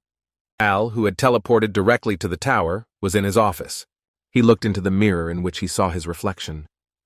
He walked to the mirror, extended his hand, and received a message from King Leol, who appeared in the mirror. King Leol mentioned that they had not seen each other for a long time and explained to El that this was an emergency situation. Curious, El asked what was going on, guessing that the Holy Kingdom must want something from King Leol. Shocked, Leol asked how Al could know this. El replied that he had already heard that the Holy Kingdom had invaded the nearby territories and was exploring them. The king curiously asked Al if what he heard was true, and if there was a new saint in his kingdom. Al confirmed it. The king then made it clear that if the saint were with them, he would not be able to avoid conflict with the Holy Kingdom. In addition, King Leol asked Al if he already had another plan for this matter, since there are people with a strong army that will not hesitate to resort to death. Al had to control his emotions and explain to the king that the saint was a member of his family and that his plan certainly did not involve handing over a family member to the Holy Kingdom just like that. El also explained the process of the birth of a saint. One day, an ordinary female sorceress loses all her mana and becomes overwhelmed with holy magic. El told King Leol that they couldn't just hand over a family member just because he now had a lot of holy magic inside him. He said that the king would surely understand this if he knew how they lived until now. El spoke about the tragic past of his sister Serena, who led a terrible life as a slave until he and his mother took her in. Despite this story, King Leol reiterated that on the other side was the Holy Kingdom, a powerful nation with countless holy soldiers who were so powerful that even the Empire would have difficulty fighting them. Even El, who was at the 7th level of magic, they have a difficult task ahead of them. El shouted to the ground that even if that was the case, he definitely wouldn't give up, and was confident that he would protect his sister. He looked up and said that if he couldn't protect someone close to him, then he wouldn't be able to consider that person part of his family either. El continued by asking if he could ask the king a question and ask the king to remain neutral until the matter was resolved. The king asked if that was all, to which El replied with a simple yes. He explained that if the king took a neutral position, he could promise not to enter into any conflict with the Holy Kingdom and would overcome the difficulties. The king understood this and also tried not to reveal the location of El's magic tower. While the king spoke further, El listened attentively. The king mentioned that from the kingdom's point of view, they could not ignore the search request from the Holy Kingdom, and it was not easy to find a temporary solution to the problem of the magic tower. The king understood and concluded by asking Al to remember that he was a valuable ally to his kingdom. Even if the king could not directly support him now, he hoped that Al would be safe. Al thanked him, deeply touched that someone other than his family cared about him. After saying goodbye to the king, who had disappeared from the mirror, El turned around and walked to the large window in his room. He opened it and looked at the city he had built. Clenching his fist, he confirmed what he really wanted and what his current goals were. As the city sparkled in the radiant sunlight, Al wanted more than ever to protect his family and those who mattered to him, at all costs. The priest, who informed the king that a new saint had been born in his kingdom, headed to Rin's estate to continue the search for his saint. Rin and the priest were in the room, and Rin apologized for keeping him waiting. They sat down across from each other at the large round table where El had previously sat with his family. Rin greeted the priest warmly, declaring that he was honored to receive him as the Countess of the Luz family. The priest, leaning on the table in front of him, explained to her that he had been traveling for a month. He remembered the guide telling him that the village he was looking for was in this direction, pointing in that direction. However, the priest doubted and asked the guide if this was really the right direction, in fact thinking that he should go in the opposite direction. However, the guide assured him that his direction was correct, since he was born and raised in this kingdom and knew it better than anyone else. Continuing to reflect, the priest came to the conclusion that his doubts were groundless, since he was led to this estate by a guide personally approved by the king. Rin politely asked why the priest was visiting one of the pillars of the Holy Kingdom. The priest explained that she must have already heard about it and that he was currently looking for a saint who should be present in the Toan kingdom. He added that he would be very grateful if he could get help. Rin said that she would be more than willing to contribute in any way to the search for the saint. The priest explained to her that the oracle had mentioned that the saint was in a place filled with magic, and that the place was also located on a plateau where the surroundings could be somewhat unpleasant. Rin thought for a moment and told the priest that the environment they were in was riddled with a significant amount of magic throughout, making it not particularly safe. Hearing this, the priest became more specific and directly asked if she knew about the rumors of a new magic tower being built in the area. However, Rin pretended that she did not know where exactly the magic tower was, and explained that she herself had only heard rumors about it. The priest became even more curious and continued to question Rin. He told her that he had already searched the area but had not yet found it, and suggested that the tower might be near the Manticore Pass. Rin began to get a little nervous after hearing the words Manticore Pass and told the priest that under no circumstances should he go alone to such a dangerous place, as he would undoubtedly find nothing there. However, the priest, recognizing Rin's charade, asked her if it was strange that despite being in the area for a whole month, he had never encountered such a monster. Rin was shocked, and in the face of the priest's revelation, she could not give a straight answer.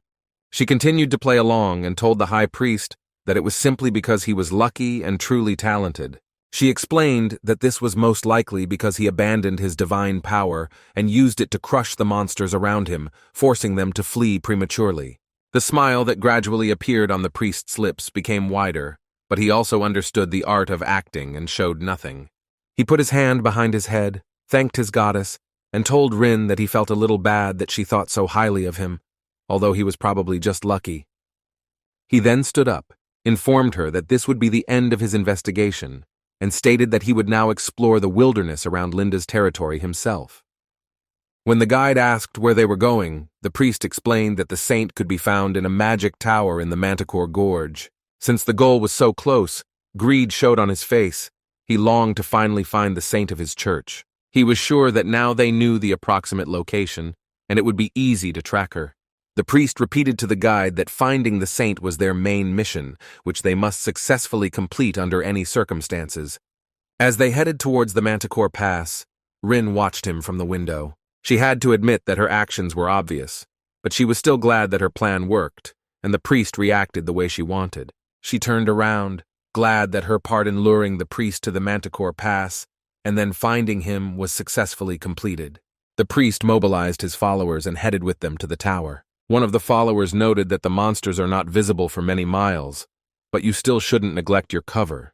The priest, in response to one of his followers asking why anyone would build a tower in such a place, replied that the owner of the tower who builds a tower here must be either a giant idiot or a ridiculous daredevil.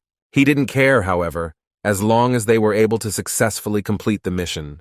As the group approached a small rocky cliff, the high priest stated that he believed this was the entrance, and that the tower would be behind this wall, concluding with permission for his people to kill anyone who dared rebel. Al, who heard this, told him that it was an unpleasant gesture and how terrible the priest's statement was. In addition, he asked whether the servants of God really had to be so cruel. The priest, who was at the foot of the cliff, did not know that El was the owner of the tower and asked who El really was. However, El smiled and said that he would ask him the same question, and why people from the Holy Land were coming to his land without permission. The priest was surprised, and asked him if he had heard correctly that the land belonged to him. Suddenly the priest understood the meaning of Al's words and opened his eyes wide. Looking at Al, he asked if he was the golden master of the tower. Al laughed again and mockingly asked the priest what would have happened if he had been there. To his disbelief, the priest did not understand the situation he found himself in, and could only think about whether it was even possible for such a young man to be the master of the tower. He was immediately reminded of the rumors that the young mage was responsible for the significant losses suffered by the Einhart family from the Blyard kingdom. According to rumors, a young mage, dubbed a genius, had the ability to elevate a golem to the rank of a Grandmaster-level knight, and together with that golem, fight his enemies as a 7th-level mage. He wondered if by chance the person rumored about was the same person who created the magic tower here. Suddenly, the priest's demeanor changed, and he politely asked Al if he could ask him something. He explained his situation, noting that he had come all the way from the Holy Kingdom to find a saint, and asked if that saint would be in the magic tower. Al's expression changed, and he became serious. He explained to the priest that the saint was here and under his protection. The priest was very happy to hear this news and finally find the saint. However, when Al informed him that he would not betray the saint, his expression changed again. Eyes wide, he asked Al what that meant. Al explained to him that the saint was his bride. This shocked the priest once again. The priest could not believe that a saint, considered the noblest and purest of all beings in the world, would in any way be associated with the opposite sex. Accordingly, the priest became angry and refused to believe Al's statement. He began shouting that this would never happen, and he would do everything to prevent it. The priest pointed at Al and told his followers that even if Al was truly a level 7 mage, he would not be able to bypass the Holy Armor's anti-magic spell, and they should attack the saint. The priest then ordered his followers to go and bring back the saint at any cost. His followers raised their fists and were determined to complete this task in the name of the deity. Al just shook his head, expecting such behavior from the Holy Church. He knew that people would react like this if he announced that the saint had a fiancée. El created a small black hole underneath him and teleported in front of the priests and his followers through another black hole. The priest angrily asked how El dared to appear before him in such an arrogant manner. He immediately ordered his followers to attack El, and they all rushed at El, who stood unarmed with his hands down. However, before they could get even a few meters closer, a green magic circle began to glow below them, and red flashes flashed. This made Al laugh again. While the priests were bound by El's magical green circle, he raised his hand forward and cast his powerful spell. The black fog of the enchanted spell instantly flew towards the group of priests who were unaware of what was happening. They were immediately enveloped in a dark cloud of fog and could not see anything. The leader of the priests turned to his followers and asked what this fog was. His students also looked down, confused, and also asked him about the nature of this magic, since they had never seen anything like it before. The leader of the priests decided that this was a trap set by the owner of the tower. He angrily asked why his subordinates didn't take any action against this black mist, and ordered them to use their anti-magic abilities immediately. One of the disciples accepted the command and declared that they should not forget their mission. Subsequently, all the priests raised their hands to the sky and cast their enchanted light, creating an aura of light that gradually fought and dispelled El's black fog. Al was glad that the priests had the idea to fight his darkness with light, but he wanted to engage in a more serious battle and demonstrate to the priests the true power of his dark mist. El raised his hand to the sky again and summoned his black mist once more, this time in a much stronger version. The light created by the priests to fight the black fog instantly went out, and in its place a large black column of darkness rose. As a result, the priests were once again drawn into the darkness. Some of the priests who were pulled into the black fog by Al were experienced magicians who had mastered magic, but could not do anything about the magic that blocked their senses. Al reached into his pocket, took out small glasses and put them on, and he also stepped into the darkness with a smile. The black fog caused the holy knights to lose all senses and instantly become confused. The priests were aware of their position and the fact that they could not rely on their feelings, but they did not want to simply retreat. One of the most powerful priests turned to his comrades and advised them not to be afraid or panic, since they were in an illusion. The priests once again tried to raise their hands and cast the spell. At first, it seemed that the spell would work again, dispelling the darkness, just like the first time. However, this time the priests clearly had difficulty maintaining their spell. One of the priests asked his leader why he would not support them and why their holiness would not also apply the blessing. They found it increasingly difficult to maintain the spell, and so they struggled in battle. In the end, they had to give in as they did not have the strength to cast the spell. One by one, the priests faced this difficulty, desperately waiting for their leader, Archpriest Volek, to come to their aid. Meanwhile, on the other side of the magic tower, Al's soldiers, whom he met while saving the village, were already waiting for their squad. Captain Mirror told his comrades that Al would return at any moment, ending their wait. Immediately after this, a voice announced that she had returned. The soldiers turned their gaze to El, carrying one of the priests on his shoulders. It was the leader of Bolok. Al threw the unconscious Bolok to the ground. Mirror asked his master if he was pursuing his sister, the Holy Lady, and if they should take care of him. Al looked down sadly and told his soldiers to watch everything for now. The entire group of soldiers then knelt down, assuring their master that they understood this instruction. Moreover, they swore to obey the will, no matter what happened. This surprised El, as he did not expect such a reaction. Seeing the disbelief on his face, one of the soldiers explained that he had heard correctly and that they would swear eternal loyalty to him, however. This soldier also asked Al something that puzzled him. He looked at El and asked if they could win then, as he meant that they would rebel against the Holy Kingdom if they continued to try to hide and protect the Holy One from them. Al just smiled and said that they could definitely win this battle since he had no intention of losing. He then raised his right hand and waved it in the air several times, and magically made several glasses and a pair of handcuffs fall out of nowhere in front of the soldiers lying on the ground. He handed the items to his soldiers and explained that they were artifacts that when worn could neutralize the effect of his black mist. Furthermore, he explained that the cuffs could seal the power of holy magic.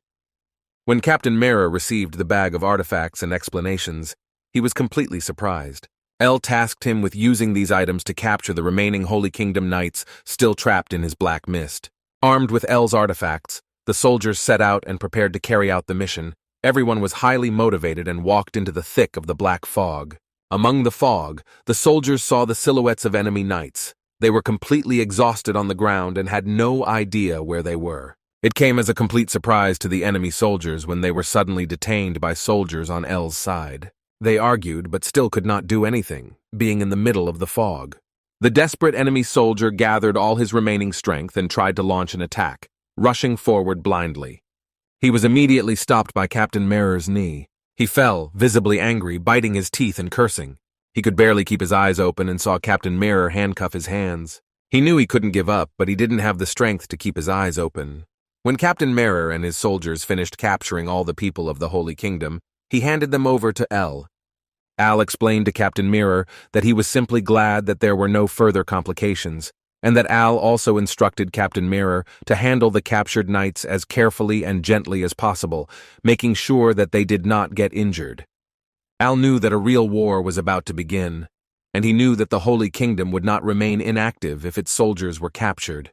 2 weeks had passed since then, and now the Holy Kingdom knew that their soldiers had been captured. The highest authorities of the kingdom sat in a beautiful large white chapel at a round table right in front of the altar. The senior priest informed his subordinates that 2 weeks had passed since Archpriest Bolek went to the Manticore Gorge. They had had no contact with the troops since then, and he knew something was wrong if there had been no contact for so long.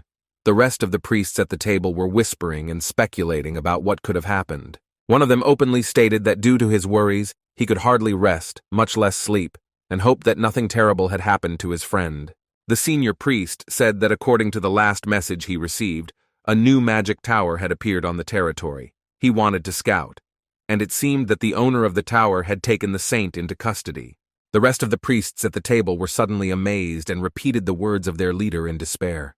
He confirmed his statement, but had to admit that they did not know how accurate the information was. One of the priests stated that despite the circumstances, the fact remains that people from the Holy Kingdom are currently missing. He came up with the idea of sending a search party and asked what the other priests thought. Subsequently, the heart priest stood up and asked his master for permission to speak. The senior high priest simply nodded, signaling to the junior that he had the right to speak. The junior priest explained to the assembled priests that the current situation was not a simple matter. He once again emphasized that if a saint should appear after hundreds of years, then this must be the plan of the great deity. They heard and directly led them to the saint. Since this was a fact, they should make every effort to fulfill the divine will, so he considered his colleague's suggestion to send a search party inappropriate. The rest of the priests at the table were stunned, surprised that one of them had taken the initiative. The priest continued and suggested sending one of the holy knights with the silver cross. Even his master was surprised and had an incredulous expression on his face. He asked if he meant Duke Dard.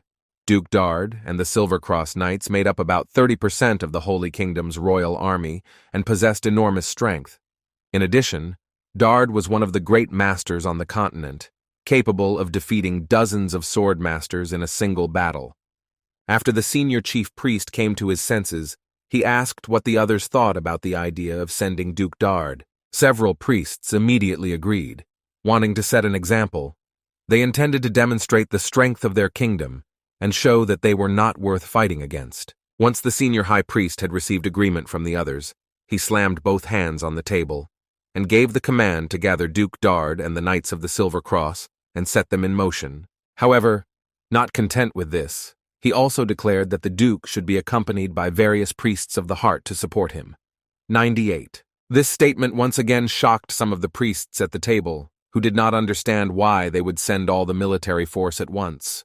The elder explained that the saint now under his care had great power, and this time they would have to directly destroy this great power in order to save the saint. The priests at the table were as enthusiastic as their host and understood the intention. To make it clear to everyone once again, the senior priest reiterated that in this attack they must demonstrate the strength of the Holy Kingdom. He raised his hand to the sky and declared that whoever retreated would seal his own fate. In response, all the other priests at the table bowed, folded their hands on their chests, and began to pray. While the priests of the Holy Kingdom were considering their next steps, El spent his time searching for his good friend Dibel. Al told Dibel the whole story, leaving him quite surprised and in disbelief at what he had just heard. Pleased with himself, Al smiled and was surprised that Dibel was surprised. Dibel could not believe that El was holding the saint in custody and also holding the priests of the Holy Kingdom hostage. He asked what he planned to do next, but Al just smiled. Dibel could not understand the whole situation and hit himself in the face. He asked Al what he was planning, what it all meant, and why he made the Holy Kingdom an enemy when they usually try to avoid any conflict with them. El put down the cup and said that unfortunately this situation was necessary, and he would not allow the Holy Kingdom to take his beloved sister. With anger in his eyes and determination, he said that he would not just sit idly by if someone tried to take something important from him, in this case, the Holy Kingdom. Dibel wanted to know once again what Al's exact plans were. Al knew that the Holy Kingdom would now reorganize their military forces and subsequently send another detachment, and explained to Dibel that if it came to that, he would try to negotiate with them and did not intend to rely solely on violence. Dibel then asked Al if he had an alternative plan. However, Al made it clear that the hostages were still under his control, and this would be a good reason for the other party to comply with his demands, making the need for another plan unnecessary. Dibel sighed and explained that even though he didn't want to be directly involved, he told Al that he was willing to do something behind the scenes if asked. Al explained to Dibel that that was why he came and wanted to ask him for a favor. He said that now that they had hostages, they needed to provide for more people, and he wanted Dibel to organize more food. Additionally, Al told Dibel that he should gradually cut off the supply of blood to the manticores. Shocked by this request, Dibel asked why he should cut off the supply of manticore blood. Al just smiled and explained that he had his reasons, which Dibel understood and intended to follow the instructions given to him. Meanwhile, in the Holy Kingdom, preparations were progressing quite rapidly. The senior priest once again thanked him for his prompt appearance and explained that the saint was entrusted to him, to which the Duke assured him that he would make every effort to successfully complete this mission. The senior priest also mentioned that the mission that the Duke and Knights had to accomplish was crucial, however. He also stated that the task of the 3 high priests was equally important and not easy to complete. The 3 priests accompanying the Duke and their supporting knights understood the order, thanked their leader, and assured him that he could trust them to successfully complete the mission to save their comrades and return the saint. Once the high priest had clearly defined the objectives, Duke Dard stepped forward and cast a teleportation spell. A magic circle appeared behind him, and the air around him and his knights began to circulate and glow intensely. The entire area became lighter and windier. Duke Dard's destination was the Methane Plain, located between the Manticore Valley and the Graf-Bias mountain region. Duke Dard made it clear to his knights that their missing comrades were fine until they entered the Manticore Pass, so he did not want to waste time and planned to go to the pass without pause. The captain of the knights confirmed the order, and together with Duke Dard, they all raised their fists to the sky and invoked their deity. With determination, they moved towards the Manticore Gorge. There was a foggy atmosphere at the entrance to the gorge. Duke Dard realized that this fog and the nature of the surrounding area acted as a natural fortress, preventing them from attacking. The captain of the knights suggested first sending several paladins to the village to explore and gather intelligence. Duke Dard liked the idea and agreed. The knight captain immediately turned around to send a few of his men while he himself would wait here. 6 master-level paladins and 15 ordinary paladins were sent out to investigate, but no matter how much time passed, none of them returned. In disbelief, the captain wondered what was happening and why his men had not returned. Duke Dard realized that the fog surrounding them had extraordinary powers, and in order to find out what was happening, he decided to go and investigate. Duke Dard simply turned to the remaining knights and ordered them to follow him very carefully and step by step. The knights confirmed yes, sir, and followed him. The further Duke Dard went into the fog with his squad, the more difficult it became for him to see his hand in front of his face. He moved like a blind man, step by step forward, holding his hands in front of him so as not to suddenly bump into a stone. Suddenly, Duke Dard started and turned around. He realized that he had lost his comrades and shouted loudly where his knights had gone. He pulled out his hammer-shaped weapon from behind his back and wanted to clear the fog first. Calling out the name of his deity with all his might, Duke Dard struck the ground in front of him with his hammer. He created a very large shockwave that surrounded him and drove out the fog. As the fog gradually cleared, the golden magic tower of El and the scattered city appeared. Duke Dard was completely surprised by what he saw and at first did not want to believe it. He looked at the city in front of him and could not believe that something like this could exist in the Manticore Pass. Faint curses were heard in the background, and someone said that it had to come to this and there was no other way out. Duke Dard heard this and instantly turned around. He saw his people wandering around in confusion, like zombies. Shocked and in disbelief, he looked at his knights and wondered what was going on. The voice that had just cursed regretfully explained that it would not be able to get rid of the fog so quickly. Then Duke Dard turned around again to identify the owner of the voice. He saw Al standing and already waiting for him. Al smiled and explained that it seemed he had missed the opportunity to capture the Knights of the Silver Cross and the 3 high priests, and that Duke Dard seemed to be one of the Grand Masters. Duke Dard did not understand what was happening and looked somewhat confused, holding the weapon in one hand. El bowed politely, greeted him, introduced himself and explained that he was the new powerful owner of the Golden Tower. In anger, Duke Dard asked Al if he created this fog, to which he confirmed with a smile. Al explained that Duke Dard and his knights probably didn't come in good faith, and there was nothing wrong with wanting to protect oneself. Duke Dard became somewhat angry, muttering and grinding his teeth. However, El didn't let this go unnoticed and provoked him by asking how long he would look at him so angrily. The Duke of Dard admitted that their intention was not just a sign of goodwill. He wanted to be honest and directly asked Al if he was the one holding the shrine captive. Al simply smiled and explained that it seemed that way. Duke Dard then got angry and shouted at Al, the veins on his forehead becoming visible. Al explained that the person bearing the name of sainthood was a member of his family, and he did not care about the title of sainthood. Duke Dard said he understood, but tried to explain to Al that a family member was still their sacred object, and ordinary people could not rebel against God's will. Al raised his voice, asking Duke Dard what exactly God's will was and what mere mortals were. However, Duke Dard ignored Al's question, stating that it was not necessary to submit to the fate of the gods. In the end, we had to ripen it with some violence. He raised his hammer into the air, infusing it with some of his aura, giving the hammer a golden color. Seeing this, Al had to admit that this little sight was quite impressive. However, he also had a golden secret weapon, so he summoned his golden golem knight. The golem came running at high speed and rushed straight at Duke Dard to fight him head-on. Thanks to the golem's power, Duke Dard was thrown back, but managed to deflect the attack and avoid direct damage. El then raised a small ball into the sky and cast a spell. A large golden arrow appeared above El, ready to fly straight towards Duke Dard and pierce him.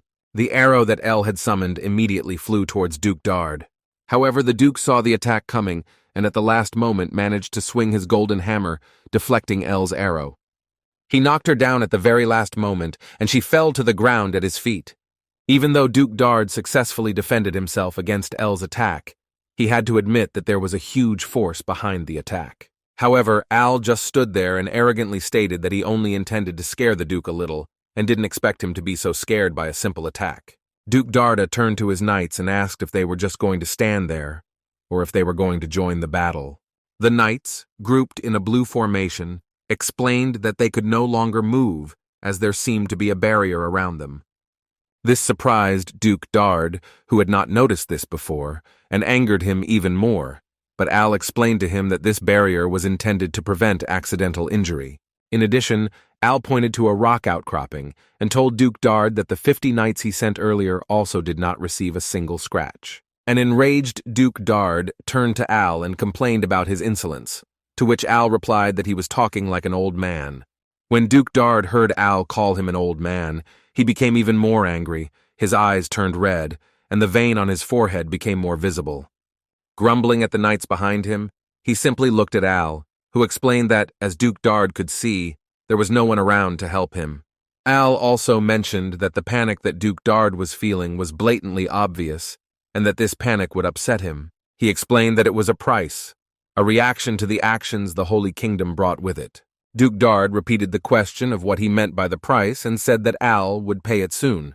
However, when Al said, "Will it really come to that?" Duke Dard became even more angry. Al smiled, put his index finger to his mouth and asked what he thought about the small bet. Duke Dard asked what bet Al intended to make, to which El explained that the golem that attacked him, his masterpiece, the Golden Knight, is on the same level as the Grand Master in abilities. El laid out the terms of the bet, stating that if he won, his people would be freed, and if the golem won, Duke Dard himself would become one of his prisoners. Duke Dard burst out laughing, loudly declaring that this was funny.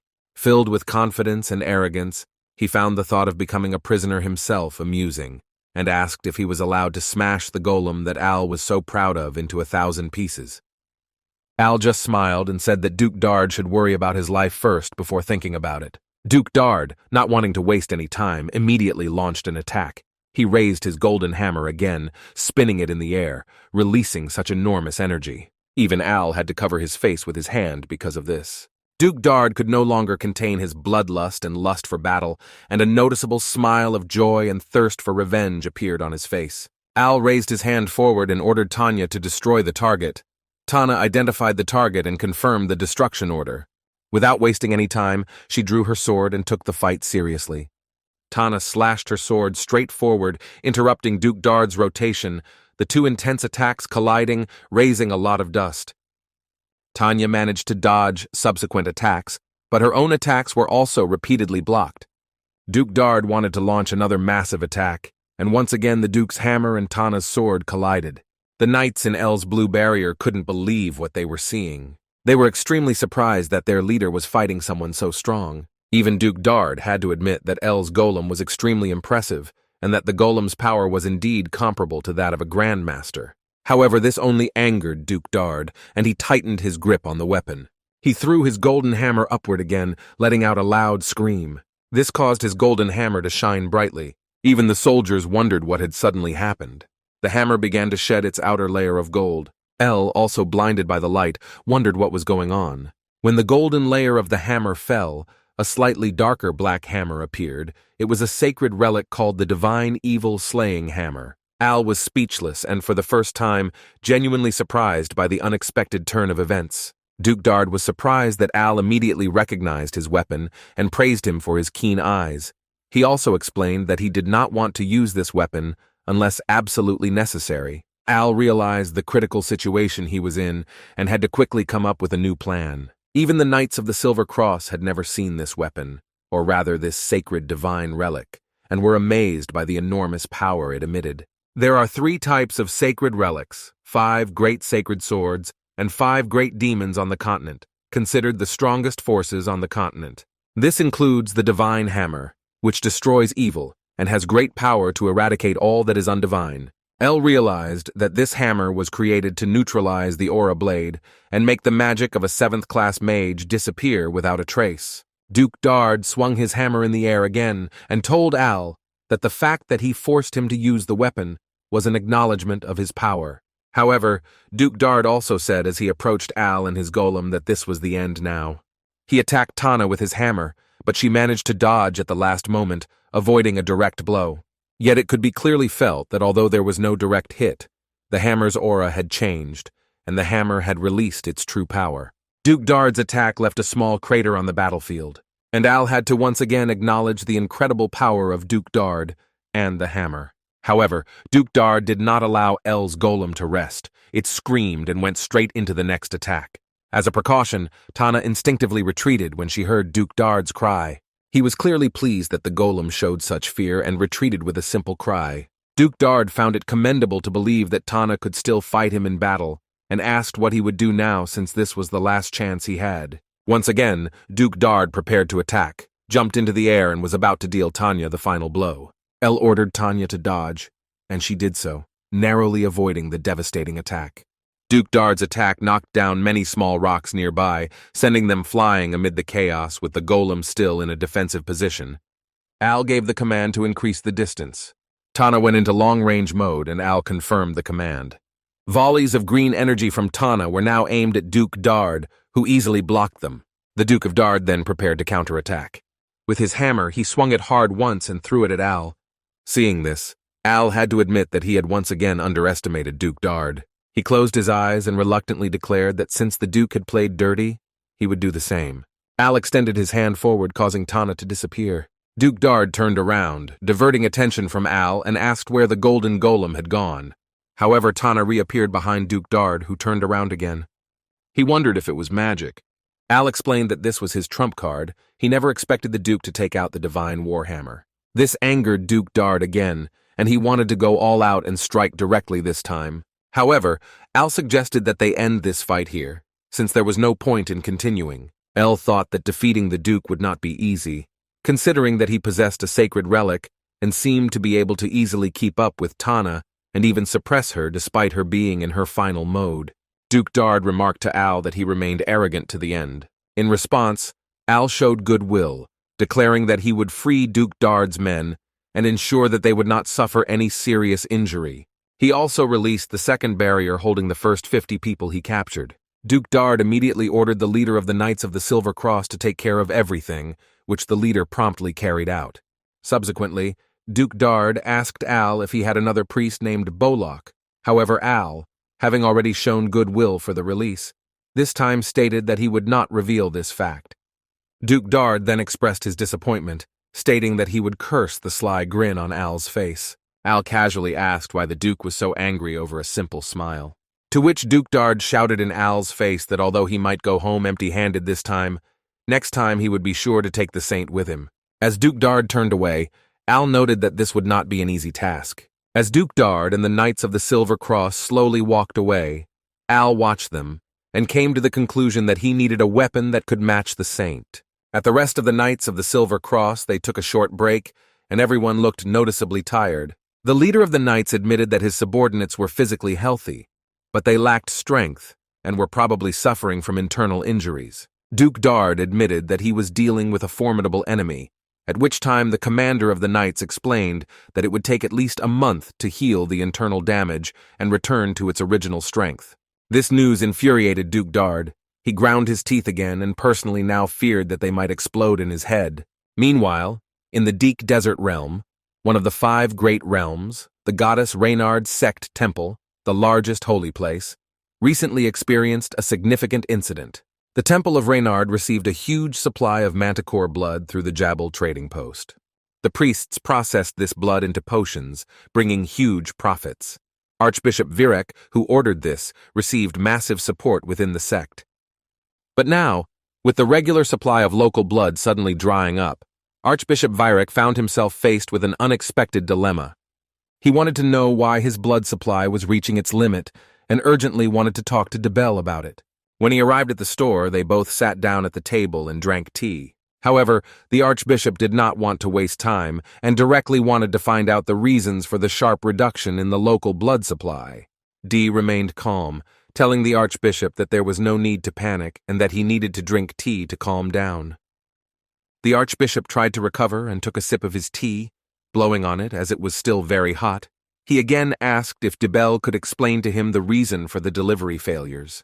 Debel explained that the truth was that there were several complications. The Archbishop inquired about the complications and what could have caused them.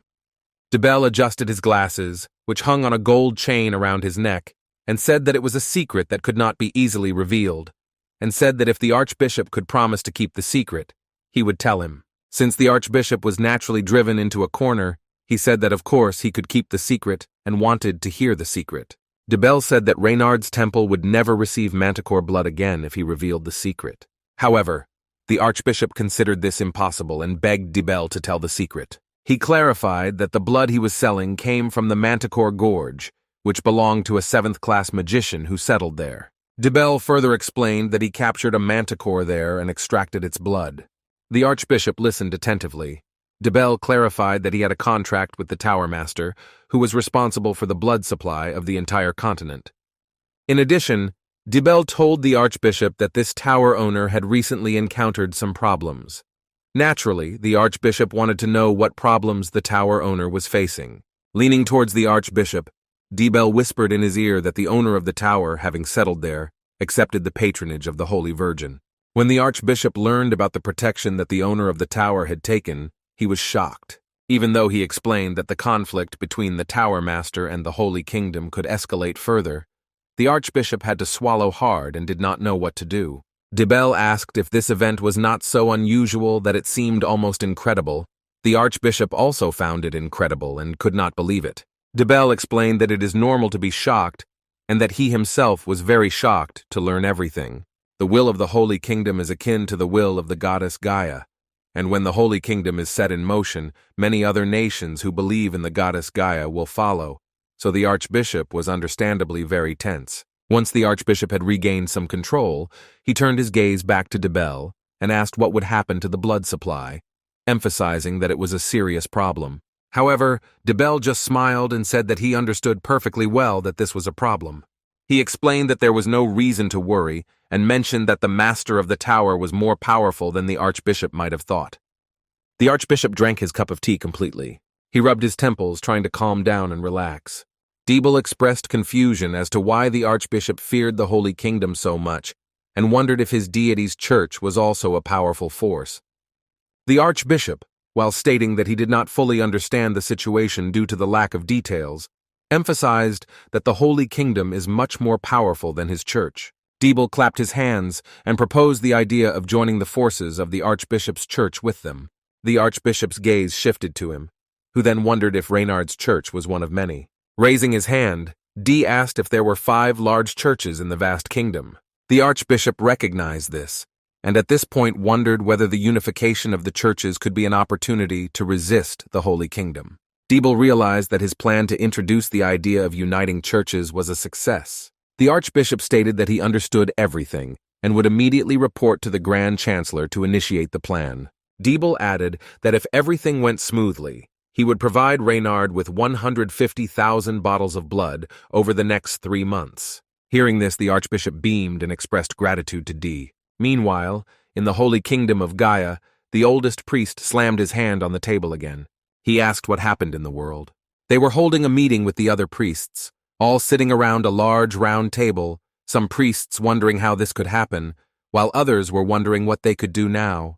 The oldest priest threw several papers into the air, asking if they had not all read the message carefully. He could not understand the fuss about the Holy Maiden and why they had received a warning. Another priest at the table even mentioned that they had cautiously asked the owner of the Blue Magic Tower for support, but did not expect to receive such a response. Another priest, already on the verge of despair, said that everything was very confusing and wondered why even the sent archbishops and paladins were silent. The oldest priest asked one of the other archbishops, who was also present at the announcement of the prophecy, if he understood why the 5 great empires gave such an answer. However, he was equally ignorant and mentioned that the Holy Maiden could have a positive influence on the 5 great empires. Another priest agreed with this and suggested that they also think about the money they could earn with the help of the Holy Mother of God and the pilgrimage. The priest who was present at the prophecy agreed with his colleague, saying that the kingdom's decision was incomprehensible, no matter how you looked at it. The oldest priest asked what exactly he meant, and suggested that someone might be putting pressure on them to make this decision. The junior priest explained that this was exactly what he had thought, that the 5 churches of the 5 great empires might be planning something. After the thoughts were voiced, there was silence. After a few seconds, the oldest priest could not believe that the idea he had heard was so plausible. He asked the others at the table why 5 churches would do such a thing. The younger priest said he wasn't sure himself, but one thing was very clear. The oldest priest wanted to know what this thing was. The junior priest explained that it seemed that the 5 churches were afraid that if they betrayed the saint, the influence of their church would become even stronger. When the young priest announced his idea, the others could not believe it and made a big noise. The young priest continued by saying that the 5 churches were probably afraid that if they gave up the Holy Maiden, the power of the goddess Gaia would increase, and so they tried to use this event to their advantage. Because this idea seemed so logical that even the most senior priest, after the explanations of the junior priest, believed that he needed to sit down and digest everything. However, he knew that this idea was not a confirmed action. The elder priest knew that the 5 churches had an obligation to obey the words of the Holy Realm, but he also knew that they were secretly distrustful and resisted these words. The priest at the table suggested that this might be the case, as the junior priest had previously explained. He also said that it was understandable that the 5 churches feared that their influence might disappear due to the appearance of the Holy Virgin. The oldest priest also found this fact of hesitation very problematic, and his understanding was no different from that of his companions. He then asked the group if it was possible to communicate with Duke Dard again. In the rest of the Knights of the Silver Cross, Duke Dard and several high archpriests, as well as the commander of the knights, discussed their situation. Duke Dard looked at the soldiers still lying on the ground, struggling with their internal injuries. One of the archpriests admitted that the soldiers found themselves in an extremely dangerous situation. Duke Dard asked the third commander if he had already informed the Holy Kingdom about their situation. The answer was that it was too dangerous to send someone, so he sent a carrier pigeon. Suddenly a bird appeared from somewhere and landed in the commander's hands. He was glad to finally receive a response from the Holy Kingdom. Duke Dard immediately took the note and was amazed to read it.